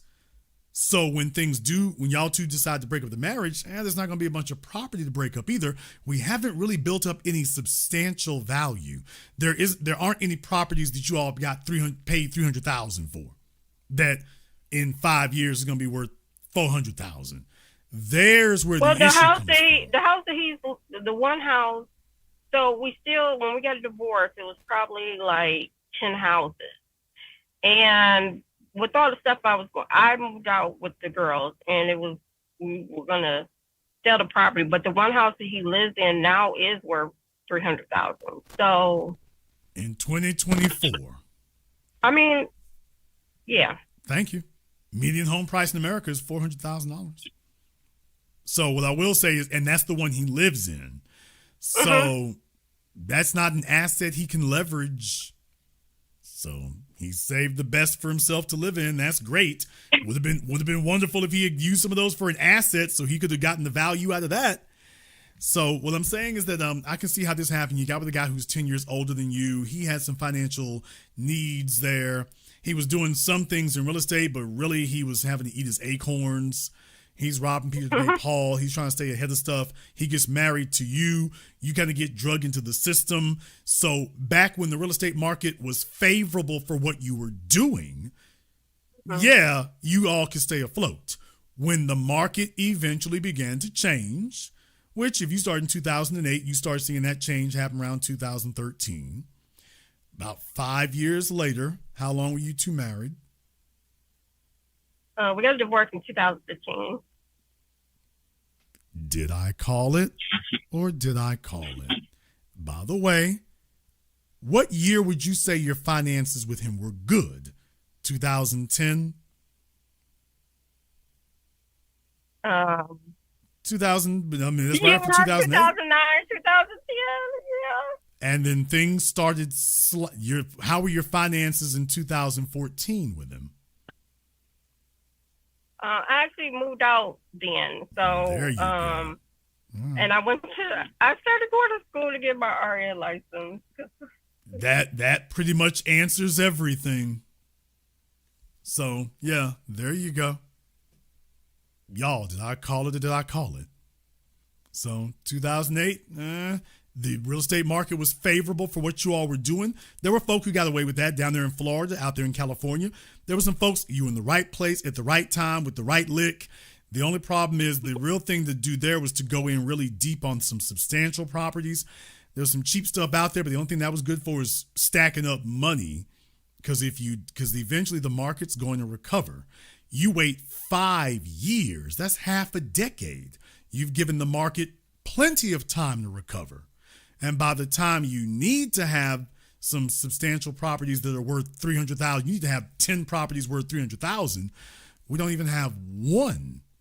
So we got a bunch of houses worth $20,000 or $40,000 or maybe $50,000, but not one that's worth $300,000 or $400,000. That's your asset that will continue to grow in value because it's already up there, and that's the one you hold. Now you can draw equity out of it, but that's the one you hold. I'm explaining that to all of you who are listening because that's the reason why they were able to go through 60 properties and flip them. Oh, we're flipping this property and flipping that one. Yeah, because they were not worth holding for 10 years. They weren't worth holding for 5 years. They were only something you go in, make a quick buck, and then move out of it. And that's why they couldn't be assets. And that worked for him just fine because he needed the money now. But that's not a long-term strategy. That's the issue. It wasn't a long-term strategy. And the way he was living his life, yeah, that makes sense. That makes sense. But even still, like making that switch to do my own thing, and like with him helping me, it just was it just wasn't a good fit. Like the work was getting done late, and so they started sending me left work, and it just slowly just collapsed. The single most important decision that a woman will make in her life, stop this thing. The single most important decision a woman will make in her life is the quality of man she chooses. That is the single most important decision a female will make. The single most important decision a man will make is his purpose in this world. Second most important decision to be the female he has with him, because he's going to have to make that part. If he's a burden, he's going to bring burdens with him. But the most important decision a female will make is the man, because she's probably going to wind up, at best, she'll be following his lead, and at worst, she'll be cleaning up his messes. And if he's not a rocket booster, he's a burden. So there's a lesson to be learned from that in that regard. How old are you now, ma'am? 44. How old are the kids? 15 and 13. And they're still teenagers. Mm-hmm. You all still in Detroit? Yeah. My one daughter actually is in private school, and she's a boarder student. So, but yeah, they're doing good. Well, that's a step in the right direction. Definitely, I can understand how that can happen, folks. Divorce for a female under the wrong circumstances. I mean, it's the single biggest cause of poverty. Females, usually when they get divorced, it ends badly. We make it very easy for females to get divorced. But the truth of the matter is, the majority of the time they get divorced, it's the number one cause of them going into poverty. You're not going to make that man work twice as hard to take care of you, and you're not even under the same roof with him. So it's getting divorced is financial turmoil. Everybody big ups to females and congratulates them. Yeah, you go, girl. But there's a penalty for getting divorced. Getting divorced is a penalty.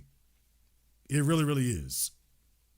My thing now is like so now that I've like gone through these bad experiences, whatever, it's like my next relationship, like I can't afford to go through another breakup. Like it has to be like it, like, so. Well, let me find out here. Your ex-husband, how tall was he? 6'2". There you go. How tall are you? 5'2". There you go. He was in good physical shape too, wasn't he? Yeah.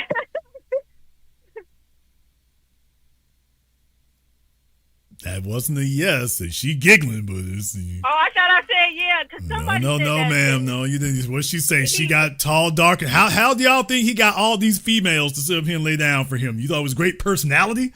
No, he had that Denzel thing going, so they were just all like, here we go.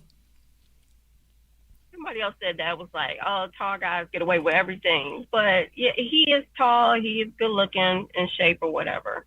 Yeah. At least on the outside. On the outside. But yes. There's a competence quotient. I want you to understand something, ma'am. Everybody talks about pretty privilege, but you got to understand there's pretty boy privilege. What? Everybody talks about females and pretty privilege. Kevin Samuels taught y'all about that kind of stuff, even though he didn't create the concept of it, but he popularized that. We don't talk about pretty boy privilege. If y'all want to know what the real name is, it for men it's not pretty privilege, it's pretty boy privilege. And y'all get a little cute little pretty boy, little Drake looking dude or a Denzel looking dude, and when females are lavishing attention on men, guess what? It can start to do to men's psyche what it does to females. You all get given attention very easily. When men start getting attention very easily, guess what? They start popping on the same thing y'all do. Oh, I'm really that good. That becomes the value that they present to a relationship. Well, I'm cute. And then they start thinking, so that's the excuse for you to tolerate all this other stuff I do. After all, I'm cute. Females do that all the time. They get given things. People ignore their deficiencies if they want to sleep with you. When you start doing that to men, it goes bad when men start responding the same way. Now he's like, well, I'm cute, so That's all right. And eventually it becomes just his life becomes involved in that. So it looks like they got things going a certain way and whatnot, and then you get involved and realize, ooh, hell. It's not as disciplined as it needs to be. But he never had to have discipline. He just needed to be cute. And y'all gave it to him anyway. He didn't ever need discipline before now. You saw exactly what his situation was and you said, sign me up. Well, how are you going to convince him he ain't that dude? He sat there, yeah, I got 2 ex-wives and 3 kids over here. Why don't you be baby mama and vote? And she's like, I sure will. And now I got one more thing to ask you. Okay. Be honest. Don't lie. You know Jason will know you lying. Okay. Who were you with when you met him? I was single. I didn't ask you that. Who were you with when you met him? Oh, I'm sorry. Who was I with? He bought one of my houses, so he like used to call every day, like checking when you met him, who were you dating, seeing, involved with at that time? No one. Not true. I was not with anyone. I had been out of a relationship. I was with this guy for a year and a half. There it goes. There it goes. I was single. No, that was the female. I was single. In other words, when we don't count this one. Yes, you were. I was single. No, I was saying before I can see how I got in there because I'm like at the age I'm like I want to get married. I want to have kids. I was with this guy for a year and a half and we broke up. I wasn't with anybody. And there was a man. There was no way in the hell that you were that age and there was not a man who expressed serious interest in you before then. No way. The guy that I was with for a year and a half, I thought that, you know, that would be the person that I would marry, but it didn't, you know, it didn't work out. And how long was it between that and meeting Mr. Man with the house? A couple months. There you go. Now, what you're not going to convince anybody is that you were not still in communication with that man before you met dude. You were still talking to him. No, I wasn't. Y'all were still talking. You were still passing text messages. You might not have took him up on his offer, but y'all were still in communication. No, we weren't. I'm telling you, we were not communicating. He broke up with me because I had gained weight, and it wasn't a whole lot of weight. It was like 15 pounds. So, and I gained weight. Okay, now who decides if it's too much weight? Because think about that for a few moments. When a man says, well, she left me because I wasn't making as much money. Well, okay, well, how much less money were you making?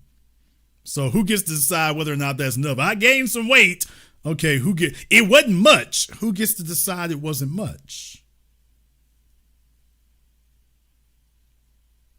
You know, so he said, you know, you like gained weight, whatever. And I went to the gym and I lost the weight. And so he did show up to my job and was like, you want to get back? I had lost I was like, no, it just.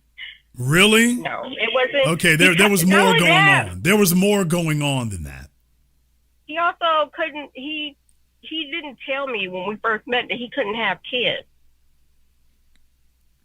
Okay, I do not believe there's just all these impotent niggas running around America. I do not believe that. So did he get his vasectomy or something? I mean, he didn't have any kids. And he said that he had like some kind of accident where he couldn't have kids.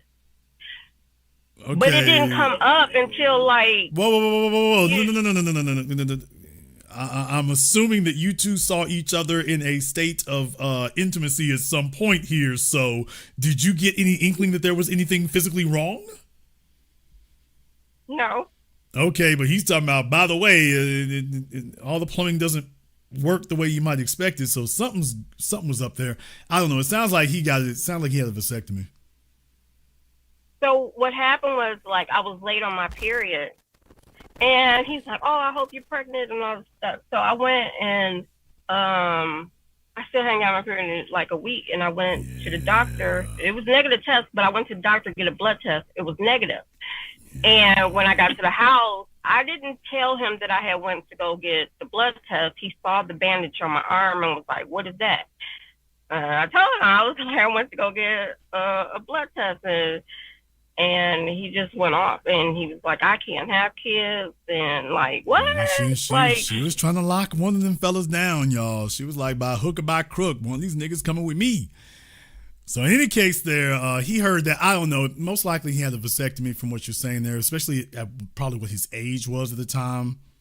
That's usually not going to be that big of an issue, especially if he thought you were pregnant. Very clearly, he thought he could. If he was sitting there doing the plantation jig about it, he thought you could then.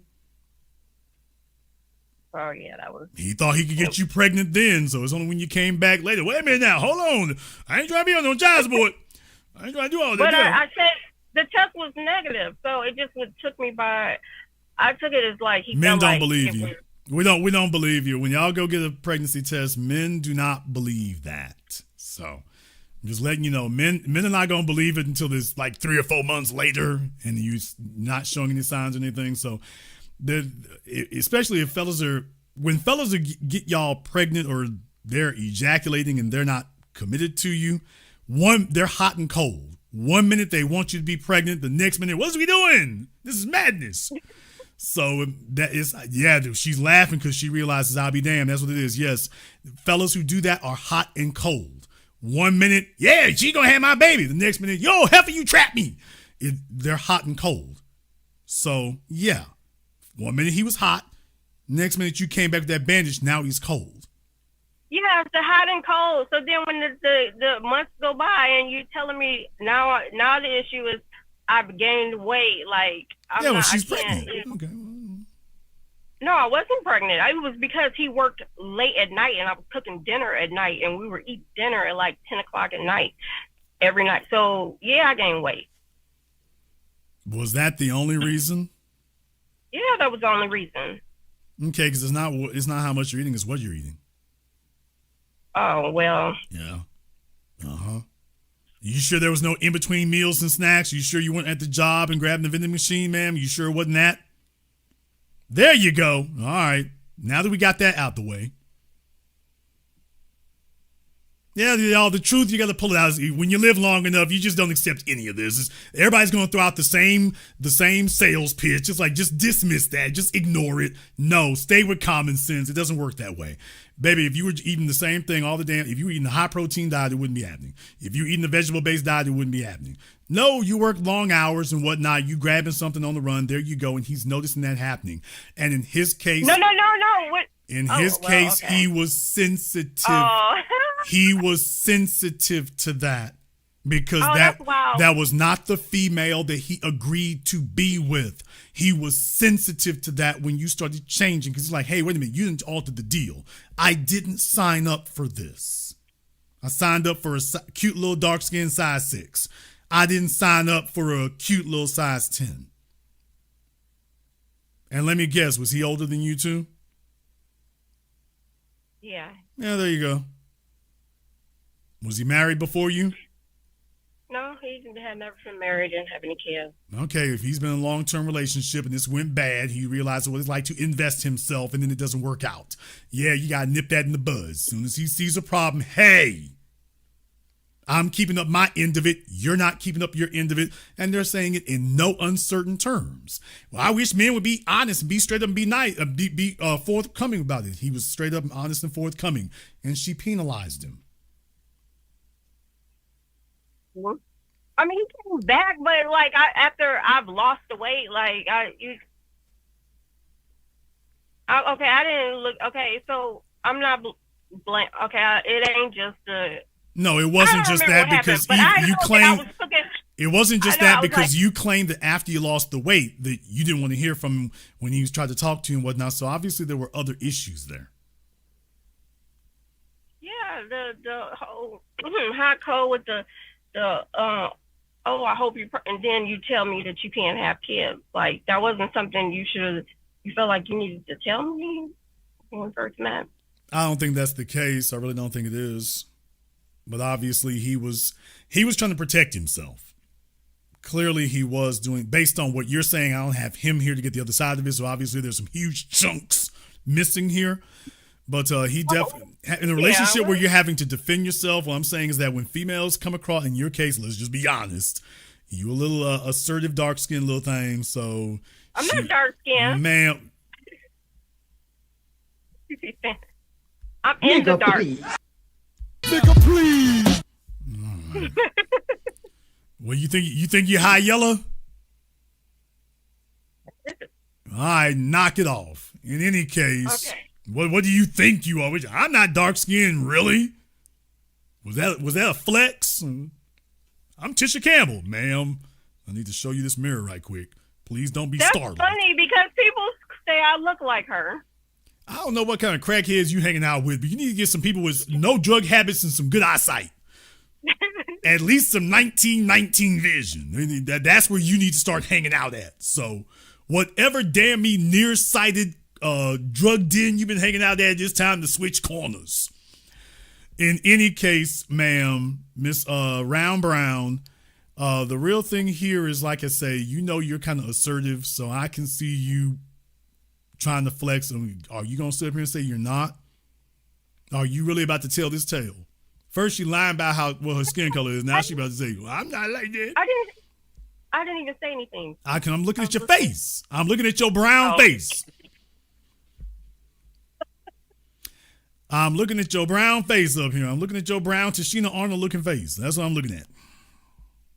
So everybody else doesn't see it, but I do. So the bottom line is, you didn't get your real estate license because you were looking to be an employee. You want to call shots. Okay, that's an element of your character and your personality. That's also something that a man will have to tolerate and deal with if he's going to be with you. That's not a positive. That's a negative. Great, big, huge. Yes, because now we're jockeying for position and who's going to be in charge. But Let's see if the men agree with whatever you're about to say next. Because if I talk to them, we'll see if they agree with whatever you say next. That the men will co-sign. Yep, that's what she is. My ex was in charge. And even though I may be, say, assertive and a go-getter, I still was willing to align, my goals with what he wanted. Who filed for divorce? I did. Nigga, please. I think you were telling me something about he was in charge. I think you were just telling me something, just interrupting me and lecturing me about he was in charge to reassure me he was the one in charge. Jason, you don't know what you're talking about. Jason, you let it talk now. You can't be sure. How you know this so much? Jason, how you be so sure? Okay, by all means, go ahead and finish. Tell it to my mama. Shout out Dick Gregory. So, before I found the file for divorce, I was also going through the register of deeds and found out that he was selling houses that he didn't tell me about. It was just like so much going on. Like who is this person? As I said, sounds like people feel the need to defend themselves from you. What do you mean? All I'm doing is repeating myself now. Sounds like people feel the need to defend themselves. When you see men taking that kind of assertiveness and that kind of energy, it's because they've seen things that they feel they need to defend themselves against. So in the case of the first fella, you flexing on him for a baby, you pushing on him for marriage. He obviously was not financially struggling or whatever, but he expected some things, so he had to run a tight ship on you because you like to flex, and you did the same thing when you got married. You were the one pushing to get married, because men don't sit up here and push females to get married.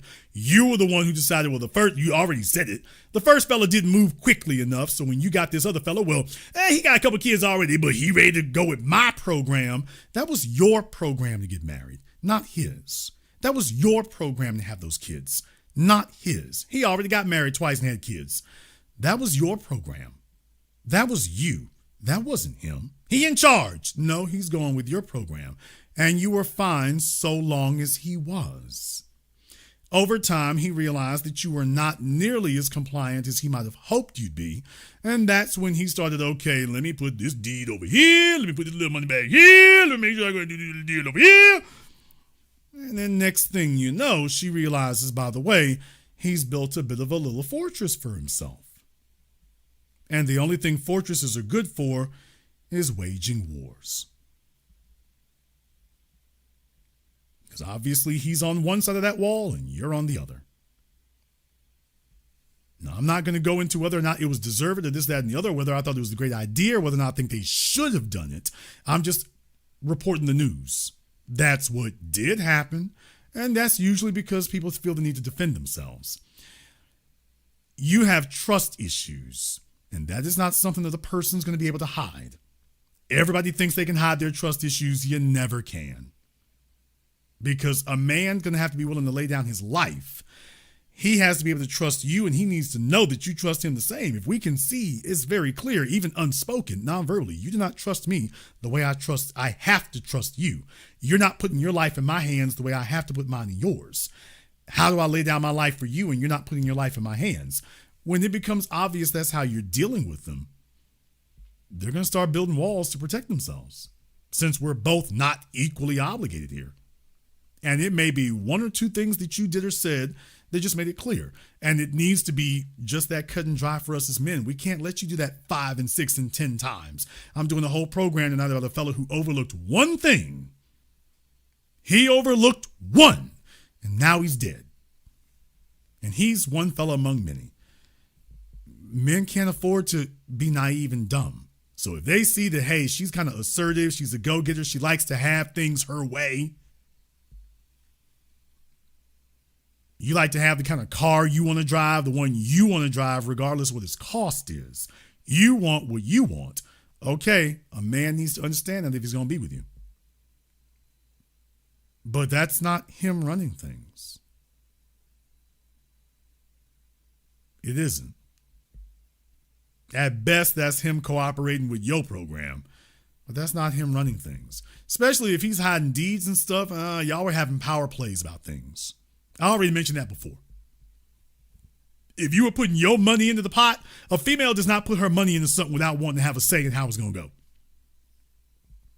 You were not just putting in money and then he decides how it gets spent and where it goes. If you were putting money in, you were having a say, okay, we need to do this with it. So, yeah, you were not putting money in and you were not wanting to dictate what was going to happen. A woman does not put money in and then think she doesn't have the ability to, quote, correct you. This is the part where you nod your head. Yeah. There you go. Folks, can you see the multiple levels of bones of contention that are going to build up here? I don't care how great the sex was and this, that, and the other. This is eventually going to become a problem. Because when y'all two hop out that bed, now you're going to start looking at your bank accounts. And nothing that happened in bed is going to override or overpower what you're about to see on that banking statement. Now, there's the issue. And then now it's going to be cats and dogs and fighting. And then she's going to try to correct him.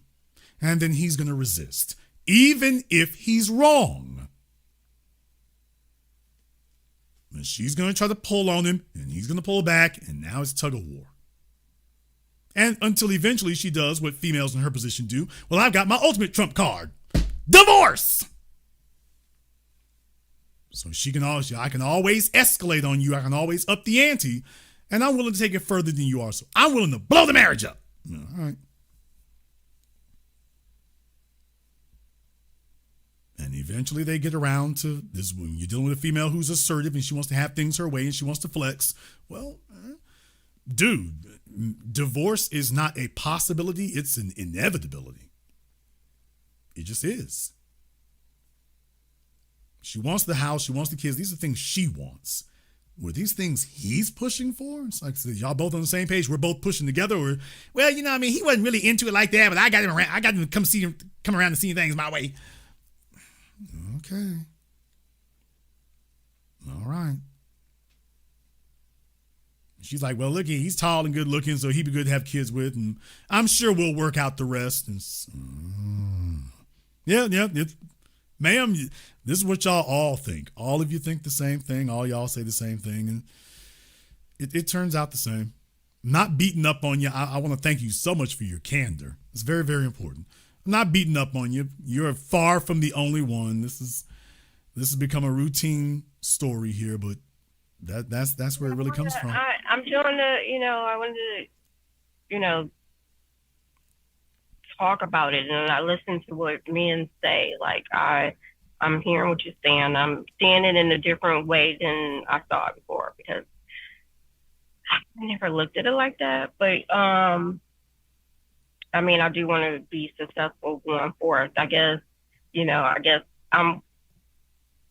that changes things, because in my mind it's like, hey, I believe that the man is the head, and that there's a difference between, quotes, believing it and doing it. There's a difference between believing it and living it. Y'all real good for talking about what you believe. Every female says they believe a man's supposed to be the head. What they really mean is he's supposed to stand in front of bullets. He's supposed to be the head unless I think I need to take over. So he can steer the car unless I think I need to take over. That's what females mean today by he's the head. And he's the head unless I think it's not a good idea. He can he's the captain of the plane unless I think I need to take over. Now we're fighting over the damn controls. Now, I am not saying that you need to be married to old boy. He had all kinds of red flags. But what I am saying is, if you want your next relationship to work in any regard, you need to be honest with yourself exactly where you are and how you see things and what you do, because you cannot fix a problem if you will not face it. And be deadly honest with yourself. And there's the way I see myself, and then there's the way I really am. And that maybe the way you, quote, see yourself is an aspiration that we're still working toward.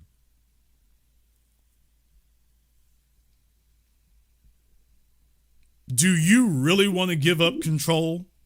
Is that really what you want?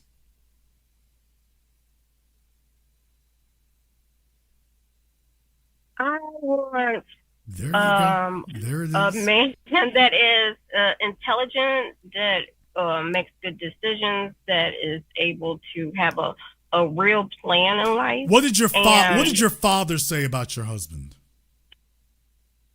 Be honest. So I was raised by my stepfather, who there was you deceased. Go. All right. And I was also really. In other words, you were raised with. In other words, you were raised with your mama. Yeah. Mama was overweight, strong, and independent, or at least was preaching that garbage. And there you go. Y'all notice I came to this part. Y'all notice I came to this part last. You're replicating what you saw.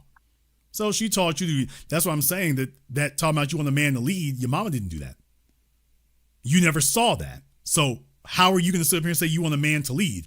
What is your definition of that when you've never lived it, never seen it? You're saying it because you think that's what you're supposed to say. Well, that's the correct answer. That's what the men want to hear. Well, yeah, that is what the men want to hear. But if you don't even know how to do it, then you'll never be able to give it to them. Now you just come across as a con artist. Well, they know what to say. But in my eyes, I felt like I was doing it. I felt like that's what I was doing. Okay, and is that the standard that you think you were doing all right? Or is the standard the men confirming that, yeah, she actually is doing it? Nobody's ever said that to me. Like you assertive and I can't make. I mean, he was doing whatever he wanted to do. Like it wasn't. He was just doing whatever he wanted to do. So, and as far as complaints, if he kept them to himself because. And I guess that's something you can't even work on. Okay, my point is everything you're saying there may be factually accurate to a certain degree. Hiding deeds and hiding money is passive aggressive behavior. Now, there's no arguing with that. That's passive aggressive. It's a bit dishonest too, but it's definitely passive aggressive. That is not, I'm okay with the way things are, ma'am. That's the ultimate sign of, this garbage she talking about, he ain't with that. This, like I said, these are things you tell yourself because you want to believe this. I was doing fine. I was doing great. Wasn't no issues. And then all you're describing are every issue that's imaginable. So you're still not leveling with yourself about what's really occurred. You've given an image of yourself which you want to believe, but you are not actually facing the reality of it. And until you do that, you can't change it because you're still starting from the position of, I didn't do anything wrong. Well, if you did nothing wrong, then there's nothing to examine, much less change. And very clearly, from your outcomes, something was terribly wrong. How the hell did we get here if you didn't do anything wrong?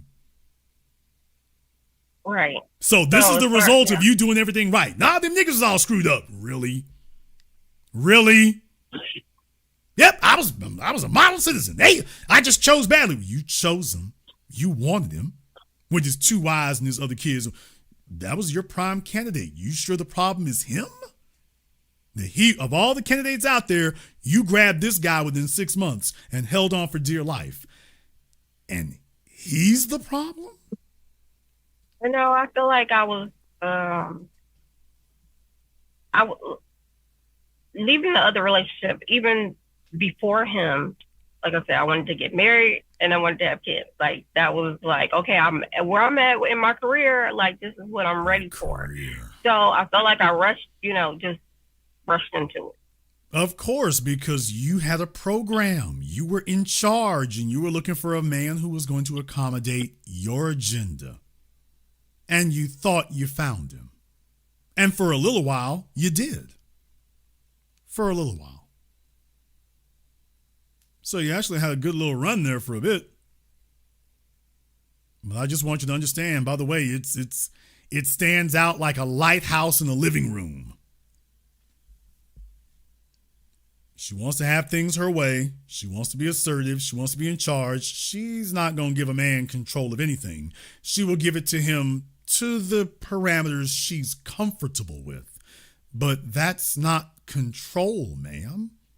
Control means that they have it whether you are comfortable or not. That you trust that you have chosen the right person and he's going to steer this thing his way, not yours. Your job is just to make sure you've chosen the right person to do it. Yeah, and I didn't think of him as being passive. So, even if you did find the guy you're talking about, you handing him the keys and letting him run things whether you like it or not, that's going to be a stumbling block for you. Until you rectify that one, you can be the man tomorrow morning, assuming you don't have one now. You're just going to repeat this. When it's time for you to let go and let him do the man thing, you're going to be sitting there trying to micromanage and supervise and oversee, and I'm not sure about that. Let me check behind you. And you're going to be challenging his authority. And the first time you do that, because at your age, all you're going to meet are men in their 40s and 50s. Baby, we done seen this our whole damn lives. We see the warning sign without you even saying anything. First time you give the body language that you're repeating what we've seen 5 and 10, 12. We've met you 10 and 12 times in our lives. First time you show a warning sign, that's it. Now, we'll still keep sleeping with you. That's how you all get fooled. Well, if something's wrong, he'll stop sleeping with me. You's a fool. Oh, no, we'll still keep sleeping with you. But we've decided it's time to make changes. We're just not going to announce to you that, by the way, I've decided some things are going to alter. Now, that's where you all get really upset when we decide to make that decision.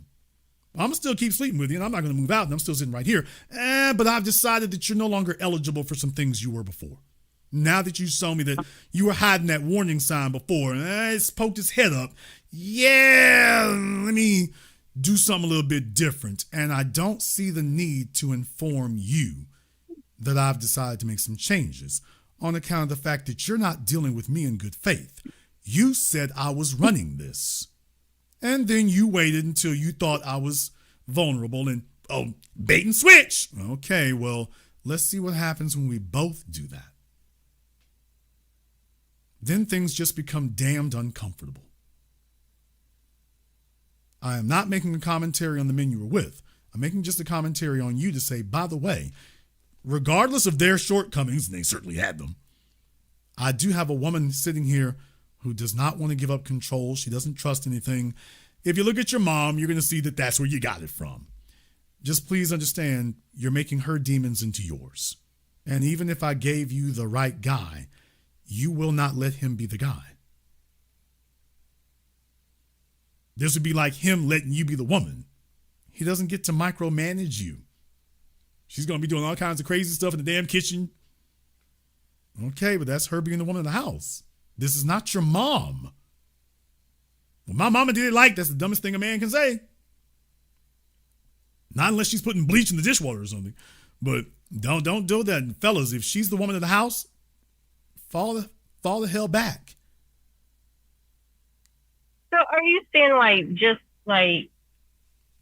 like I'm just doomed for a relationship? I did not say that, ma'am. There you go again. That's you trying to be in control. Don't put words in my mouth. I am simply describing for you the reality you're sitting in front of. I've also described for you what needs to be done. Now, it's up to you if you do it or not. What I am telling you is that the way you see yourself is not the way that we as men see you. You're talking about something you really aspire to. That's not something you actually are. It's something you aspire to. Now, I didn't say you can't get there, but you need to be honest with yourself. If you tell yourself, I'm already there, there's the problem. When you are taking this from the position that I'm already there, we're telling you, no, you're not. Now, if you get to that point where it's like, okay, let me just accept it. I'm not there, but I would like to be. Now we can make changes, but it starts with, I'm not there. Hey, I'm not used to giving somebody else control. Why, they could wreck this thing. Yeah, because you're doing such a great job. But what it really comes to is that you've told yourself that, well, if it's going to get screwed, I'd rather screw up doing it my way than succeed doing it somebody else's. And that's really where you are. And you spent the last 20 things haven't been going good. Like, I feel like I got to this place where it's like, I've never said, like I don't need a man. I need help. You know what I'm saying? Like, it just... No, women never say that. Women never say, I don't need a man, except for some of the dumb ones. What you all do is say, I need a man. You tell them what you're going to do, and then once you get there, then it's bait and switch. Yeah, all that stuff I said, yeah, she's literally talking about what she wasn't going to do, and there she is over there doing it. So yes, you all know all the right things to say to get men to drop their guard. What you all did not count on is that men today are ready for that. And when you make your swerve, he's going to make his. But we're not going to do it the way you did it. When you make your swerve, we're going to go ahead and make ours. We're just not going to announce anything to you. That's all. We're just not going to say anything. Ma'am, I meant what I said. If you deal with us in bad faith, men are strategic. We are the warrior class. You go to war against us, we're going to tool up against you. Only we're not going to sit up here and fly our flags and talk about we're upset. Let me move this money over here. Okay, let me get this little chick over here I'm talking to on the side. Okay, let me get this money back over here. Oh, her car broke down. Let me advise her how to fix it. I ain't putting no money into it. Yeah, look at that look on your face. Yeah, it looks like that. Yeah, that's familiar to you. Yeah, it goes like that. That's how we do it. On account of the fact that you broke the rules. You broke the agreement. You said you were going to let him run it. Once you showed, I'm not going to let you do that. Baby, he had that with his first 2 wives. You think you're better or different than them, or you got a different flavor of it nobody can see? He already been married twice. He already seen it. All of y'all think that we're just stupid out here. No, we're not. And if he had 2 wives, baby, he's already seen every dimension of that. And once you started pulling that bull jive, he was like, yep, there he goes. And you thought simply because he didn't run to the divorce lawyer or he didn't just go lay on top of another female right then that you were okay? That he was all right with that? It's like, no, at this point in his life, he's like, no, I got another way of dealing with that would satisfy me better. You were useful. You were competent. You worked in the same field. He saw how you could financially work. And maybe you'll decide to do things differently later. But he doesn't really lose anything by staying where he is. For you, for the future, I want you to recognize, by the way, we men can see this. We see this from a mile away. You are assertive. You talked about your career. Baby, that's a big-ass alarm red flag. A woman talking about her career. What makes you think that your job makes you a good mate?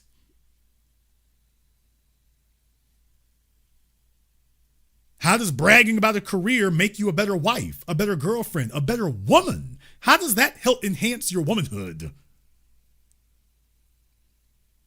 But that's what you brought up. And that's what y'all always bring up. So you all use that as a crutch. Congratulations, you have a great career, just no man. And what I'm saying is until that gets addressed, y'all are out here looking for a productive simp. A fella who's going to sit up here and throw all his money and productivity at you and take all your crap and just sit there and smile and let you run things so you don't feel emotionally insecure or that he can leave you or leave you behind or because that's the level of control you want to have. And I'm just saying there's just a painfully short supply of productive simps out there. There's just really not. And even they get tired of it after a while. There's the killing part. Even if you found him, he's going to start barking back on you eventually. So you cannot pretend or play at this giving the man control thing any more than a man can pretend or play at being the masculine thing for you. Well, I'm not leading with the career anymore because obviously I don't have it. So, I mean, I'm not saying that obviously, but when I say I'm poor, it's like I'm trying to rebuild. So I'm not leading with that. Okay, but you need a skill set. You need a skill set for handing the man the keys and you're not trying to challenge him.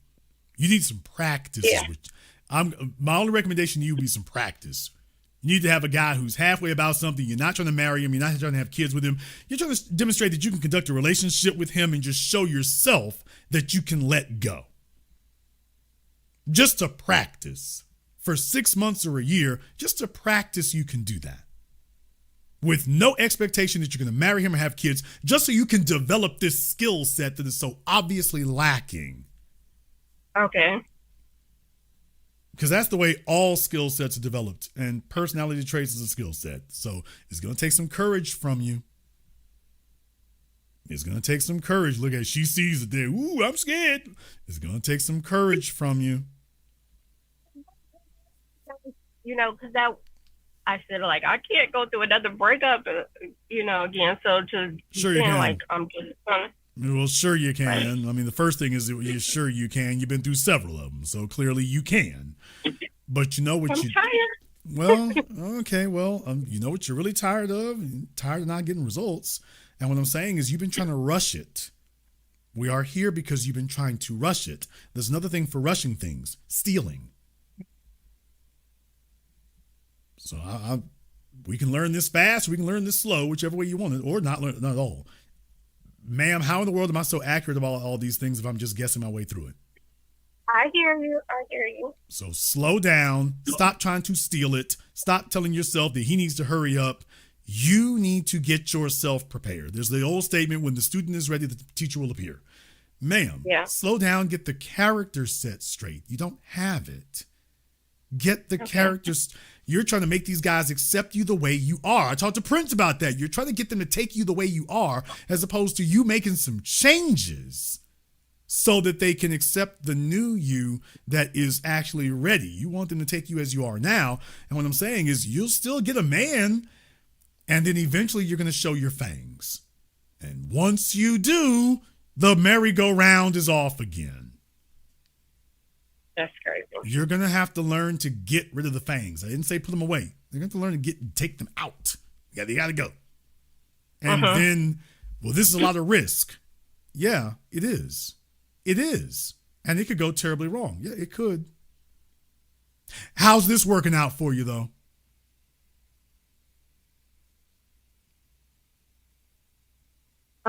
What I'm suggesting is pretty risky. How is doing it your way working out? Oh, it's not. It hasn't. It's not Okay. working. Well, Not that. I just, was looking at like the steps that I went through that were bad, and I'm like, okay, like our rushed the relationship, and because that gave you security and that made you feel better. And what I'm saying is that was giving you what you wanted. And in the process, you were faking it being something you weren't. And then the real thing showed itself and the men did what men do. You cannot pretend to be this. You have to actually become this. You have not become it yet, but if you take some time to practice, take the pressure off yourself. Stop trying to get married. Stop trying to have kids. Give yourself time to make some changes. okay. Because you're acting like, I'll get with the man and then I'll make the changes. Okay, that's not the way it works. That's like going, that's like saying I'm going to become a nurse and then I'm going to go to nursing school. What? No, see, I heard you say that before, right? And I'm like, I haven't done it because I'm like, I've been making changes on myself, but in a different way, it's like I haven't made the right changes. So that's not really has been the intention of like, I'm going to be something, I'm going to change, be something that I'm not. Well, but you do. Now, when I'm thinking, that I think change it, like I'm going to be better. Well, there's the whole thing. I want to change to be something I'm not, but that's what needs to happen. That's the definition of change, ma'am. The definition of change is becoming that which it currently isn't. How else can you change? I'll change by staying the same. Do y'all hear this, folks? No, ma'am. Yeah, you do have to become something different. But then again, if you're the same woman at 40 that you were at 20, that's not a flex. Right. And if you're the same person at 50 that you were at 30, we failed to develop. So change is a good thing. The change you need to make is very, very obvious. She needs to learn to let go. And I'm talking about find a fella there who's decent, doesn't have bodies in the trunk, and just take the pressure off yourself. I'm going to be with this guy for 6 months, a year. Okay. I'm not going to marry him. I'm not going to have kids. Ain't no wedding bells ringing. Ain't no lifelong nothing. I'm going to be with this person so I can learn to interact and demonstrate that I can let go. Okay. So I can show myself this is how you do that. Then when I meet a real nigga, I've got the skill set so I can go ahead and do that because I've demonstrated I can. And who knows? Maybe that guy will be that dude. I don't know. But you're not going to learn anything by putting all that pressure on yourself. This is where women screw up. This guy right here going to be the one. That's you trying to be right as opposed to being correct. Take the pressure off yourself. No expectations other than that I'm going to learn this skill set. We're not going to get married. We're not going to have kids. All right, now the pressure is off. All right, get in and get the job done. And that's how we grow as people. Got it. I want to hear back from you in 6 months. All right. If you need help with that, let me know. If you're not a member of my Patreon, you might want to join that. You can get specific tips on what you need to do because if you're still up there in Detroit, there might be a few challenges there, but there's pointers that will help you with that. Link is in the description. Thank you very much for giving us a call here tonight. Yeah, buddy, ladies, just in case you all didn't know there, for the little old simp lame dudes, they take your crap, they eat it, they shovel it up. A fella who's about something, that's not the way we operate. We've been through enough relationships. We've been through enough females. We see every trick in the book. We see the bait and switch. We've been through it 7 or 8 times. When we were young, you got us. Baby, by the time we get to our 2nd, 3rd, 4th chick who does that first time we got burned, that we make sure that's the last time that's going to happen. After that, now we're actively looking for it. When we were young and naive, you could get over on us. Once we get in our late 20s, early 30s, we're actively looking for it now. We're looking for the female that presents like everything's all right. That's our first warning sign. Wait a minute. This looks a little too good to be true. We're looking for it then. So you can't get it through like you used to. And my whole thing is stop trying. Stop trying to get over. Stop pretending to be it and be it. Just like a man, stop pretending that you're handy and masculine. Nigga, become handy and masculine. You don't know how to do something? There's literally a tutorial on YouTube for every damn thing you can imagine. Home Depot used to give courses in plumbing and whatnot. It's not rocket science. If a male wants to be helpful and handy, they sell tool sets everywhere. Go get you a 200, 300 piece socket set. Every male should at least have that, at least. You should at least be able to change your own oil, change your own brakes. You should at least be able to do that. You and your girlfriend's car, your wife's car, you should at least be able to do that. Stop pretending to be a competent masculine being and become one. Maybe your daddy didn't do that for you. Okay, nobody's father does everything for them. You're always going to be learning more, especially if you're a competent man, you'll continue to learn more. Okay, it's time to learn. It's time to get to it. That's a sign of masculinity, is that what we don't know, we dig in and go get it. Men are supposed to be adventurers. If this is an area of knowledge you don't know about, you're supposed to venture into it and conquer it. Stop pretending to be it and become it. Stop bringing her excuses and bring her results by starting with bringing yourself results. Okay, ladies, that door swings both ways. Stop pretending to be it and be it. You don't want men who are pretending to be competent masculine beings. Then stop pretending to be a competent feminine being. Stop trying to get over on each other. He brings his value, you bring your value, you both do your damn best. Now you've given each other something to lose. They have a sincere partner who's dealing with them in good faith. That's the most valuable thing a relationship can possibly have, is somebody dealing with you in good faith.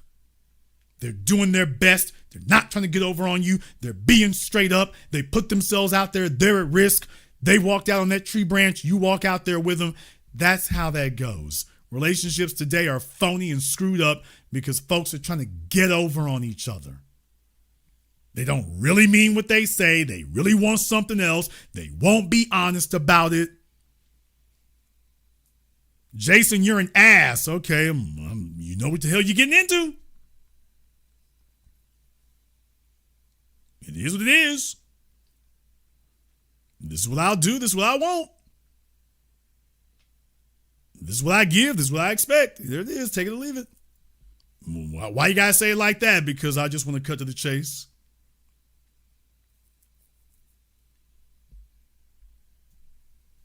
So it's not rocket science in that regard, but it's hard as hell when you're thinking, okay, let me get in position so I can get over on him here.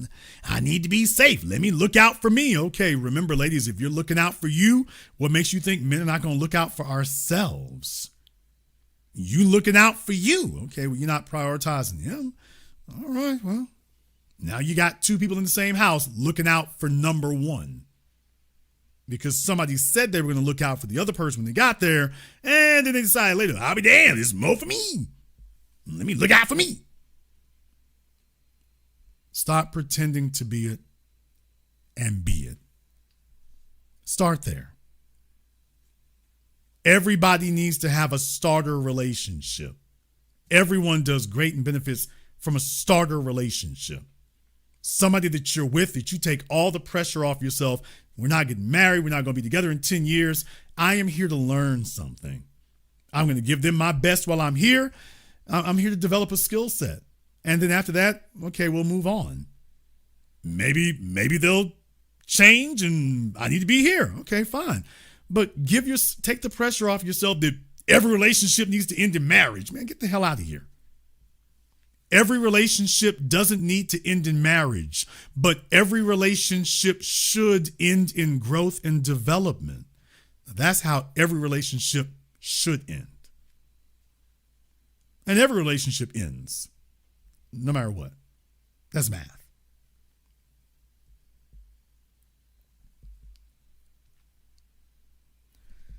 Men, stop accepting lies. You accept it at your own peril. Ladies, stop insisting on lies. You insist on them at your own peril. You've been warned.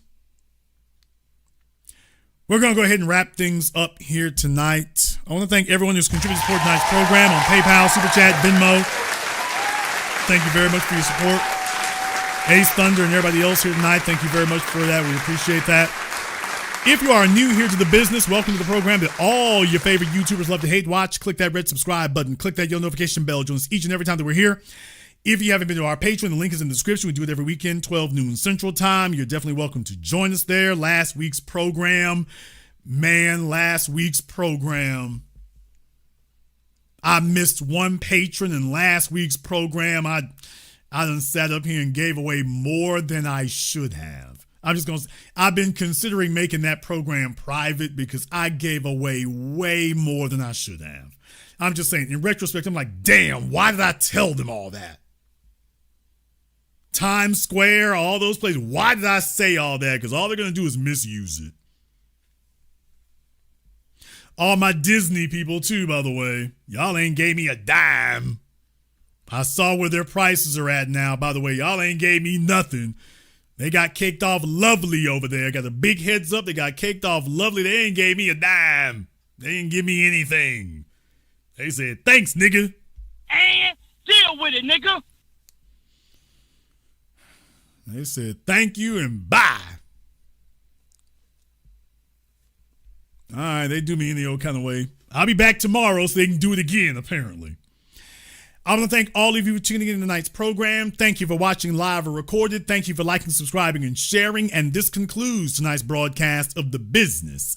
I am your host, your brother, your humble servant, Mr. Jason Black. And until next time, my brothers and my sisters from around the world, remember, handle your business or your business will handle you.